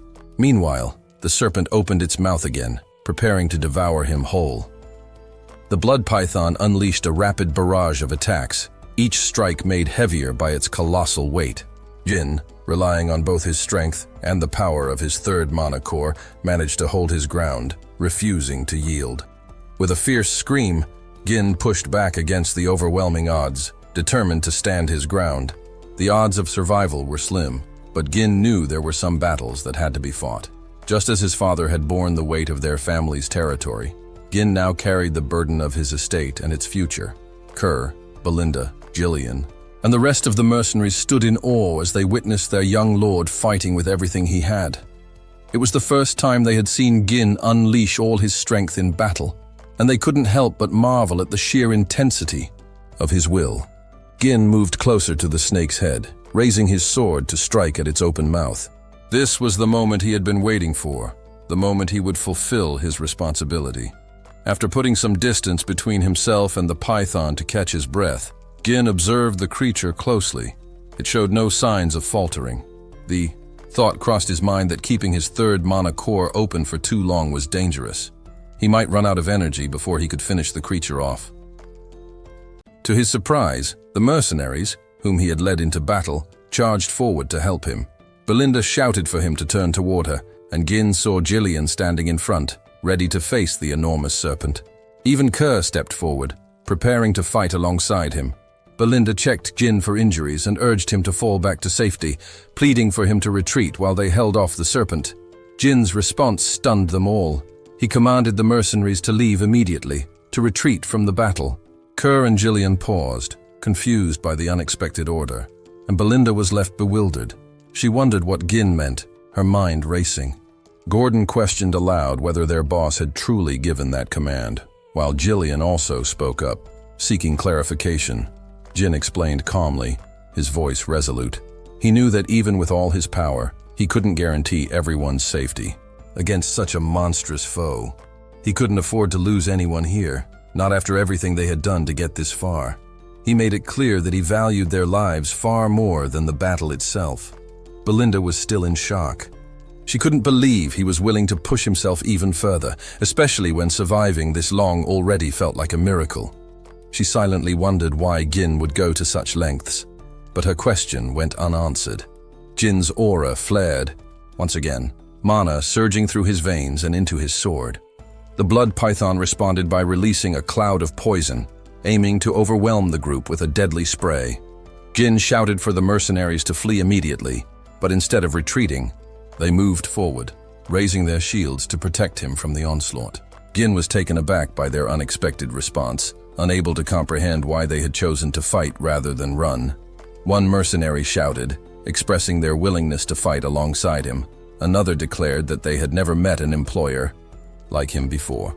Gordon chimed in, affirming their loyalty, saying that they had survived countless battles thanks to Gin, and they would do so again. Kerr, with excitement in his voice, added that the treasure waiting for them was theirs for the taking if they could bring down the serpent. Belinda, with a voice full of conviction, vowed that she would not leave him behind. Jillian, the first to swear his loyalty, offered to create an opening by distracting the serpent. He told Gin that just as they believed in him, he should now believe in them.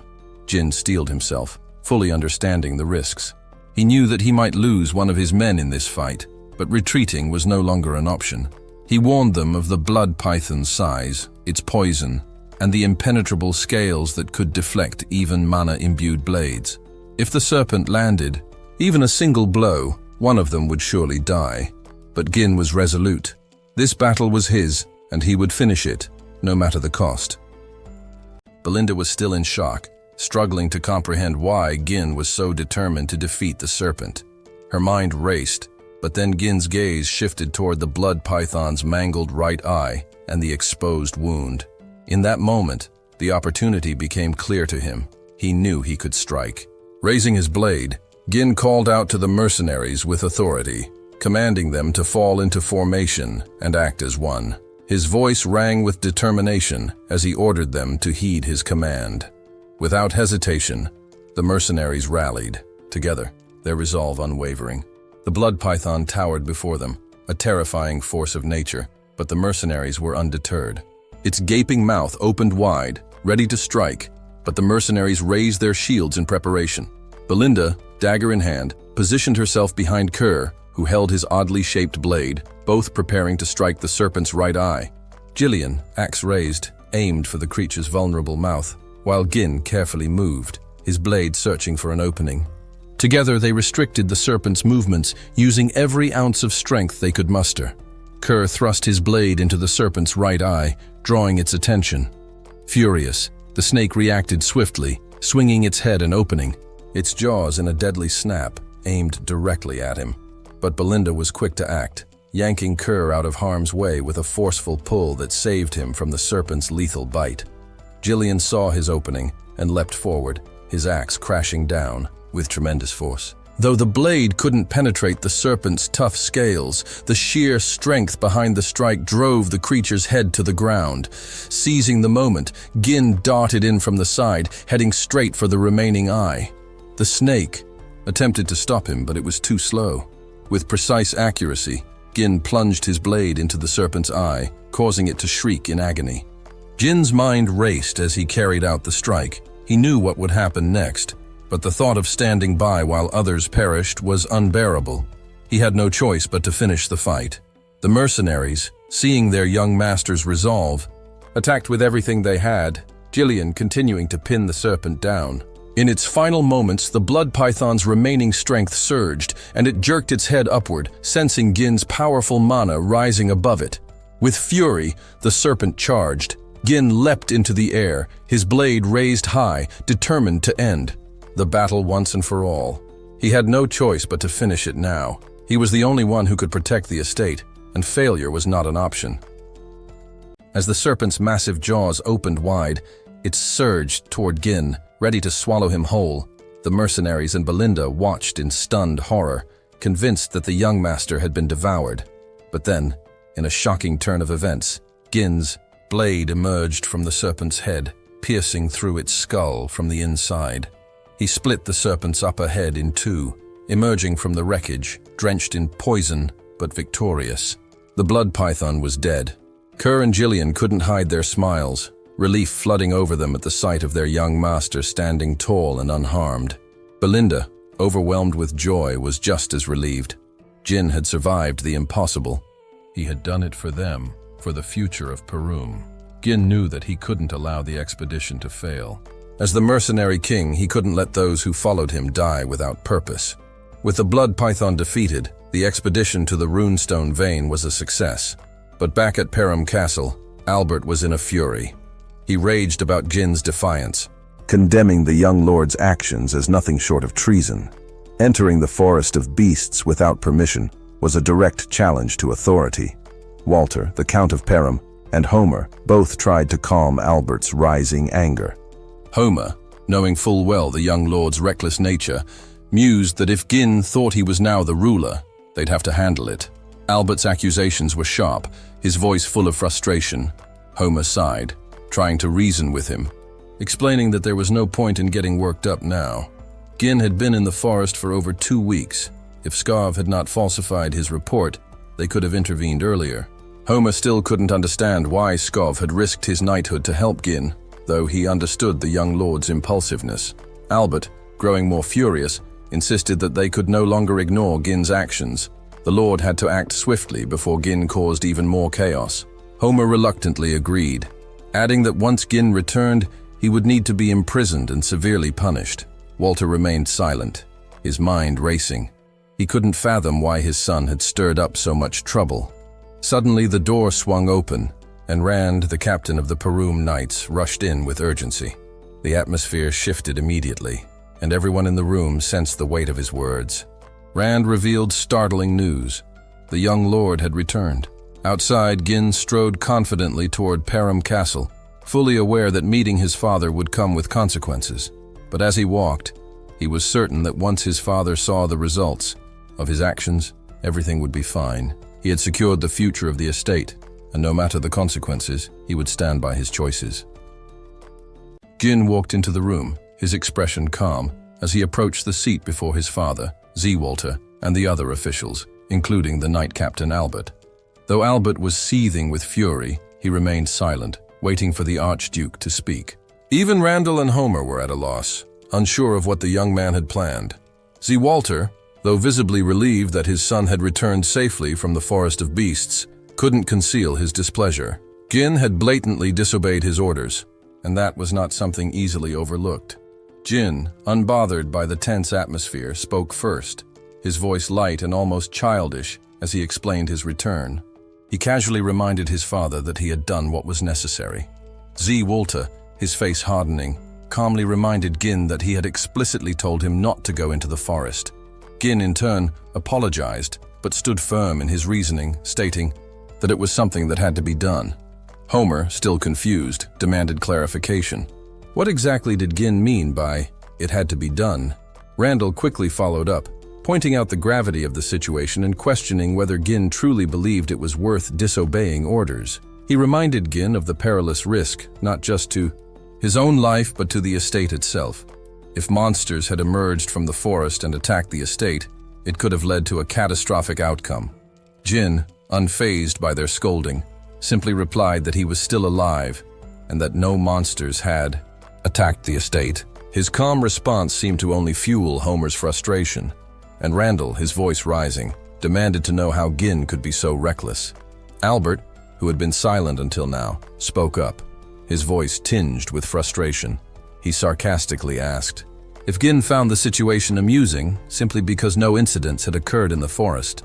His tone suggested that, while angry, he might be willing to let this pass. However, Albert quickly put a letter on the table, signaling that this matter was far from over. Gin immediately recognized the letter as coming from Count Rayfold. Albert confirmed it, explaining that he had suspected something might go wrong when Gin visited Rayfold without warning. The situation was even worse than he had feared. Gin had extorted 20,000 gold from Lady Amelia, who had been sending support funds to Perum. This had enraged Count Rayfold, leading him to sever all ties with the estate and call off the engagement.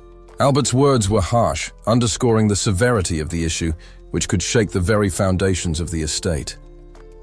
Gin paused for a moment, contemplating. He wasn't troubled by the details of the report. Manipulating a greedy count was hardly a challenge, but he realized that Amelia's connections with the enemy had been her downfall, and her leverage over him had evaporated. The real issue, Gin understood, was that if he had delayed his mission any longer, he would have been trapped within the estate. As he processed this, Walter placed the letter back on the table, urging Gin to speak. Albert questioned him coldly, demanding to know if Gin had anything to say in response. Homer, never one to hold back, suggested that the 20,000 gold should be returned immediately. Randall, equally displeased, remarked that the sum would have been enough to cover the knight's expenses for quite some time. Gin simply replied that he had already spent it all. The room fell silent as the others exchanged bewildered glances. Gin, unfazed, explained that the money had been used to develop the Forest of Beasts. Albert, unable to believe what he was hearing, demanded to know if Gin had truly spent the entire amount on a forest full of monsters. Jin, refusing to make excuses, simply apologized for the situation with Rayfold. The apology did little to calm Albert, who grabbed Jin by the collar, cursing him as a reckless fool.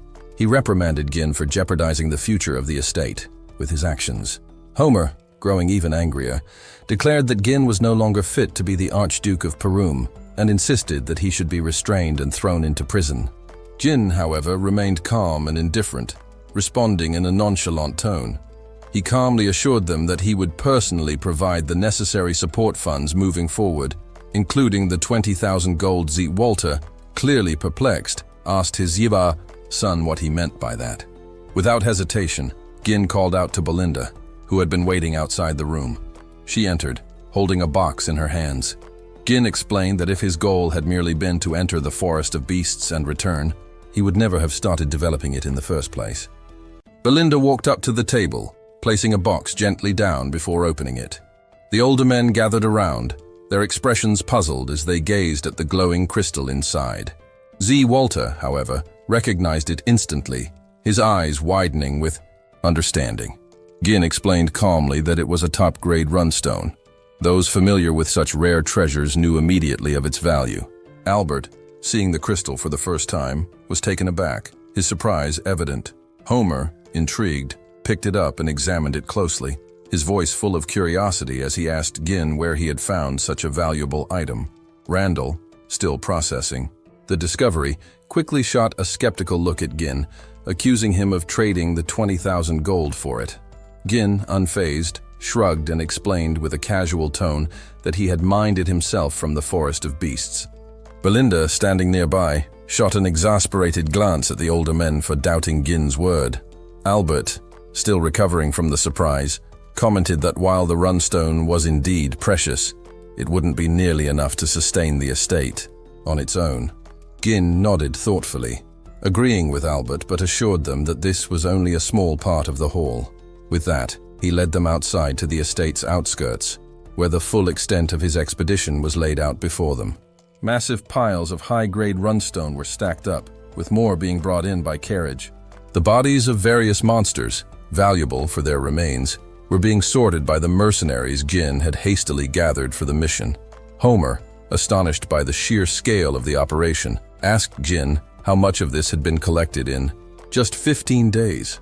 Randall, his eyes wide with disbelief, questioned whether he was seeing things correctly. Walter, equally surprised, turned to Belinda, seeking confirmation that all of this had indeed been gathered during the expedition. Belinda nodded firmly, stating that Jin had personally led the effort and secured everything himself. Jin, his voice full of pride, explained that the haul included the remains of dangerous creatures like the Dirus Int and the blood python, though the runstones were just a fraction of what had been mined from the vein. He stressed that the goal of all this was to benefit the estate, and as such, everything collected should be used for its advancement. Albert, taking in the situation, estimated that with this much material, they would no longer have to worry about financial support. The realization hit Randall and Homer, leaving them both stunned and impressed. Their expressions softened, and they approached Jin, offering praise for his outstanding success. Randall, acknowledging Jin's exhaustion from the expedition, spoke first, offering his admiration. Homer quickly followed suit, adding his own compliments. Both men even massaged Jin's shoulders in gratitude. However, before he could fully accept their praise, Jin outlined his conditions. The first was that Scoven and Ricardo, who had only followed his orders, be immediately released. His second condition was that access to the Forest of Beasts remain restricted to prevent harmful rumors from spreading about the estate. Homer, after a brief moment of thought, agreed that these requests seemed reasonable. But Jin's third condition was more contentious. He insisted that he should personally recruit and manage the mercenaries and security forces, arguing that any interference with troop movements would only cause delays. Alarmed by this, Homer immediately raised his objections, demanding to know if Jin was suggesting the formation of a private army. Randall, equally concerned, questioned what Jin might do with such a force. Albert, maintaining a calm demeanor, intervened to clarify the situation. He reminded Jin that his current position required him to seek forgiveness, not make demands. Jin, however, remained unfazed, calmly explaining that his conditions were necessary to replace the financial support previously provided by Rayfold. He added that any delays in these operations would only hurt the estate's finances. Jin then turned to Albert, challenging him to consider whether he was truly willing to bear the consequences of any delays. Albert stood frozen for a moment, unsure of how to respond. The tension in the air was palpable. In that moment, Albert turned to Z. Walter, urging him to step in and take control before Gin's demands put the future of the estate at risk. However, Z. Walter remained silent, observing the situation unfold without intervening. Just as the atmosphere grew more tense, a voice broke through from behind, calling out to Gin. Everyone turned to see Jillian approaching, smiling warmly. Kerr, standing nearby, also greeted Gin with a smile. Jillian praised Gin for his efforts, and Gin responded with a nod, acknowledging the compliment. The mercenaries who had joined them on the expedition stood behind Jillian, clearly sharing in the respect and admiration for Gin. Jillian then reported that the loading of the runstone was nearly complete and that they were waiting for further instructions. With a single command, the mercenaries were prepared to move at a moment's notice. Kerr, speaking with newfound respect, reported that, as instructed, the Diracint bark had been stored without preservatives. He then asked for guidance on what to do with the blood python. Gin, without hesitation, issued the necessary instructions, detailing how to dismantle the creature's body, separating the venom, blood, flesh, and hide in order to prevent decay. The mercenaries acknowledged his orders, ready to carry them out immediately. Z. Walter, observing the mercenaries, was visibly impressed by their presence. However, he couldn't quite grasp how Gin had managed to command such an elite group. He commented on their formidable appearance, prompting Gin to turn and acknowledge the remark. Gin explained that while the mercenaries were indeed impressive, their assistance had been crucial to the success of the expedition. Without them, the mission would have been nearly impossible. As Z. Walter looked at his son, he saw him in a new light, recognizing his growth and capabilities. The moment was brief, but it marked a turning point in their relationship. Z. Walter then gave the command for the officials to return to the estate. As he began walking away, the others hesitated momentarily, but Z. Walter gave no chance for argument, and they followed swiftly behind him. Before departing, Z. Walter addressed Gin, choosing to overlook his recent actions. He reminded his son that if he ever defied his orders again, there would be consequences. Gin, both grateful and resolute, responded with a firm yet respectful tone, thanking his father while also expressing that one day he would inherit the estate as its rightful successor. As he walked away, Z. Walter remarked that Gin had the spirit of the Northern Wolf, a title given to the Count of Perum, who had long defended the northern frontier of Lithuania. Gin's father had led a lonely life, managing an estate in poverty and defending the northernmost boundary of the kingdom with a weak military force. He had dedicated his entire life to safeguarding the estate, even without the company of his wife, Elena, or his son. In the end, Z. Walter had passed away, his death solitary and largely forgotten, a stark contrast to the legacy he had hoped to leave behind. With the immediate tension fading, Kerr let out a relieved sigh, remarking that they could finally afford a moment of rest. However, Belinda, still concerned for Gin, asked if he was planning to head straight back to the castle. Gin shook his head, explaining that he couldn't rest yet. He instructed Belinda to prepare everything for departure, as they needed to be ready to leave at any moment. Surprised, Belinda asked if he wasn't going to rest after everything he had just endured. Jillian, noticing the weariness in Jin's demeanor, suggested that he take some time to recover, pointing out that it was nothing short of miraculous that he had survived being inside the blood python. Belinda, recalling the effort it took to detoxify him from the venom, sternly reminded him of the toll it had taken on his body and urged him to rest. Despite the exhaustion weighing on him, Gin placed a reassuring hand on Belinda's shoulder, expressing his gratitude for her support. He also assured her that he was relying on her, but deep down, he knew he couldn't afford to waste any time. The mining operation was a crucial part of securing the estate's future, and he was aware that word of the runestone vein would spread fast. Soon, it would reach the ears of those who might seek to take the estate for themselves. Determined to press on, Gin turned to leave, though each step grew more difficult. His breathing became shallow, and his body felt heavier with each passing moment. The urgency of strengthening their forces weighed heavily on his mind, as he knew they needed to reach a level of power where no one would dare to challenge them. But just as he was about to take another step, his body betrayed him. With a sharp intake of breath, he collapsed, unconscious, to the ground. Belinda cried out his name in panic, and though there was no immediate response, a wave of pain washed over everyone who had witnessed Gin's sudden fall. The sight of the once unyielding Archduke now lying motionless on the ground struck a deep chord in their hearts. In the dim glow of a candlelit chamber, a lone pigeon descended through the shadows, a scroll clutched tightly in its talons. It landed gracefully on the arm of a man seated upon an imposing throne. The room was vast, the air thick with the scent of old parchment and burning incense. As the man untied the scroll, his sharp eyes flickered with intrigue. Partial reclamation of the Forest of Beasts confirmed, the message read. Commence territorial war with the Daigold family and wipe out Perum. After that, the ducal house will step in. A smirk played on his lips. The destruction of Perum, huh? He mused aloud. Are you saying we should turn it into a lordless land? A voice from the shadows answered. The time has finally come. This means the ducal house intends to appoint a new ruler for Perum. His gaze shifted toward the round table before him, where his most trusted retainers sat in silent anticipation. How many of our people remain in Perum? He inquired. A man with graying hair leaned forward. 2 retainers and 1 knight, my lord.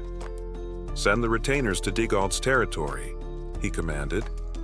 The death of Digald's missing heir in Perum will be justification enough for war. The room fell into murmurs until another voice spoke, tinged with hesitation. And who shall lead the campaign, my lord? The man on the throne leaned back, his fingers tapping against the armrest. Victor will take full command of this operation. A hushed silence followed, then a scoff from one of the men. Victor? I can't believe we're bringing out Desmond's strongest card this soon. Another man, younger and more cautious, interjected. If Frank had done his job properly, Perum would have collapsed on its own.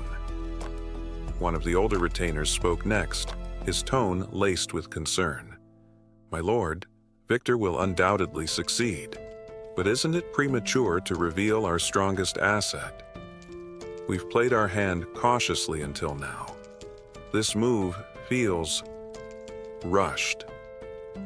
The man on the throne studied him for a long moment before responding. Why does the ducal house, which has always operated in the shadows, now interfere directly in Perum? No one spoke. Because of the Forest of Beasts. The tension in the room shifted immediately. The Forest of Beasts, one man echoed, his voice carrying a hint of alarm. Every decision follows Duke Belfine's will. Do not question any orders. Prepare for war. The figure in the throne rose, his dark cloak billowing. At last, his identity was clear. Count Desmond. The murmurs in the chamber ceased. This was no ordinary territorial dispute. This was a calculated maneuver orchestrated by a far greater force. Harold Desmond, he continued, addressing one of his closest advisors. Does anyone else know about this situation? Meanwhile, in another location, a piercing scream shattered the stillness of an opulent chamber. A woman, clad in a deep crimson gown, clutched the fabric of her dress as if to steady herself. Giselle Perum, she screamed, her voice laced with fury and anguish. A man hurried forward, placing a firm yet gentle hand on her shoulder. My lady, he said softly, trying to console her. Her breath came in ragged gasps. That bastard secured the runestone mine, using the 20,000 gold he took from me. The man's expression darkened. Even after sending the wildcats, they failed to kill him. I even bowed my head to that damn father to cut off Perdium's funding, and still, he lives. She clenched her fists, her nails digging into her palms. This makes me look like a fool. The man beside her didn't flinch. This isn't like you, my lady." Her chest rose and fell with measured breaths. "You're right," she admitted, forcing herself to calm. "I let my emotions take over. What's done is done." "Then give the order," the man urged. "Now that Perum has found the runestone mine, they'll soon escape their financial troubles." She turned to him, eyes alight with calculation. It might seem like a victory for them, but the key detail is that they haven't sold the runestones yet. "Haven't sold them yet?" he echoed. A smirk curled her lips. "According to our latest intel, they secured the runestones no earlier than 2 days ago. That's not nearly enough time to establish a supply chain." The realization dawned on him. "We'll exploit that weakness." "Exactly. We know where they'll try to sell them." His brow furrowed. "And where is that?" Her voice was sharp, precise. "There's only one place in the north where they can sell runestones." She stepped toward the window, gazing out over the moonlit expanse. The Northern Tower, ruled by the 7th Circle Archmage Delmud. A pause. Then, with a slow, satisfied breath, she spoke the name that would determine the next battle. The Tower of Advancement. Runestones are the lifeblood of magical research, a resource so vital that the great magic towers guard their supply chains with ruthless efficiency.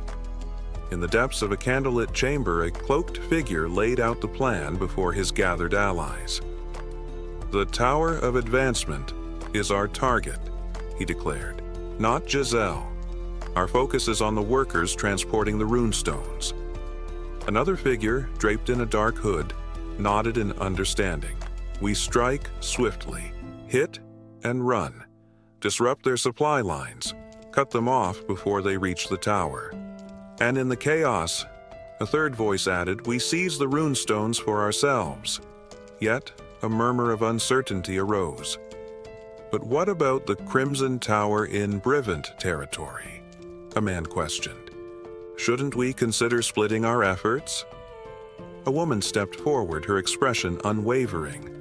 "That was the past. Things have changed," she said firmly.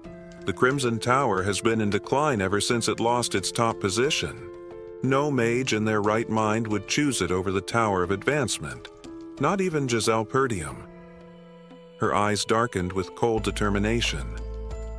"This time, I will take everything from you, Giselle," she vowed. Want to stay ahead of the story? Get up to 16 episodes early only on Patreon. Support the channel, unlock exclusive content, and be the first to know what happens next. Click the link in the description and we'll see you way ahead. In the story. Now, back to the video. Far away, within the silence of his chambers, Giselle was lost in the depths of a dream. A dream that soon turned into a nightmare. A monstrous creature loomed before him, its jaws widening as it swallowed him whole. Darkness engulfed him, and then came the venom, oozing from its insides, a corrosive force meant to break him down before he even reached the creature's stomach. But Giselle's body burned with defiance. His third mana core flared to life, incinerating the venom upon contact. The resulting fumes, however, were a new kind of torment, a poisonous haze that threatened to steal his breath, to pull him into unconsciousness. "Endure," a voice echoed in his mind. "If you lose consciousness here, it's over." His expedition, his future, everything he had worked for, it would all be lost. His grip on reality tightened. "If I can't avoid the poison," he resolved, "then I'll make it mine." The venom that had infiltrated his body, he wouldn't fight it. He would absorb it. Drawing it into his mana core, he spun it with fierce control, neutralizing the toxins in a process only a superhuman could achieve. Then, a realization struck. Could this be used as an alternative fuel? A new method to withstand mana explosions? His eyes snapped open, breath steady, body refreshed. He sat up, disoriented. "Is this my room?" he muttered. "What happened?" He remembered making amends with his father, but after that, Nothing. A voice broke the silence. "You're finally awake." He turned to his left and found Elena watching him intently. "You left without a word and collapsed the moment you returned," she said, her voice tinged with concern. "Elena?" Giselle asked, still dazed. Without warning, she pushed him back onto the bed and bolted from the room. "Belinda!" she shouted down the hall. "Brother is finally awake." Giselle remained still, processing her words. 2 days. He had been unconscious for 2 whole days. "I pushed my body to the limit," he thought. "I barely received first aid after emerging from the python, and yet I feel fine." He flexed his fingers. His body should have been battered, but instead, he felt stronger. No, more than that. His mana capacity had increased. Its very nature had shifted. His gaze darkened in thought. Could the blood python's energy have fused with me? A possibility he had never considered in his past life. I didn't plan for this, but the risk I took has paid off. Excitement stirred in his chest. If this method worked, he could grow stronger, faster, by unimaginable leaps.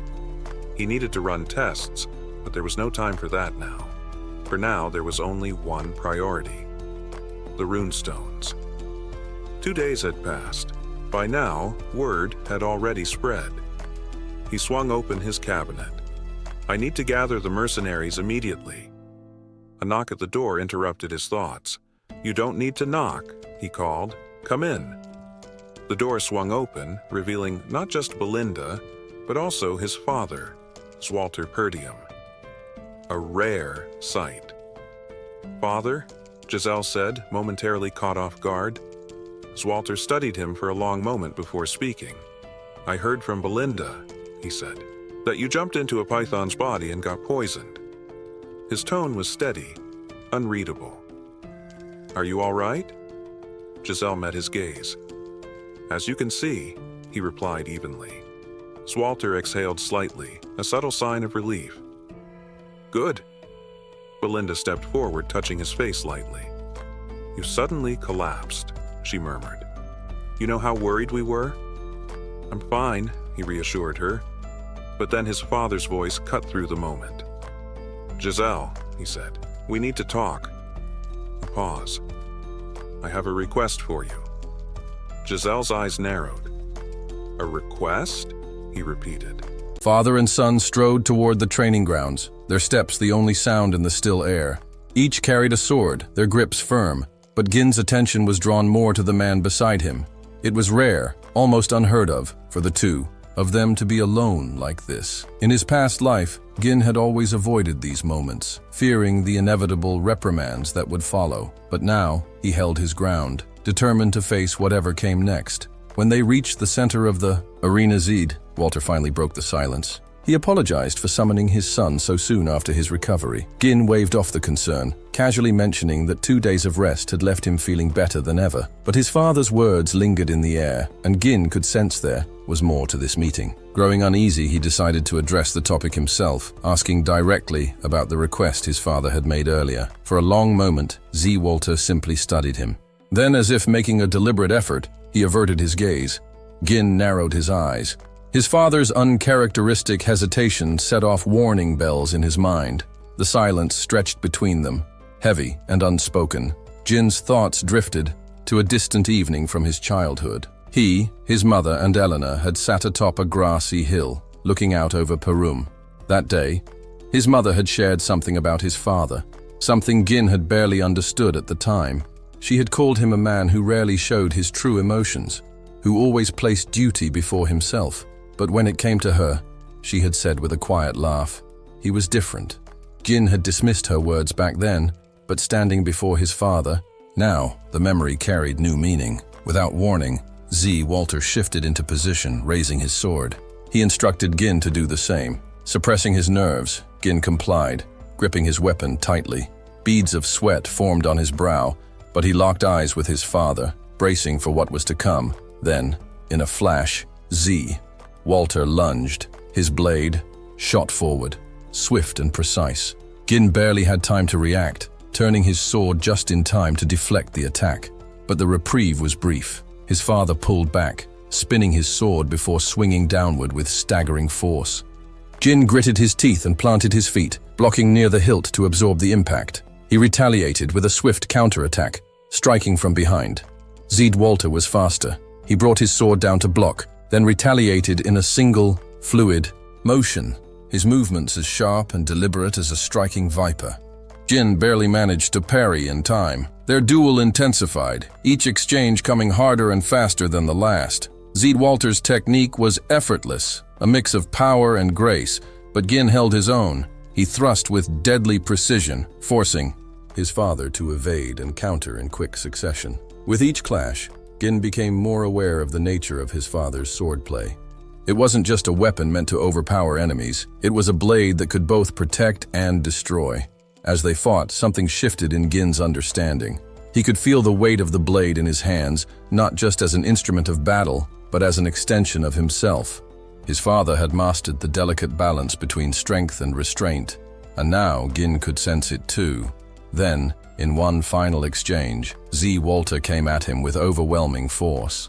Gin braced himself, blocking with the hilt before twisting to strike from the side. His father responded instantly, raising his sword in defense. For a fleeting moment, they both saw it, an opening. They moved as one, their blades finding each other's throats. Locked in place, their gazes met. The match had ended in a draw. Gin studied his father, searching for any sign of emotion in his expression. Meanwhile, Walter looked upon his son with newfound wariness, as if seeing him in an entirely new light. Breaking the silence, Walter offered a rare word of praise, acknowledging how much Gin had grown. Gin, caught off guard, muttered a quiet thanks. But before he could dwell on it, his father continued, offering him advice. He pointed out that while Gin possessed the strength and reflexes to take down even monsters in the wild, his movements were too easily telegraphed. A skilled opponent would be able to read his intent. Gin frowned, considering the critique. He had always relied on analyzing his enemies in battle, but perhaps his father was right. There was more to combat than raw strength and speed. He would need to refine not just his body but his mind as well. As Gin reflected on his father's words, a revelation struck him. Until now, he had relied solely on instinct and experience, his swordsmanship shaped by survival rather than structured training. He had never been formally instructed, never had a mentor to refine his skills or correct his flaws. There were undoubtedly gaps in his technique, flaws he had compensated for in battle, but had never consciously addressed.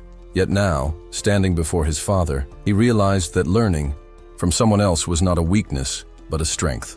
A newfound sense of gratitude settled within him. Turning to Walter, he sincerely thanked him for the lesson. His father, however, remained silent, his expression unreadable. After a long pause, he finally spoke, admitting that his initial intention had not been to instruct Gin, but to reprimand him. This revelation caught Gin off guard. Walter explained that no matter how skilled or capable a person was, breaking the rules had consequences. If merit alone justified disobedience, order would collapse and chaos would reign. Gin listened, without protest. He was no longer the reckless youth he had once been, blindly challenging authority. He was evolving, and his father saw it too. "You've changed," Walter remarked. Unlike others who sought personal gain or recognition, Gin's motivations ran deeper.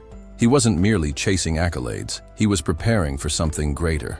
With a measured tone, Walter urged him to stay the course, to consider not only himself, but the people of Perum. His role as the estate's successor came with responsibilities that could not be ignored. The weight of that word, responsibility, settled heavily on Gin. Though he did not say it aloud, his resolve had been set the moment he had woken in the barracks. Before his father departed, Gin remembered the request Walter had alluded to earlier. Pressing for an answer, he was met with uncharacteristic hesitation. Finally, his father turned and asked, almost reluctantly, if Gin had any money. The funds were needed for the reconstruction of the northern fortress. Later, draped in his cape, Gin strode toward the Forest of Beasts encampment. His mercenary force awaited him, the strongest of them standing at the front in silent acknowledgement of his arrival. As he approached, the ranks straightened, and a chorus of voices greeted him with practiced unity. A rare smile crossed his lips at the sight of them. He asked how they had fared in his absence, and the mercenaries responded with fervent energy, their admiration evident. Kerr noted how well Gin appeared, while Jillian, his voice tinged with concern, inquired about his condition. Jin reassured them, apologizing for the delay in his return. His next question was about Rachel, Jillian's daughter. The answer pleased him. She had recovered beyond all expectations. With a grateful bow, Jillian expressed his heartfelt thanks. With pleasantries exchanged, Gin's expression hardened. His voice carried an undeniable authority as he addressed his closest subordinates. "The estate is in danger," he declared. His words cut through the air, and his men immediately understood the gravity of the situation. They had fought beside him in the Forest of Beasts, had witnessed firsthand the battles he waged. If Gin was warning them of an impending threat, it was not to be taken lightly. Inside the confines of a tent, he laid everything bare. He recounted the attack on Elena, the forces conspiring in the shadows, the sinister plot aimed at igniting war. No detail was withheld. His subordinates listened with unwavering attention, knowing that whatever came next, they would stand at his side, prepared to fight. Jin's mind churned as he processed the grim reality before him. The corpse of the Dal Prince, the encroaching threats upon Perum, and the unsettling realization that spies had likely infiltrated the estate long ago. His pulse quickened. If enemies had been lurking in the shadows for so long, then how much had they already seen? How much had they already planned? Belinda, sharp as ever, finally understood why Gin had been in such a rush. She had assumed that uncovering the runestones would bring a rare moment of peace, but it was clear now, there was no time for respite. Perum had always been a place of turmoil, and now its newfound wealth made it an even greater target. Kerr, ever eager for conflict, smirked. After the mess in the Forest of Beasts, war seems like the only logical next step. Jillian nodded grimly. With the runestones discovered, our enemies won't just sit back and watch. They'll move fast. We've only delayed the inevitable. Jinai confirmed their fears with a firm nod. They won't let Perum be. Belinda, practical as always, suggested alerting the retainers and the Lord immediately. But Gin's expression darkened. "No," he said, shaking his head. Even Elena's own knights turned on her. There could be spies among the retainers as well. If we revealed too much, we might be handing our enemies the advantage they need. A heavy silence settled over the group. They had bought some time by saving Elena, but the discovery of the runestones had likely forced their enemies to act even faster. A storm was coming. Kerr was the first to break the silence. "Say the word, and I'll follow."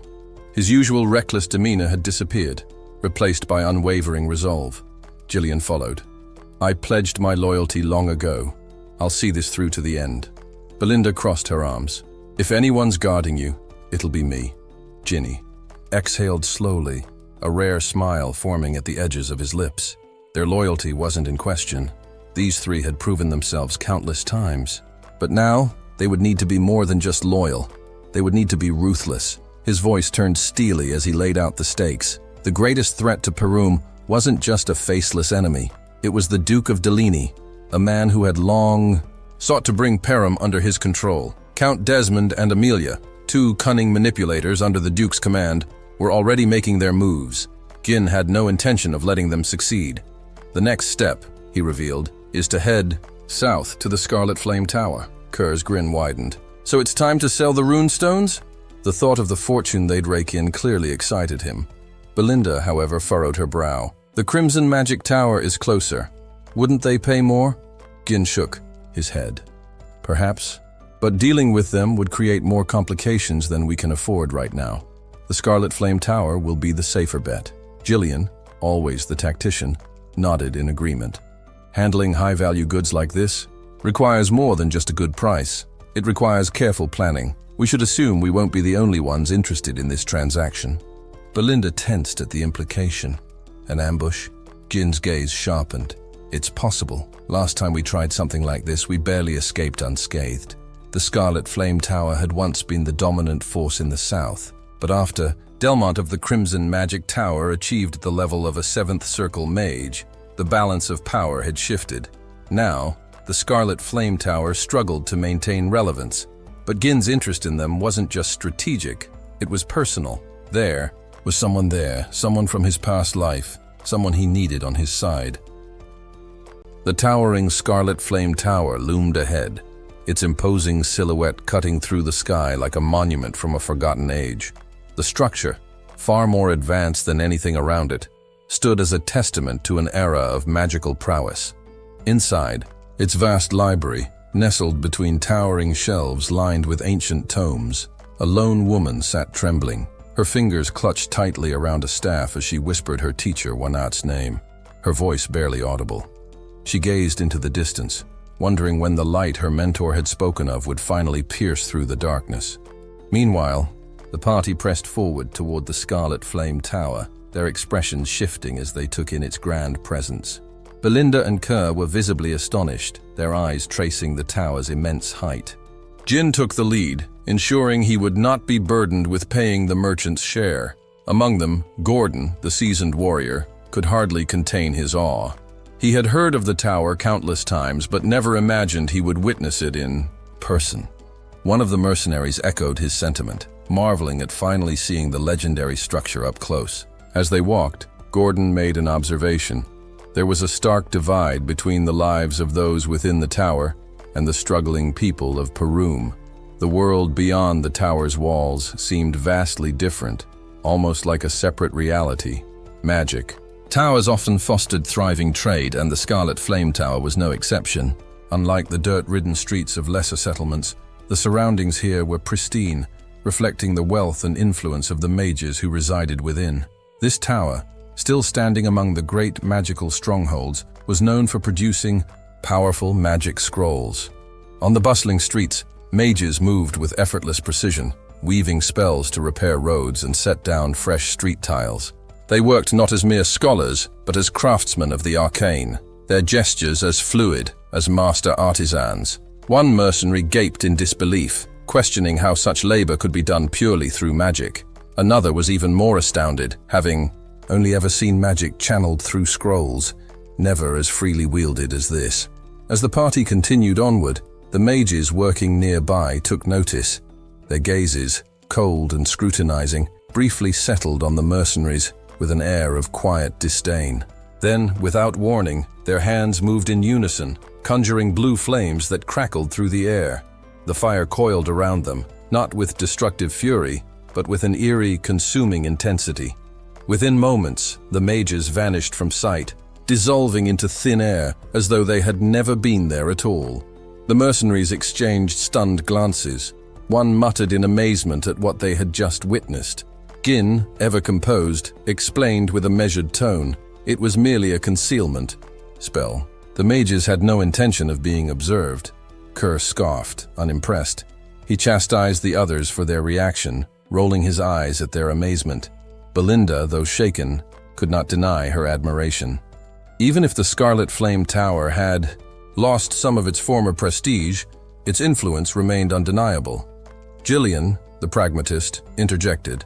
Bryant was among the wealthiest regions in the kingdom, after all. It was only logical that such a tower still commanded importance. But Jin remained deep in thought. Outwardly, the tower still carried an air of grandeur, yet something beneath the surface told a different story. A tale of decline, hidden beneath its polished exterior. At last, they reached the massive gates of the Scarlet Flame Tower. Standing before its formidable entrance, they paused, taking in the sheer scale of the structure before them. Gin allowed himself a small nod of satisfaction. They had finally arrived. Kerr craned his neck upward, struggling to take in the tower's full height. With a wry chuckle, he muttered that if he kept looking, he might just snap his neck trying to see the top. Lines of mana etched into the air, snaking toward the armored figures. At once, the lifeless suits of armor sprang to life, shifting into defensive stances. Their axes gleamed menacingly as a deep, hollow voice bellowed from within the enchanted. "Steel! State your names and purpose." Belinda observed the moving armor with suspicion. "They're like puppets," she muttered. Kerr snorted. "Lazy mages.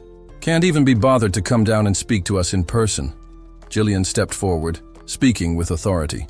"This is Gin, Archduke of Perum. We request an audience with the trademaster. The mages on the gate sneered. One scoffed, his voice dripping with disdain. Perum, that backwater place. You expect us to waste time dealing with shoddy materials and third-rate potions? Leave. Belinda bristled at the insult. You cowards. At least face us properly. The mages ignored her, motioning for the enchanted guards to take an offensive stance. The axes gleamed as they raised them higher. Jillian turned to Gin. What now? Jin studied the mages calmly before reaching into his coat and retrieving a small stone. He held it up, letting the light catch its intricate runic carvings. The mages squinted, unimpressed at first, until realization dawned on them. Their expressions shifted from scorn to disbelief. An entire carriage of runestones? Jin smirked. Are you sure you want to turn this away? The mages exchanged hurried glances before the gates creaked open. Moments later, Gin and Belinda were escorted inside to meet the trademaster. Two men greeted them with respectful bows, one introducing himself as Cylon, the tower's trading overseer. Cylon was quick to assure them of his assistance, but Gin was uninterested in pleasantries. I need someone with real authority. I want to meet the tower master. Cylon faltered for a moment before nodding. I will arrange it at once. Belinda, still fuming, whispered bitterly. They should have treated us with respect from the start. Before another word could be spoken, a deep explosion shook the tower's foundations. Jin's gaze sharpened. What was that? Cylon waved it off. Nothing unusual. Just another experiment in the research lab. Jin didn't press the issue, but his mind lingered on a particular thought. Elsewhere, deep within the research lab, a heavy door creaked open. 3 figures strode in, their robes marking them as high-ranking disciples of the tower. The air was thick with residual magic, and on the ground, a lone figure lay motionless.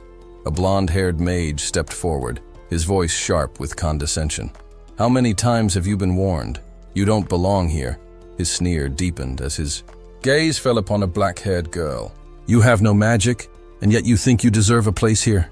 He glanced to his side, where another disciple stood, a man with dark hair, his smirk matching the blonde's. He chuckled. I suppose we shouldn't be surprised. After all, she was taken in by that teacher.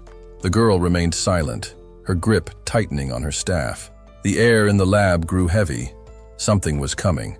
A blonde-haired man sneered, his voice dripping with arrogance. You should be grateful we even let you set foot in the Scarlet Flame Magic Tower. He scoffed. The black-haired girl lay crumpled on the cold stone floor, her body weak and disheveled. She gasped for air but managed to force out a reply. Her voice, though strained, carried defiance.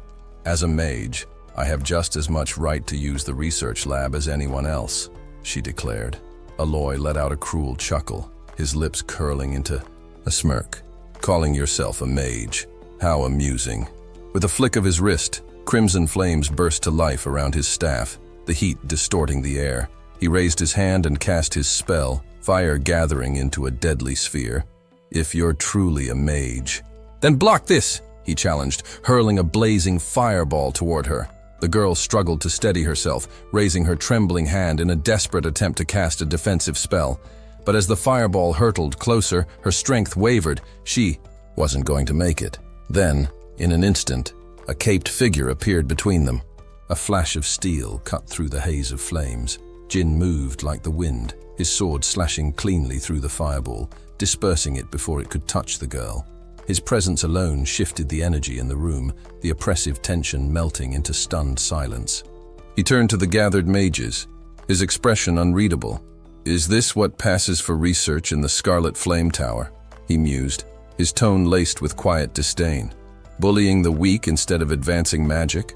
Meanwhile, in the Tower Master's conference room, chaos of a different kind was unfolding. Hubert, the master of the Scarlet Flame Magic Tower, clenched his fists, his frustration barely contained. Our supply of runestones is nearly depleted, he repeated, his voice rising with every word. How could this happen? His head throbbed as he stared down the elders, who stood before him in uncomfortable silence. The reality was dire. Without runestones, their magical research would stagnate. Worse yet, the gap between their tower and the Crimson Magic Tower would only widen. Didn't I order you to secure enough runestones in advance? Hubert snapped, his patience unraveling. One of the elders, a man in a yellow hat, resisted the urge to roll his eyes. Hubert had spent more time rubbing shoulders with nobles and indulging in luxuries than managing the tower's resources. Yet now he had the audacity to lash out at them. Another elder, donning a red hat, shared a knowing glance with his peers. The problem wasn't just the lack of runestones, it was the tower's master himself. A third elder, dressed in green, spoke up, his tone measured but firm. Even if we secure more runestones, our master remains only a six-circle mage. Meanwhile, Delmud of the Crimson Magic Tower has already reached the seventh circle. The mere mention of Delmud sent a vein pulsing at Hubert's temple. He slammed his fist against the table. "If I had more runestones, I would have reached the seventh circle by now," he bellowed. "That lowborn mage isn't superior to me. He's just hoarding resources." His anger spiraled further, his accusations growing more desperate. "There's nothing special about those runestones. The Crimson Magic Tower shouldn't have such an edge over us." The elder in the green hat pressed on. "Then what do you propose we do if we run out completely?" Before Hubert could unleash another tirade, the door burst open. San, the tower's trade manager, rushed in, breathless. "Master Hubert, elders, you need to come down immediately." Hubert scowled. "San, this is not the time." "It is," San cut in urgently. "A massive shipment of runestones has just arrived." The room fell silent. For a moment, the weight of the situation seemed to shift. The elders exchanged glances, their initial skepticism turning into cautious hope. Back in the research lab, the fight raged on. Aloy, his frustration mounting, launched another series of fireballs at Gin, determined to overwhelm him. Yet Gin moved effortlessly, his blade cutting through every attack with infuriating ease. Each failed strike only fueled Aloy's anger. Grinding his teeth, Aloy poured every ounce of his mana into a final massive fireball. Flames roared as he hurled it toward Jin with all the force he could muster. Jin, unshaken, simply raised his sword. With a single downward slash, the fireball split cleanly in half, its energy dissipating harmlessly around him. The room fell into stunned silence. The gathered mages watched, wide-eyed, unable to process what they had just witnessed. Aloy's strongest attack, rendered useless. Aloy staggered back, his face a mix of rage and disbelief. "Who the hell are you?" he demanded, before he could receive an answer. A thin wire of energy coiled around his limbs, tightening with lethal precision. His breath hitched as he realized he was completely immobilized. From the shadows, Belinda stepped forward, her cold gaze locked onto Aloy.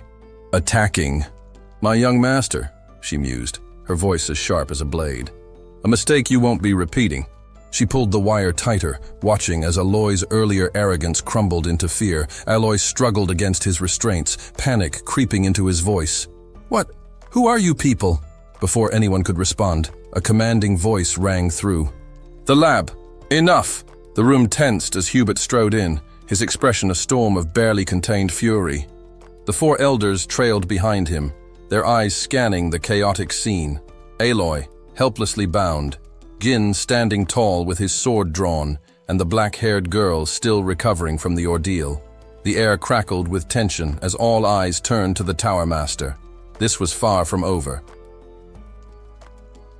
The arrival of the Tower Master sent a ripple through the tense atmosphere. Vanessa let out a startled gasp, struggling to collect her thoughts. Standing beside her, Gin remained unmoved, his expression unreadable despite the presence of the most powerful mage in the tower. At his command, Belinda loosened the bindings around Aloy, allowing him to collapse onto the floor, breathless and shaken. Scrambling to his feet, Aloy clung to his master's robes, his voice frantic as he pleaded his case. He insisted that intruders had breached the tower, and that he had only been trying to stop Vanessa from entering the lab when the young man had assaulted him. His words quivered with desperation, as he painted himself as the noble defender, shielding a helpless girl from danger. Belinda scoffed, her sharp gaze filled with mockery. "You sound like a frightened little girl," she sneered.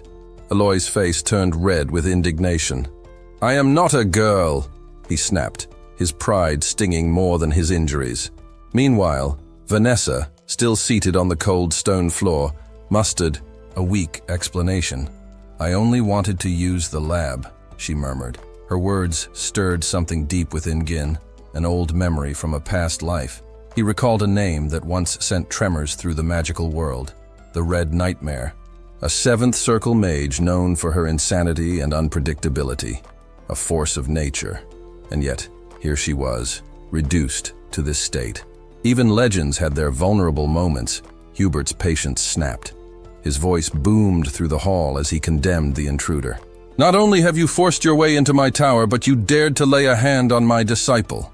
Flames sparked at his fingertips, his magic surging as he prepared to unleash a fiery assault. The threat was clear. He would burn this insolent youth to nothing but ash. But Gin did not flinch.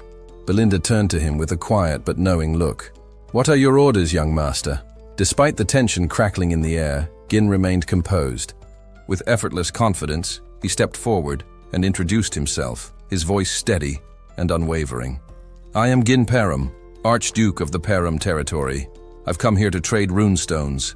A stunned silence fell over the room. For a long moment, Hubert did not react, struggling to process what had just been said. A noble? Trading runestones? The absurdity of it all left him momentarily speechless. Aloy, his earlier indignation forgotten, gaped at Gin. You actually brought runestones here?" Gin smiled, as if the answer was obvious. "Would you like to see them?" Without waiting for a response, he led the group outside. The sight that greeted them left even the most seasoned mages dumbfounded. 10 wagons, overflowing with runestones, stood lined up before the tower gates. The elders, who only moments ago had been locked in a bitter debate over their dwindling resources, were now struck speechless. The sheer quantity of the magical stones was staggering, far beyond what they had dared to hope for. The first to break the silence was the Blue Hat Elder. This can't be real," he muttered in disbelief. The Red Hat Elder was equally shaken. "Where in the world did someone so young acquire this many runestones?" The Yellow Hat Elder turned to Hubert, awaiting his decision. "Tower Master, what should we do?" Hubert, however, did not answer immediately. He stood motionless, his face unreadable, but behind his composed exterior, his mind was whirling. This was no mere trade opportunity. This was power. If he secured these runestones, he could finally crush the Crimson Magic Tower once and for all. The mere thought of it sent an uncontrollable thrill through him. A slow, maniacal laugh threatened to escape, but he forced himself to remain calm. Outwardly, he maintained his dignified demeanor, but within, his ambition burned hotter than ever. From the sidelines, Kerr's grip tightened around his sword. The audacity. They had risked everything to deliver this cargo, and now Hubert had the gall to act unimpressed. Vanessa, hesitant but earnest, spoke up. Even just one of these wagons would be enough to sustain the tower for weeks. But Hubert cut her off with a sharp glare. Silence. His voice dripped with disdain. "You've already caused enough trouble." His gaze flicked toward Ma, her with cold indifference. "Your late master left behind nothing but a burden," Gin observed silently, his expression unreadable. "So this is how they treat her." Hubert turned to the elders. "Well?" The elder in blue, catching on to Hubert's game, plucked a stone from the nearest wagon and inspected it with an exaggerated frown. It's not quite what I imagined." The elder in yellow followed suit. "Considering the source, there's a chance these might be counterfeit." Belinda's eyes flashed with anger. "Are you seriously suggesting that our Lord brought fake runestones?" Gin remained unshaken, watching their performance unfold. The elder in green shrugged. "We must be cautious. Scams are everywhere these days." Gin, finally speaking, let his words cut through the tension like a blade. "So you're saying you won't buy them?" The elder stiffened. Hubert's smug expression faltered. Gin turned on his heel. "We're leaving." Belinda, her lips curling into a smirk, shot the elders a look of pure mockery before following Gin's lead. Hubert's mind raced. No. If they walked away now, this unprecedented opportunity would slip through his fingers. "Hold." He forced a chuckle, signaling to the Blue Hat Elder, who quickly fell into step with his charade. Now, the elder said smoothly. "Perhaps we spoke too soon. Out of respect for your efforts, we might be willing to negotiate." Hubert, regaining his composure, nodded. "Yes, perhaps we were too hasty. As a gesture of generosity, we will purchase all of your runestones, at a slightly reduced price, of course." Gin barely reacted, his expression calm. "Ah, I see the misunderstanding now." He turned to Kerr. "Leave one wagon. The rest, take them back." Kerr hesitated for only a second before smirking. "Understood." Hubert's face paled. The elders stiffened. Jin crossed his arms. "We only ever agreed to sell one wagon's worth." Panic rippled through the Scarlet Tower's ranks as realization sank in. If they let the rest slip away, their chance at securing the upper hand against the Crimson Tower would vanish. Seizing the moment, Kerr turned to the mercenaries. "Move the wagons. Now." The mercenaries obeyed immediately, their efficiency catching the elders off guard. Hubert, suddenly desperate, barked, "Wait! What is the meaning of this?" But Gin merely smiled. "I believe we're done here." And with that, the wagons, save for one, began their slow but steady departure, leaving Hubert and his elders scrambling to regain control of the situation they had so carelessly thrown away. Gin sighed, shaking his head as he offered an explanation. "It seems there was a simple miscommunication about the quality of the runestones. One of my subordinates misjudged them," he said smoothly. "In any case, our real destination is the Crimson Magic Tower. We just need liquid funds for travel expenses." Hubert's heart clenched. The thought of those runestones slipping away, right into the hands of his competitors, was enough to send a chill down his spine. If the Crimson Magic Tower got their hands on such a resource, his own position within the Scarlet Magic Tower would be in jeopardy. He couldn't allow that to happen. Forcing a chuckle, Hubert waved a hand dismissively. "Ah, my earlier comments? Just a little humor to lighten the mood," he said, plastering on a grin. "Come now, no need for hostilities. Let's discuss this properly." Gin smiled, knowing full well that he had the upper hand. Without hesitation, he accepted the invitation, and soon they were seated in the Tower Master's office. Hubert, the four elders, and Gin sat around the table while Gin's most trusted stood nearby, observing. Trying to reassert authority, Hubert formally introduced the elders. "These men are all Fifth Circle mages," he said, pride lacing his words. "The most powerful in the tower aside from the master himself." Gin nodded as if impressed. Fifth Circle mages. That's certainly noteworthy. His tone remained neutral, but there was an unmistakable undercurrent of amusement. "The Scarlet Magic Tower is indeed formidable. The second strongest tower in the north, after all." A nerve twitched in Hubert's jaw. "You must have heard wrong," he said hastily. "The Scarlet Magic Tower is still at the very top. The rumors about the Crimson Magic Tower surpassing us are exaggerated." Jin merely shrugged. "If you say so." Belinda leaned toward Jillian, whispering her unease. Is he trying to provoke them? Jillian, however, remained unbothered. "Jin knows what he's doing," he assured her. Meanwhile, Kerr watched with barely contained excitement, relishing how easily Gin was manipulating the elders. Wanting to regain control of the conversation, Hubert cleared his throat. "All right, let's talk business. How much are you selling the runestones for?" He smirked. "If you tried taking them elsewhere, I guarantee you won't get a better deal." Jin lifted a hand, silencing him before calmly naming his price. "Double the market value." The room fell into stunned silence. "Double?" Hubert barked, leaning forward with a scowl. "That's outrageous!" Gasps and murmurs rippled through the elders. Hubert's face twisted with irritation. "Do you have any idea how—" "Business works, boy. Negotiation is about fair trade, not daylight robbery. Whoever taught you these methods has done you a great disservice." Jin remained unruffled. "I simply believe that the Scarlet Magic Tower should pay double for these rune stones." The blue-hatted elder scoffed. "Unbelievable! Do you take us for fools?" Another elder snapped. Hubert slammed a fist onto the table. "You have a lot of nerve speaking so boldly at your age," he said through gritted teeth. "Do you even understand the consequences of what you're saying?" Yet, despite the raw fury in the room, Gin remained composed. He met Hubert's glare without so much as flinching. The power difference between them was undeniable, but it did nothing to shake Gin's confidence. Hubert exhaled sharply, forcing himself to calm down. "Look, I understand that you're young. Mistakes are bound to happen," he said, trying a more measured approach. But deep down, he knew Gin was no fool, and this so-called mistake was anything but accidental. Realizing that a direct confrontation wouldn't work, Hubert changed tactics. He softened his tone and offered a compromise. paying slightly over market price in exchange for the entire batch of runestones. Jin didn't answer. Instead, he stood up. "Where are you going?" Hubert demanded. Without missing a beat, Jin replied, "You don't seem interested in the deal." He turned toward the door. "If double is too much, I'll just take these to the Crimson Magic Tower instead." Panic flashed across Hubert's face. "Wait!" he called out hastily. Jin paused. Hubert forced a smile, swallowing his pride. "I didn't mean to reject your offer outright. Sit back down. We can negotiate." Jin turned back, his expression amused. The big three, who had been silently observing, exchanged glances. It was clear now.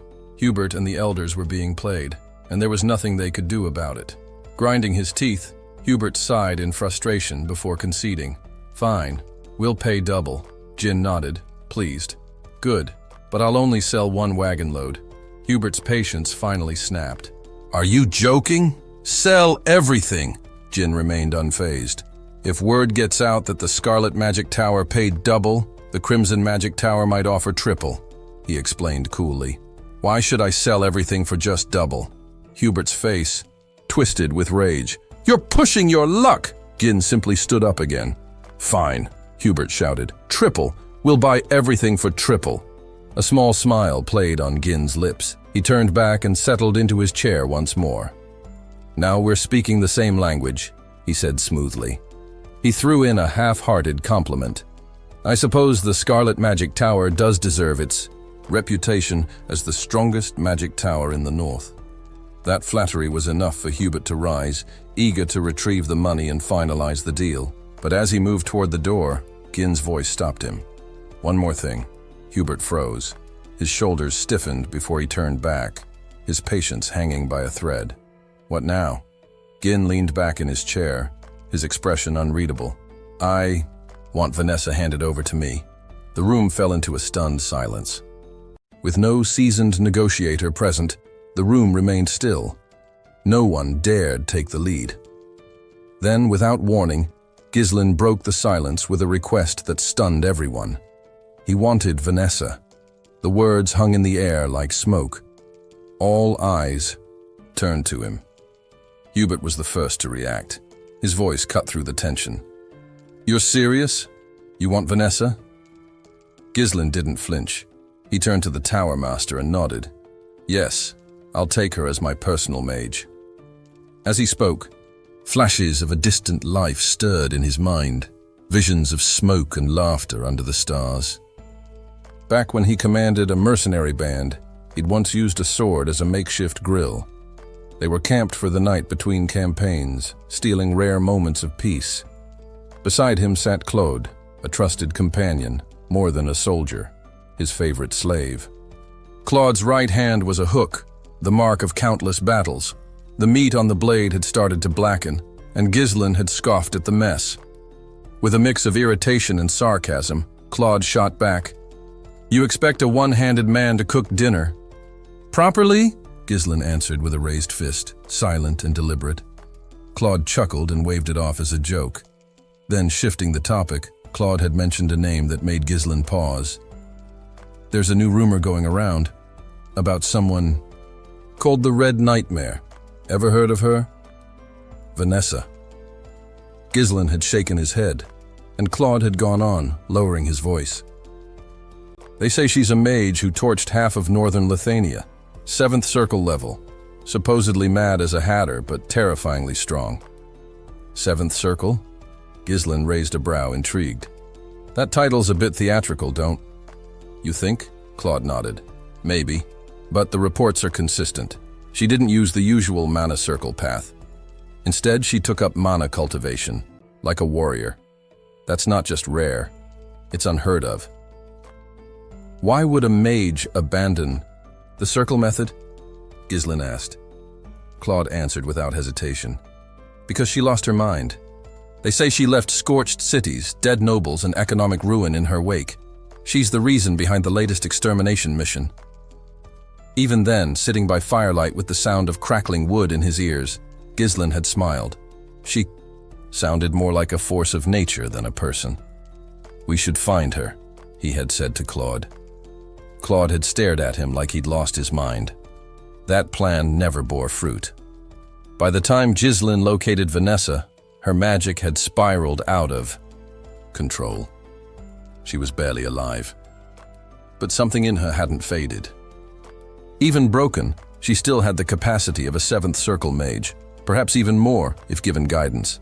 Now, with the wisdom of another life and a seat in Pertium's hierarchy, Ghislaine had made a quiet vow. He would protect and refine her. Under his care, she would reach her true potential. Back in the present, the group surrounding him began to murmur. Gillian frowned. "You mean that girl from earlier? She didn't exactly look powerful." Carr scoffed. "She seemed average at best." Belinda leaned closer and whispered, "Please, just let me know ahead of time next time you bring someone in. Some warning would be nice." Whispers rippled through the gathered mages. In a far corner, an elder wearing the red hat smirked. "Perfect outcome," he whispered. "She's been a liability for ages." The yellow hat elder gave a slow nod. "We've done our duty to Leonardo. Caring for her until now should be enough to repay that debt." With a deep breath, Hubert stepped forward. "Vanessa is one of our tower's most exceptional mages," he began formally. "She represents—" "Spare me," Ghislaine interrupted, his tone suddenly harder. "You're not just giving me Vanessa. I want third circle or higher combat mages sent to Pertium as well." Hubert froze. The words struck him like a slap. His chest tightened. What is he planning? A fortress? A war? "You need them for construction?" he asked bitterly. "No," Ghislaine said plainly. "For territorial defense. Battles are coming." That statement sent a chill through the room. The elders stiffened, eyes darting to one another in alarm.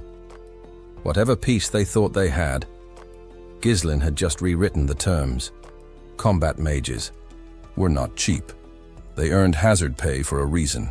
Battlefield deployment of their kind was no small matter. And now the Scarlet Flame Tower was being asked to provide them for free. Ghislaine stood firm, his voice cold and unwavering as he laid out his demands. Triple the market rate. Third circle or higher mages stationed in Pertium for a full year. Vanessa, assigned to him personally. Not one of these terms was negotiable. The trio of elders across from him stiffened. Just the demand for triple price was outrageous, but Ghislaine hadn't stopped there. He'd piled on. On the other side of the chamber, a slow burn of fury spread through the elder mages. Their glares sharpened. Hubert's thoughts swirled. Sure, the runestones were urgently needed, but this felt like outright extortion. With a sharp intake of breath, Hubert summoned a rush of mana. The entire chamber seemed to tremble under the weight of his magic. The other elders joined him, unleashing their power in unison, a tide of invisible force crashing toward Ghislaine like a silent storm. Yet the young lord remained seated, calm, untouched. Hubert's voice cracked through the charged air, thick with anger. He accused Ghislaine of treating him like a fool, invoking an ancient law. Mages affiliated with a tower were forbidden to take part in territorial conflict. Calling for core mages to deploy in Pertium was not only illegal, it was insulting. To demand such a thing, Hubert snarled, is worthy of execution. I should turn you to ash where you sit. And on paper, Hubert had a point.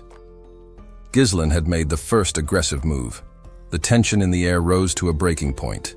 Belinda, Ghislaine, and Cain readied themselves, magic brimming at their fingertips. Their opponents were 5th and 6th circle mages, powerful beyond easy measure. Even united, the odds weren't in their favor. Still, Ghislaine didn't flinch. Instead, he calmly asked the question that gave Hubert just enough pause. "Are you absolutely sure you won't regret that?" The room held its breath. Then, without theatrics, Ghislaine dropped his ace. A massive runestone vein had been found within Pertium. What he'd brought today was only a sample. The real deposit was dozens of times larger. Shock rippled across the chamber. The elder's mana began to retreat, like a tide slowly withdrawing. Ghislaine continued, his voice measured. News of the find was already spreading across the northern territories. He didn't have to spell out what that meant. Soon, others would come. Gislin's tone softened, almost cordial. The Scarlet Flame. Tower has the opportunity to act first, help us endure this phase of growth, and will offer exclusivity. All of it, the full vein, yours alone. Hubert's eyes narrowed. Exclusive rights? He echoed. Gislin stood, extending a hand. It was a gamble, but a calculated one. If the deal went through, the Scarlet Flame Tower could surpass Crimson and reclaim its seat at the summit of magical power. Hubert's pride wavered. Greed crept in to take its place. A steady runestone supply, a chance to restore his tower's legacy. It was everything he'd dreamed of, and Gislin knew it. He'd hit the pressure point flawlessly, offering power, prestige, and security in one irresistible package. The fire in Hubert's eyes dimmed. He clasped Gislin's hand with a faint, satisfied smile, and for a brief moment, Gislin felt a flicker of unease. After the meeting, Hubert pulled Alfoy aside. "You'll go to Perum with him," he said plainly. Alfoy blinked. "Me? Surely." "There are others more suited." "There is no one more suited," Hubert cut in. "The greatest talent our tower has seen in a century isn't being sent as an errand boy. You're going because our future depends on it." The praise landed with force. Alfoy straightened, pride swelling in his chest. As the runestone crates were unloaded by mercenaries outside, Hubert added, "This mission isn't just support. It's preparation. One day you'll sit where I do. This is your proving ground." He laid out the task: monitor the estate, safeguard the runestones, prevent any attempts to redirect or smuggle them. If conflict broke out, Alfoy was not to fight, only to retreat. 1 year, that was all. Just endure, and the tower would rise again. Alfoy bowed, determination blazing in his gaze. Yet when he finally arrived in Perum, his enthusiasm died a swift death. The estate was underwhelming, to put it mildly. As the gates opened and Gislin welcomed his new guests alongside a small force of mercenaries and local aides, the mages exchanged quiet remarks. One noted the castle's old-fashioned design. Another commented on its practicality, despite lacking flair. A third complimented its structural symmetry. But Alfoy? He seethed in silence. To him, this was no noble stronghold. It was a remote dump, a pathetic shadow of the grandeur he was accustomed to. The thought of the tower's future heir stationed in such filth filled him with contempt. Only the weight of Hubert's command kept him from turning around, and so, the heir of Scarlet Flame Tower began his reluctant journey, not in triumph, but in grime. When it came time for introductions, Alfoy straightened his posture and delivered his credentials with practiced authority. He declared himself a third circle mage and heir to the Scarlet Flame Tower, officially appointed to lead the group of dispatched magic users. Before his words had fully settled in the air, Gislin cut him off sharply. No need for grandstanding. "Stay alert. This isn't the academy." The interruption struck Alfoy like a slap. His jaw tensed, his pride bruised. Treated like a subordinate in front of the others. How dare he? Resentment curled tightly in his chest, coiling into a quiet. Vow, once he inherited the tower, Gislin would pay dearly for this slight. But Gislin didn't grant him time to stew. "Where's Vanessa?" Alfoy turned half-heartedly and replied with a shrug. "Probably trailing behind with the luggage." As if summoned by the words, Vanessa appeared moments later, breathless and struggling under the weight of heavy bags. Her cheeks were flushed, sweat glistening at her brow as she stumbled into view. The instant she spotted Gislin, the young noble himself, she froze, wide-eyed, then dipped into a respectful bow. Behind clenched teeth, Alfoy muttered just loud enough for her to hear, "You actually made it. I had my doubts." Gislin shot him a glare, already debating how best to handle the arrogant fool. Humiliating the heir of a powerful tower could cause political backlash, but ignoring such disrespect was out of the question. Instead, he turned to Vanessa and beckoned her forward. "Set those down. Come here." Vanessa hesitated. "I haven't finished moving everything." Before she could finish, Ghislain stepped forward and grabbed one of the bags himself. Alfoy scoffed. "She's always done chores. What else is she good for? The girl can't even use magic." But Ghislain had had enough. Without a word, he hurled the bag straight into Alfoy's face. The impact knocked the mage off balance, silencing him with a shocked yelp. Ghislain didn't flinch. "She's no longer of the tower," he said coldly. "From this day forward, Vanessa is under my protection. Any mistreatment from now on will not be tolerated." He let the warning hang for a beat, before continuing. "This time I'll let it go. Next time there will be consequences." Vanessa stood frozen, heart racing. No one had ever stood up for her, not like this. Her vision blurred slightly as a blush crept up her cheeks. For a moment, she forgot the weight of the bags at her feet. But Alfoy was far from subdued. Face burning with fury, he erupted. "Have you lost your mind? I'm the heir of the Scarlet Flame Tower, a third circle mage. How dare a backwater noble treat me this way?" His voice rose, rallying the other mages.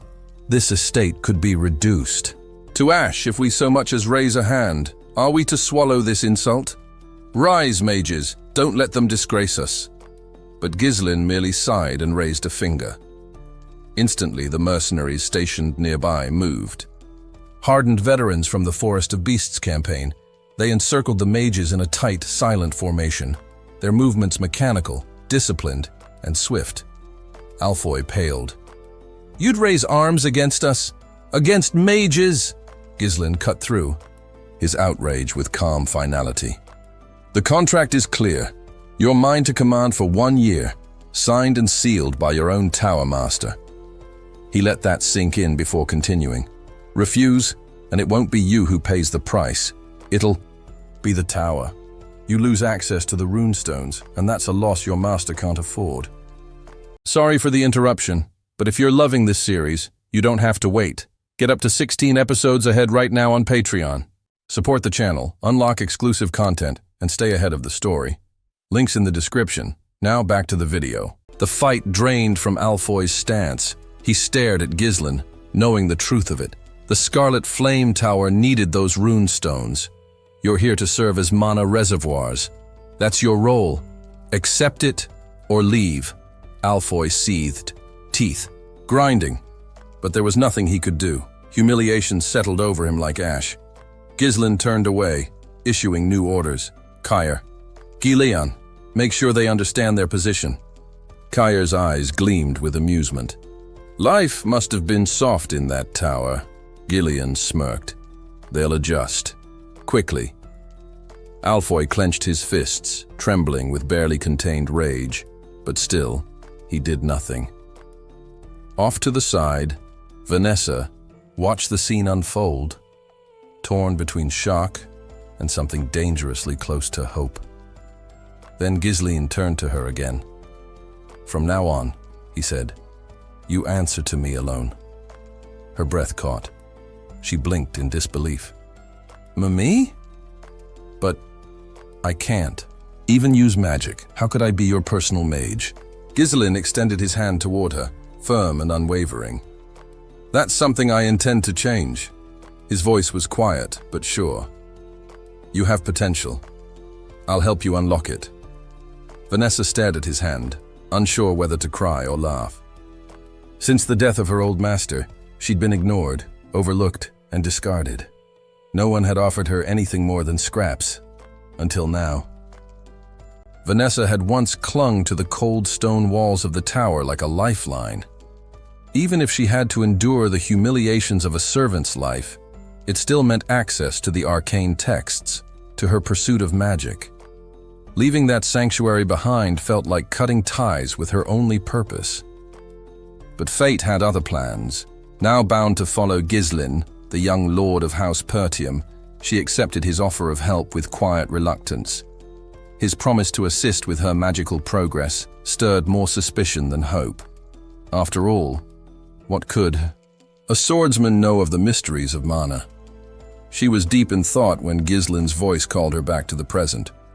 "Yes, my lord," she answered, straightening. His tone was gentle, almost curious. "Tell me, how far did you advance in your magical training?" With a hint of hesitation, Vanessa admitted she had reached the 5th circle, on paper. Her understanding, she added quickly, was largely academic. Theory and formulas, not actual spell work. To her surprise, Gislin smiled approvingly. "That's no small feat," he said sincerely. "You've already climbed higher than most." Vanessa blinked, caught off guard by the praise. Praise wasn't something she'd heard much in the tower.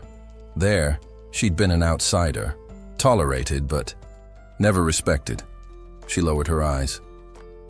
"It doesn't mean much. I've never been able to cast a single spell." Gislin already knew this, but he still asked, "Is there a reason? Something blocking you?"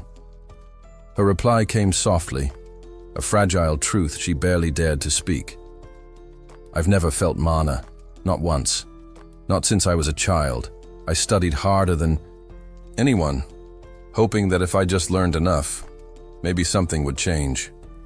But it never did." Her mentor, Leonardo, had been the only one who believed in her.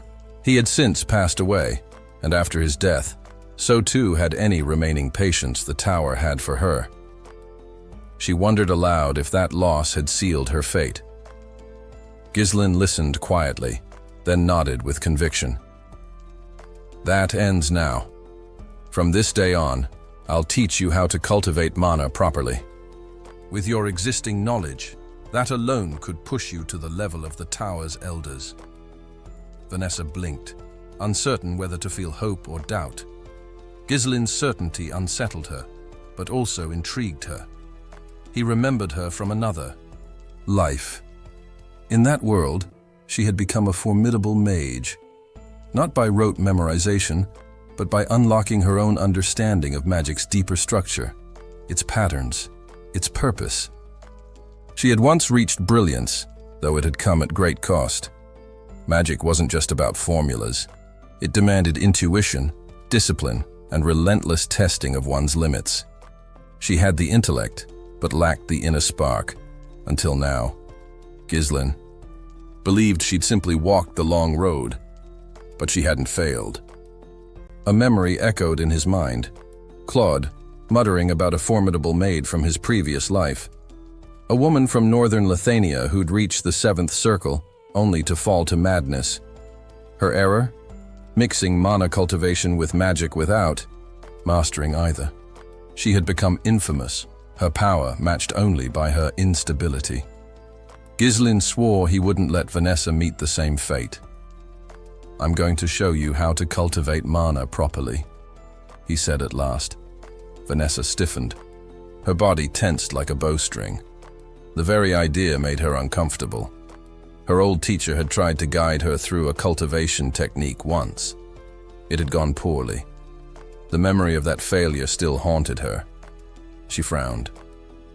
Why would a mage need such a method? "Because both cultivation and spellcasting are rooted in the same source," Gislin explained calmly. "Mana." She stared at him. He was a noble, a swordsman, and yet he spoke like someone who understood. Still, her skepticism held strong. She had studied these techniques before, but always under rigid, inflexible instruction. The idea of receiving this kind of training from someone without a formal magical background seemed absurd. She shook her head. This is madness. To her, attempting to channel magic through cultivation seemed like a gamble with too high a cost. The risks, internal injuries, permanent damage, weren't just theoretical. They were real. Gislin simply smiled and offered her his hand. "Vanessa," he said, his voice calm and steady. "It's time." There was a tenderness in his gaze, a certainty that steadied the chaos inside her. He wasn't dismissing her fears, but he was asking her to trust him. And beneath that invitation was something more. A promise that this time, her journey would be different. He understood what had happened to her before. how flawed techniques and buried resentment had twisted her path. He had seen knights fall into the same spiral, overwhelmed by their own inner demons. But this was a new life, and he would guide her down a new path. Vanessa met his eyes. The sincerity she saw there made something stir inside her. Could this truly be her chance to become what she had always dreamed of? Once, in the tower, she had been called a failure, a burden, nothing more. Now, standing before this strange but resolute nobleman, she hesitated, not because she doubted the path, but because for the first time it might lead somewhere real. Her eyes dropped to the ground, masking the emotion threatening to spill forth. The decision was hers to make, but maybe, just maybe, she didn't have to walk alone anymore. Ghislaine could have forced her. She knew that. Refusing meant surrendering to the slow collapse of her mind, the descent into despair, and finally, death. So, trembling but resolute, Vanessa chose instead to accept his help. If there was even a sliver of hope to touch real magic, she would take it. Nervously, she turned away from him and sat down, her back exposed. With fingers that only slightly hesitated, she loosened her collar, pulling her shirt down to reveal the pale skin of her back. Ghislaine, watching her silently, saw something familiar in her eyes, the same desperate longing he'd witnessed in another lifetime, an insatiable thirst for magic, tainted by grief, fury, and sorrow. In that other world, she had clawed her way toward power with bloodied hands, ultimately becoming a creature consumed by it. But this time, he was here, early enough to change that fate. Without a word, he placed a steady palm against her back. The procedure was dangerous, precise, and excruciating. A single misstep could tear her apart from within. But Ghislaine's hand didn't tremble. Mana pulsed from him in a steady stream, humming low as it flowed into her. Vanessa gasped. The burning pain was immediate and immense, as if her very nerves were being scorched. The current traveled like fire through her veins, spiraling down into the space just below her navel. Ghislaine guided it carefully, his voice sharp and urgent. Silence. Your channels are starting to tangle, he explained. This mana was not her own. She had to anchor her focus to it, trace it, feel it, and stay connected to its rhythm. If she lost track of it, the transfer could destroy her. Nodding through clenched teeth, Vanessa shut her eyes and focused. She had to surrender completely to the sensation, to become one with the flow now threading through her. Normally, a novice would be eased into the process, taught the feel of mana slowly before attempting core formation. But Ghislaine knew time was not a luxury they had. Instead, he immersed her directly in the full force of mana, pushing her beyond the edge. Her task was to circulate that torrent through her internal pathways and begin compressing it into a core. And then something incredible happened. Her eyes flickered open, glowing faintly with recognition. She felt it. Mana. For the first time, it was real. Alive. Present. Now came the test. The temporary core Ghislaine had planted would soon fade, unless she managed to birth her own from it. Her future as a mage depended entirely on what she could do next. As the sensation deepened, Vanessa's mind drifted backward. She saw herself as a child, an orphan plucked from obscurity. It was Leonardo who had found her, recognizing not raw talent, but an intellect sharp enough to challenge theory itself. He had argued her case to the esteemed mage Hubert, insisting she had the potential to understand mana at its roots and reshape spellcraft from the ground up. Hubert hadn't been convinced.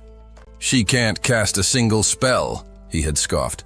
"All the brains in the world mean nothing without magic. A mage who can't use magic. Is she a mage at all?" Vanessa, just a child then, had overheard it all through a cracked door.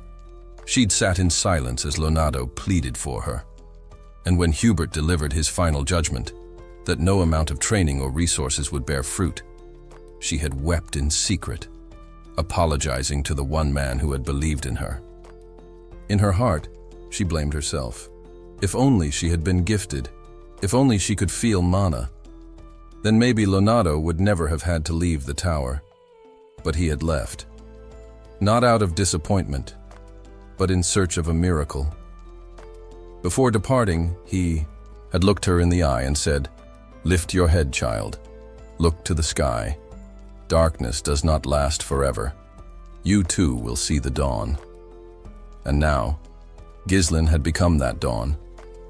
Inside her soul, Vanessa finally understood.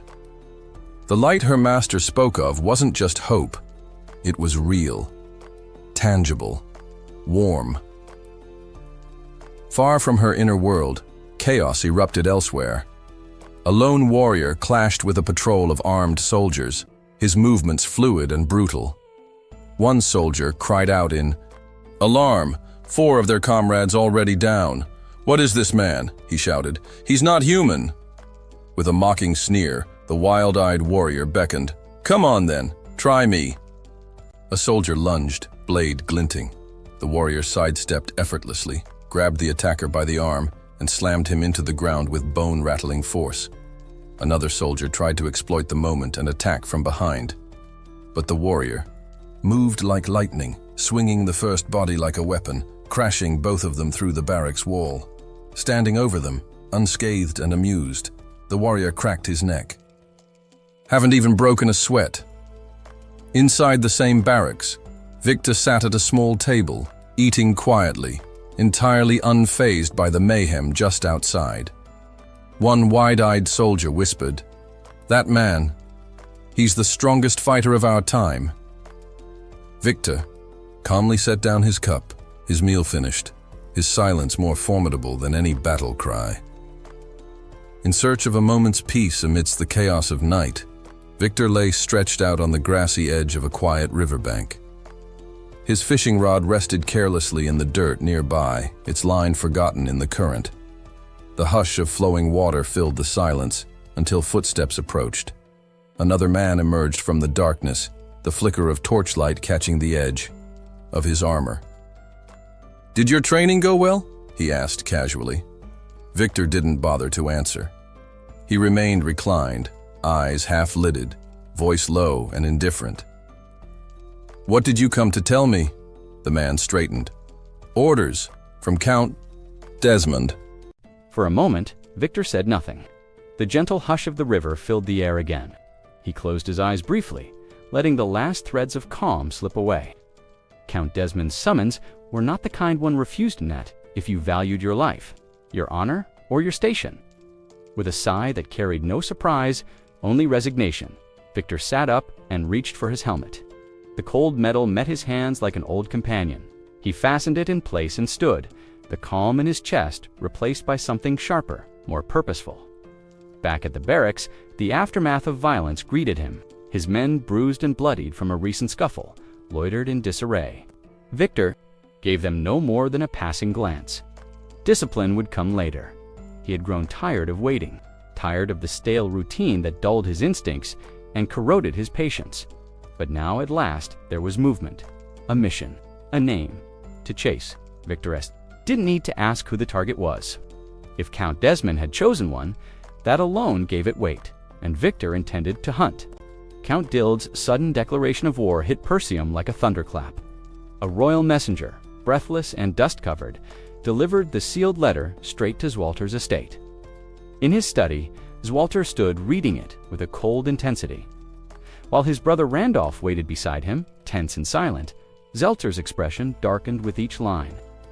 The declaration was thick with lofty rhetoric, listing a cascade of justifications, claims of betrayal, disrespect, and violations, of ancient accords, but at its heart, it was clear Count Dild was accusing the young Lord Ghislain Perum of murdering Gilmore Diold, his heir, and for that, he demanded vengeance.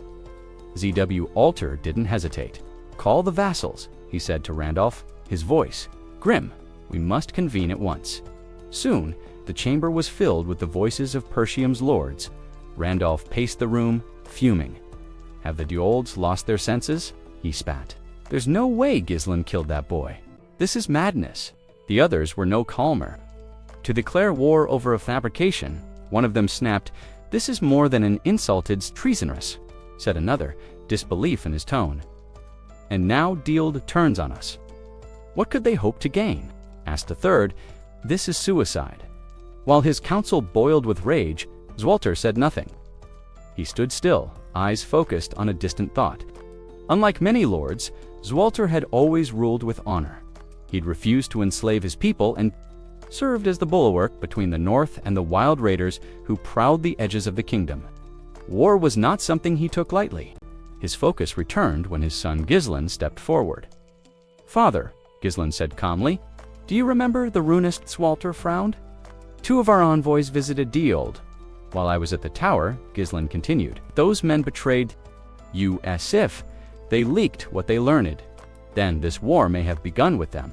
His words stirred the room into another storm. One vassal shot to his feet. "You're accusing our own envoys. What proof do you have?" But Gislen didn't flinch. His composure was unnerving, more like a seasoned veteran than a young heir. Zolta studied him in silence. There was something deeper in Gislen, now a strength not born of youth. Though the others didn't know it, his son had once lived another life, carrying the title of the Mercenary King. Now that soul stood before him, calm and prepared. Randolph slammed his fist against the table. "We're wasting time," he growled. "They want to fight. Let's give them one. We have the numbers and experience. We'll crush them." But before anyone could respond, a knight burst into the room, panting and mud-splattered news from the gates. The knight shouted, "Diold's army has arrived." A hush fell over the chamber. Then disbelief turned to dread. Leading the vanguard was Victor Eyre, to Count Desmond, a knight said to be on the verge of transcending humanity. Clad in resplendent silver armor, Victor had been trained from boyhood to master the blade. Now, he marched under Diold's banner, his blade destined for Persium soil. Though Diold's lands were modest, the same couldn't be said for Desmond's. His house had quietly aligned itself with the duchy's growing influence. Meanwhile, in Raymond, Amelia, backed by the same duchy, was fanning the flames of rebellion. One by one, Persium's enemies were being drawn into the fray, all under the thin veil of revenge. Randolph stared, incredulous. How did they arrive so quickly? How long have they been preparing this? Albert, usually stoic, shook his head. It's as if this was set in motion long before Gilmore even died. Still, Zwalter remained pensive, calculating. The pieces were falling into place. Another soldier arrived, breathless. 6,000 confirmed troops, he reported. A supply division of at least 1,000 more is marching behind them, and siege engines, a full deployment is underway. Panic rippled through the room. Homer, pale and stricken, turned to Randolph. This is a full-scale invasion, he said, voice quivering. What in the God's name is happening? The disparity in power was staggering, impossible to ignore. Albert, equally baffled, broke the silence. How is this possible? He asked. Diold is just as destitute as Persium. How could they field an army this size? Still grappling with the unfolding disaster, Randolph slammed his fist against the table. This is exactly why I told you not to reduce our forces, he snapped, anger coloring every word. Before the tension could spiral further, Zolter's voice thundered through the war chamber. Enough. All of you pull yourselves together. The arguing nobles fell silent as Zolter stepped forward, eyes cold with the weight of countless northern campaigns. This squabbling helps no one. Get every soldier to the walls. Evacuate the civilians into the inner keep. Seal the gates and hold position. This is no longer a disputed war. Far from Persium's ramparts, Tomos de Gold surveyed the massive fortress from atop a hill, a quiet hum escaping his lips. His gaze was calm, almost amused. With Count Desmond's backing, he was certain Persium would crumble, the death of his son. Gilmore hadn't bothered him much. The boy had been a failure lazy, entitled a waste of inheritance. But Gilmore's death served a higher purpose. It gave Tomos a perfect excuse to strike. Sons, after all, could be replaced. Opportunities like this, however, were rare. Turning To his ever-silent companion, Victor Tomos, said smoothly, "Come with me. I have something to say to Count Persium." Before the towering walls of the fortress, Zwalter appeared, standing defiantly atop the gate. "Tomos de Gold," he shouted. "Have you gone mad? What is this treachery?" Tomos chuckled darkly. "Treachery? I'm simply seeking justice. My beloved son, Gilmore, was murdered on these lands.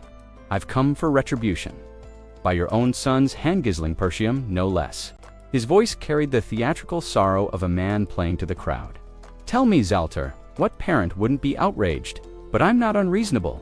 Surrender your castle now, and I'll spare the rest." From behind, Zwalter Gisling watched silently. He knew Thomas's words were twisted half-truths, and worse. He knew that Count Desmond's involvement meant this was no skirmish, it was a calculated assault. Randolph couldn't hold back any longer. "Lies!" he roared. "All of it," Homer nodded grimly beside him. There's no use talking to him, but Gisling said nothing. His thoughts were elsewhere. Saving Alina had bought them time, but not much. Gilmore's death had made conflict inevitable. The siege weapons below confirmed his worst fears. The old wasn't here to negotiate. They intended to obliterate Persium. Zwalter stepped forward once more, voice like steel. "Gisling did not kill your son, but even if he had, I wouldn't. Hand him over. If you care for your life, Tomos, turn back." The look in his eyes was fierce, forged by years of fending off barbarian raids in the unforgiving north. Tomos faltered, if only slightly. Victor, as ever, remained silent, though a flicker of respect passed through his gaze. "So this is the Northern Wolf," he thought. Zwalter Persiam, guardian of the frontier, a man worth fearing. Tomos cleared his throat, trying to regain his composure. As expected of the famed Northern Wolf, but foolish nonetheless. "You'll regret this decision." He turned and walked back to his army, leaving only the echo of threat behind. Inside the fortress walls, Zwalter's expression darkened. He knew exactly how grim the situation was. Persium was poor, its land barren, its supplies low, and its defenses thin. A siege could break them. Randolph turned to him, voice filled with urgency. "Let me command the troops, my lord. We don't need numbers, we need strategy. I'll cut through that rabble like butter." Albert shook his head. "You're strong, Randolph, but this isn't a duel. Their numbers alone could bury us." Homer joined in, his voice low. "One misstep, and we lose everything." But Randolph wouldn't back down. "We can't just wait for death." Zwalter said nothing. The weight of leadership hung heavy on his shoulders. The vassals began to speak all at once, pleading for reinforcements, proposing alliances, even suggesting they abandon the castle and retreat to the northern keep. Their voices blended into a storm of desperation.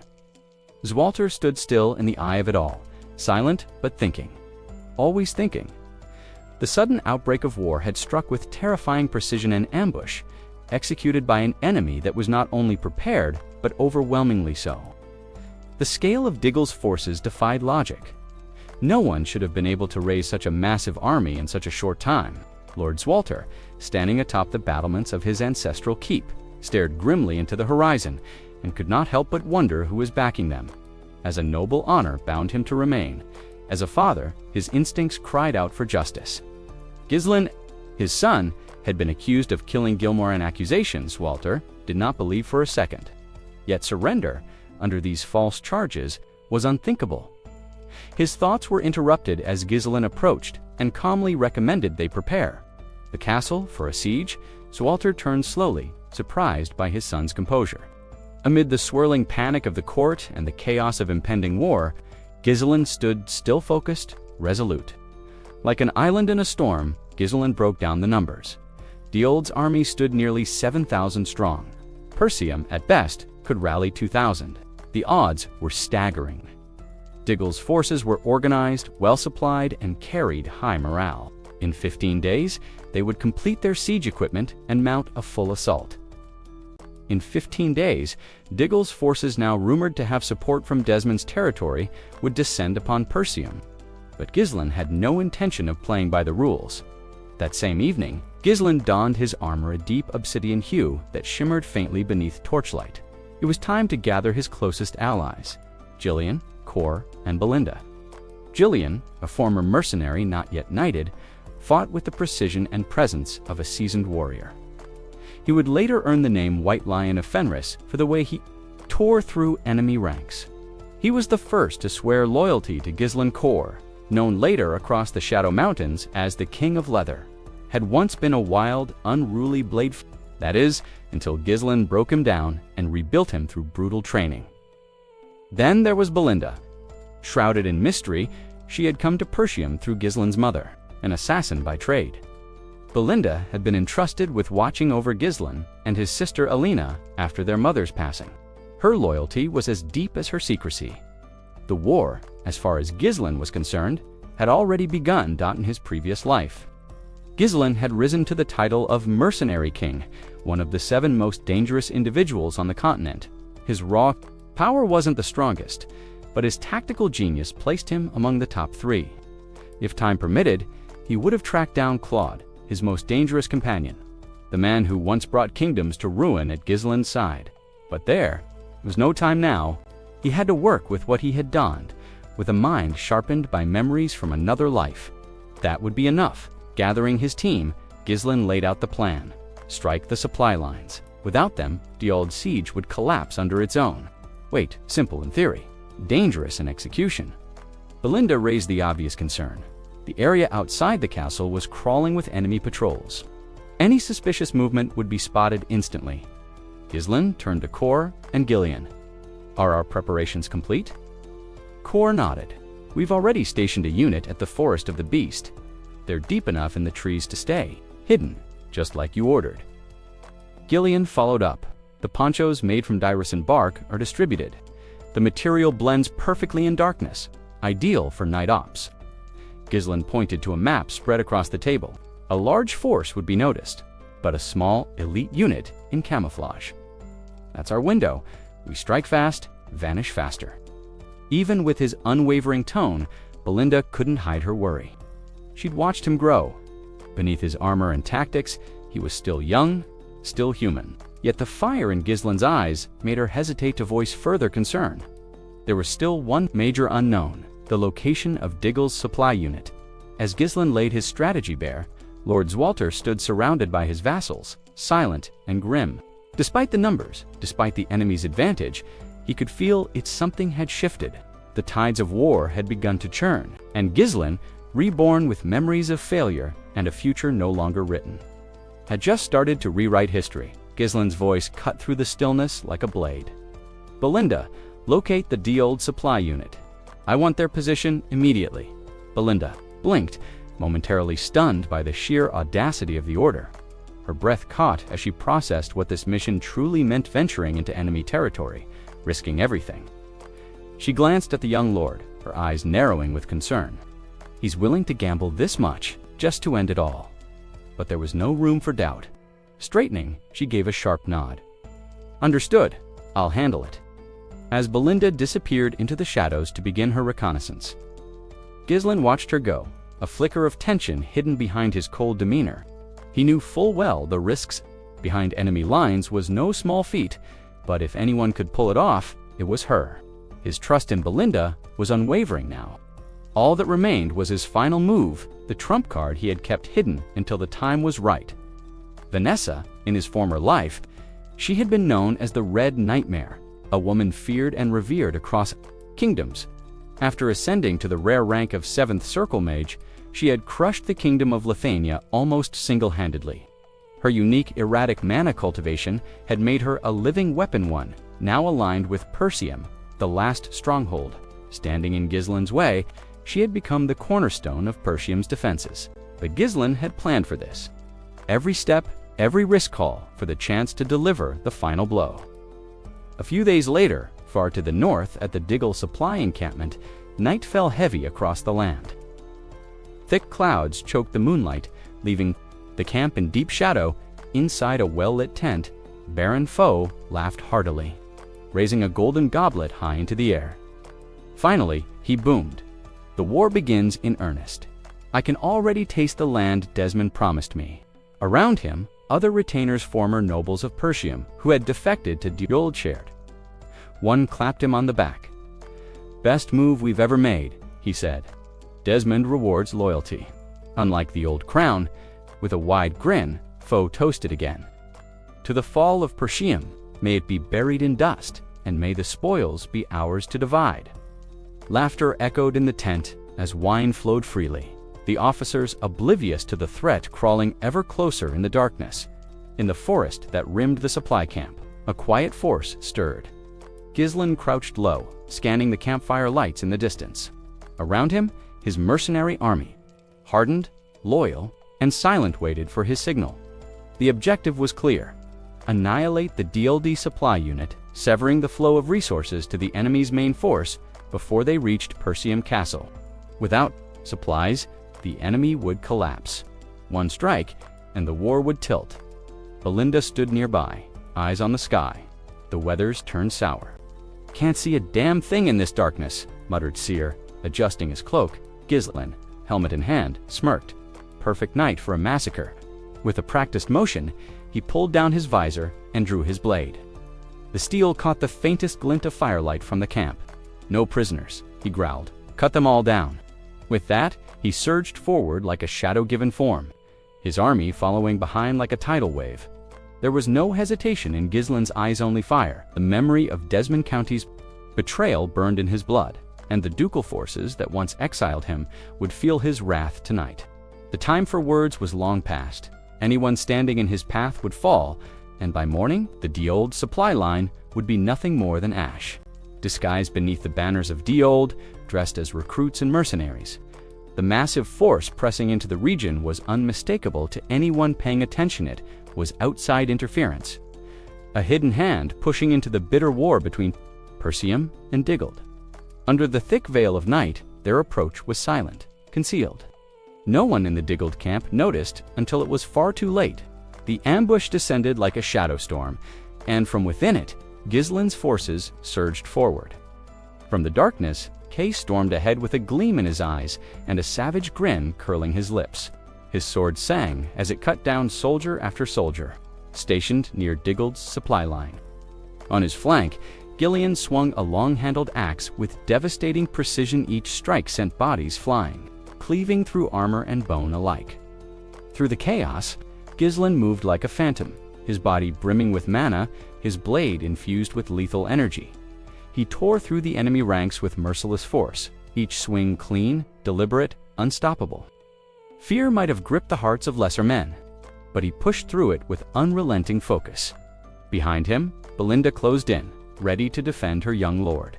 Her heart was heavy with concern. It was his first true battle against human foes, but she remained steady, her blade ready. She would not let anything reach him. The DO'd soldiers faltered, caught unprepared and fragmented. They reeled under the assault.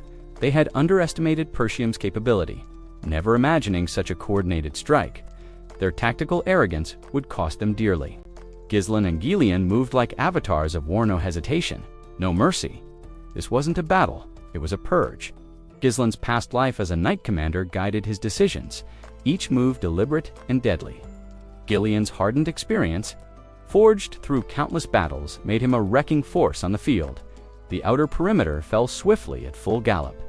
Ghislain rode to the far end of the camp, reined his horse sharply, and shouted out orders.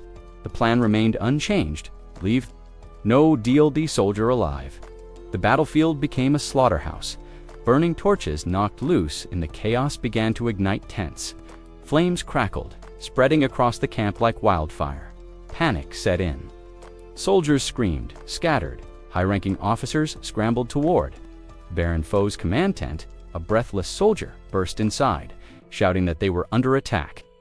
Foe stormed out, eyes wide at the sight of his camp in ruins. Fury boiling, he screamed at the guards. Where had they been? His hands trembled. His voice cracked as he bellowed orders to regroup, insisting they still held the numerical advantage. But reality soon crushed his bravado. A shaken scout returned moments later with a dire report. Over 70% of their force had already been eliminated. Just then, a thunderous presence followed close behind Ghislain Gordon the Muscle. A legend forged in the brutal forest of beasts, his sheer power was monstrous.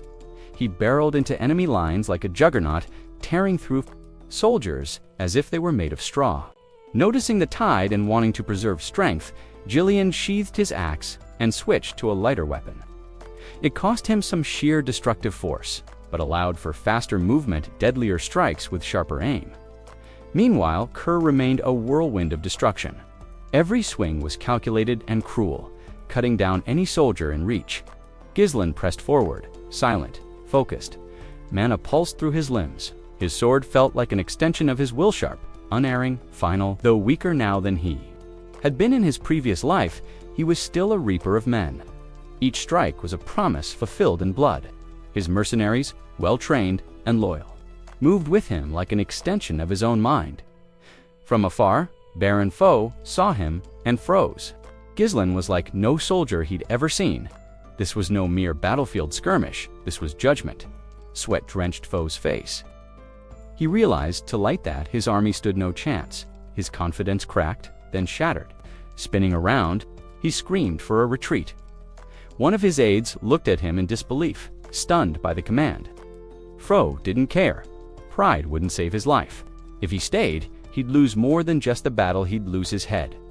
Before the aide could speak again, a blade flashed from the smoke and struck his neck cleanly.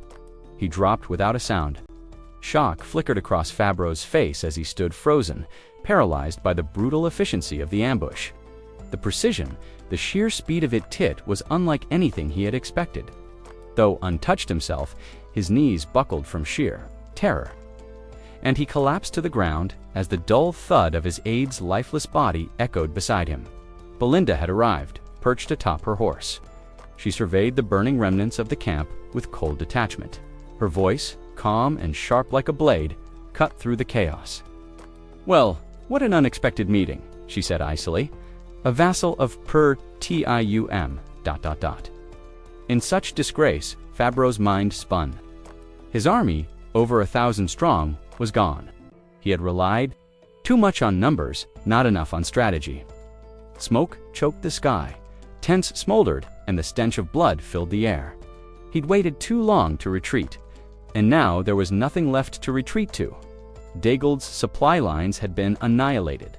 Fabro was the sole survivor and a bound one at that, kneeling before Ghislain and his mercenaries. Fabro bore the weight of his defeat. Though a noble by birth, tradition dictated that captured lords were spared execution and held for ransom. There was a flicker of hope. Maybe he could still survive this. That flicker vanished when Belinda dismounted and slammed her boot onto his head, pressing his face into the dirt. "This man," she said to the gathered mercenaries, "was no mere soldier. He served as an envoy to Deold and doubled as their supply commander. He's been feeding them intel for months." Panic surged through Fabro. He turned to Ghislain, desperation rising like bile in his throat. "Please," he cried, "I surrender willingly. Spare me. I'll serve Persium again. I swear it." It hadn't occurred to him until now that the young lord of Persium, mocked as the northern scoundrel, could field such a terrifying force. He had miscalculated everything.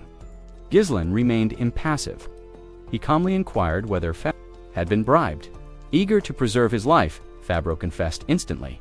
"It was Count Desmond. He forced my hand. I had no choice, he threatened me." Ghislain didn't react. His mind was already elsewhere, drifting to memories from a former life, to the demonic forces he had once faced. Fabro's confession confirmed what he suspected. Desmond's county had secretly funneled troops into Deold, igniting war with Persium. Still kneeling, Fabro sensed his moment slipping. He pushed harder, practically shouting, "I've been loyal to Persium for years. Count Dagold will pay handsomely for my release. You'll profit far more by keeping me alive." At that, Ghislain dismounted. His boots landed in the dirt with a finality that made Fabro shiver. "Raise your head," Ghislain ordered. Fabro's eyes widened with hope. Relief spread across his face as he lifted his head. "Thank you, my lord," he stammered. "Thank you for sparing me. I promise, I will dedicate my life." The blade moved before the sentence finished. A clean, practiced stroke. Silence. Fabro's head hit the ground with a soft, wet thud. His eyes frozen in confusion, as if he never truly understood why death had come so swiftly. Ghislain stared at the body, not with anger, but with cold finality. "I've never heard of you in my last life," he said quietly.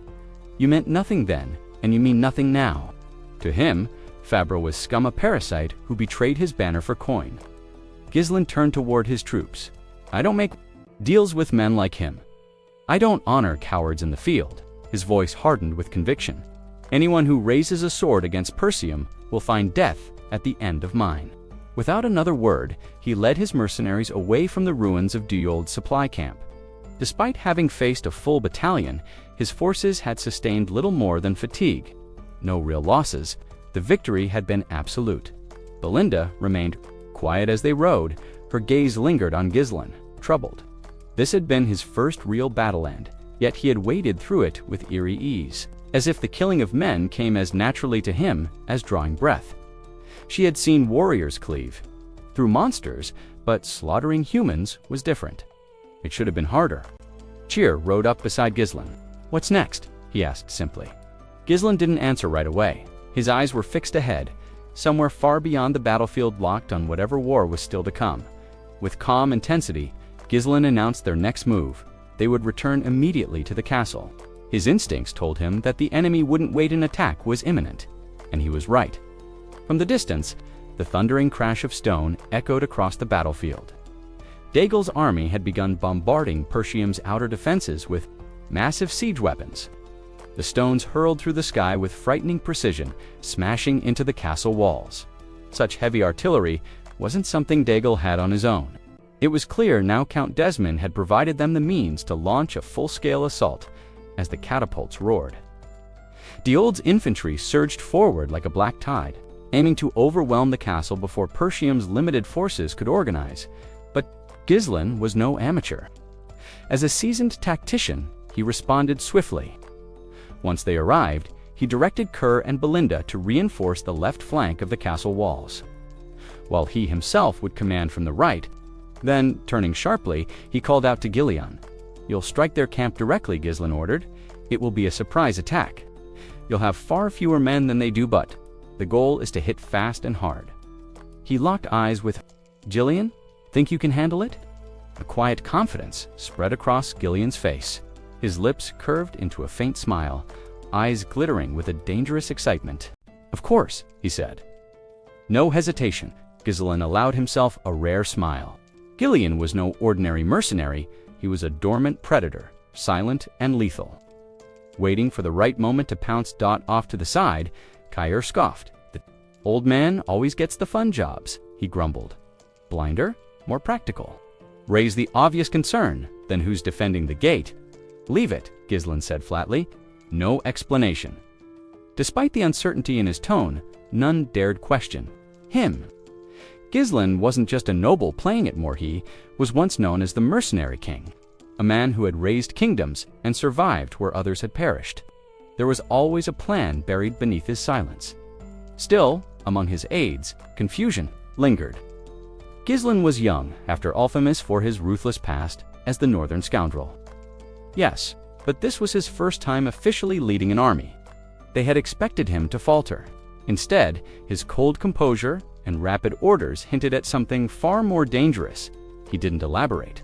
He simply said, "This battle will mark a turning point in Perseum's legacy." Elsewhere, Zualter, one of Perseum's noble Hyal knights, stood tall at the edge of the crumbling battlements. His voice rang out, commanding the defenders to brace for the next wave. Across the wall, Randolph, his brother and fellow knight, led the archers in relentless volleys, their arrows darkening the sky. But no matter how many fell, the enemy kept coming. Duel's forces were vast, and their determination unshakable. With ladders raised, the enemy began to scale the walls in droves. The sheer number of invaders was overwhelming. "Engage them," Zualter roared, drawing his blade. He plunged into the fray just as the first attackers crested the battlements. Randolph followed, sword flashing beside his brothers. Together, they fought to stem the tide. Far from the chaos, the commander of Duald's forces looked on, laughter rising from his throat like smoke from fire. He clapped his hands with glee, drunk on the thrill of impending victory. "This is it," he declared. "Even without sending out our best knight, the walls will fall." But not everyone in Duald's camp shared his arrogance. Victor, a shadowed figure at the rear, remained silent, eyes locked on the battlefield. As the catapults prepared to fire again, he murmured to himself, "Time for the northern wolf to die." He had longed to cross blades with Walter, but now, watching from afar, it seemed he wouldn't even need to raise a sword. The battle was already leaning in Diold's favor. Within the walls, Zolter the so-called northern wolf faced wave after wave of enemy fighters. These were not ordinary soldiers. Mercenaries disguised in Diold's colors surged toward him with bloodlust.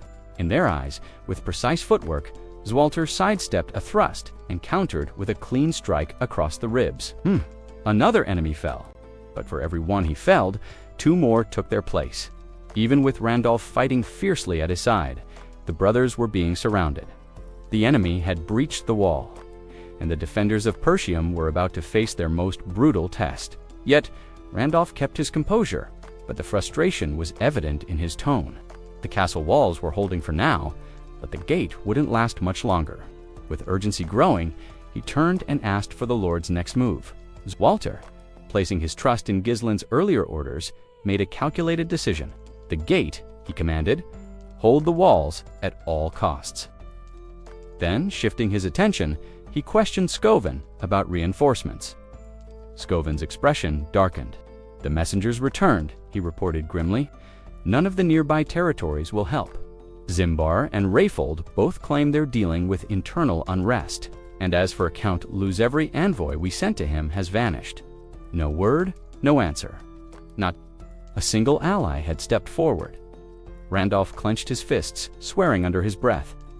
"Ungrateful bastards," he muttered. "Are we to stand alone then? Not one of them will lift a finger." Meanwhile, within the ranks of Diold's army, troubling news reached their command tent. A winded soldier arrived with a report that immediately unsettled both Diold and Victor. "Our supply unit," the soldier began, catching his breath. "Something's wrong. The troops we dispatched for resupply haven't returned. We fear the unit may have been attacked." Diold blinked, stunned. "Impossible," he said flatly. "That convoy had 1,000 men. How could they have been ambushed with Persium's entire force locked behind walls?" But Victor wasn't so quick to dismiss it. His sharp eyes scanned the distant horizon where faint smoke spiraled into the sky. Something wasn't right. "There's someone in Persium who still thinks like a tactician," he thought, impressed. A bold move for such a small force. His heart raced not with fear, but excitement. This siege had suddenly become far more interesting. Dagol, standing nearby, turned toward Victor. "What now?" he asked, worry creeping into his voice. "Without supplies, we can't keep this siege going. Not with Persium still dug in behind those walls." Victor lifted a hand, silencing him. "Then we don't wait," he said coolly. "If we can't starve them out, we break through. Numbers alone will be enough." His confidence didn't waver. "Persium will fall before nightfall." Diold looked at him, aghast. "If we charge headlong, we'll overrun them. Yes, but at what cost? We'll lose too many men." Victor's gaze turned cold. For a moment, he considered drawing his blade on Diold. A mouthpiece for Desmond, he thought with disdain. "You're only still breathing because Persium hasn't fallen yet." But he let the moment pass. There would be time for that later. Instead, he surveyed the battlefield again. The left and right flanks had long since begun their assault, but the castle walls held firm. Likely, Persium's elite fighters, the famed Northern Wolf among them, were still resisting fiercely. Then something caught Victor's eye. The front gate, it was exposed, unmanned. He narrowed his eyes. Why would they leave the gate undefended? Unless, he smiled, raising his sword high. He shouted to the remaining soldiers with all the conviction of a man certain of victory. "Charge! By dusk, this castle will be ours." Behind Victor, Desmond's army disguised in the armor and banners of Dagal's, soldiers advanced with grim precision. Towering siege engines rumbled across the field, their silhouettes casting long shadows over the land. The scale of the invasion was staggering far beyond anything the defenders of Persium could hope to match. Victor surveyed the unfolding battle from his position, eyes fixed on the mass of troops charging toward the castle gates. He gripped his reins tighter, the clamor of war echoing around him. Though he was already celebrated as one of the finest swordsmen in the northern realms, Victor yearned for something more enduring. titles, recognition, perhaps even a noble lineage, something to carve his name into history resolved. He summoned one of his most trusted subordinates. Moments later, the thunder of hooves signaled Adon's approach. Adon was not a man of subtlety.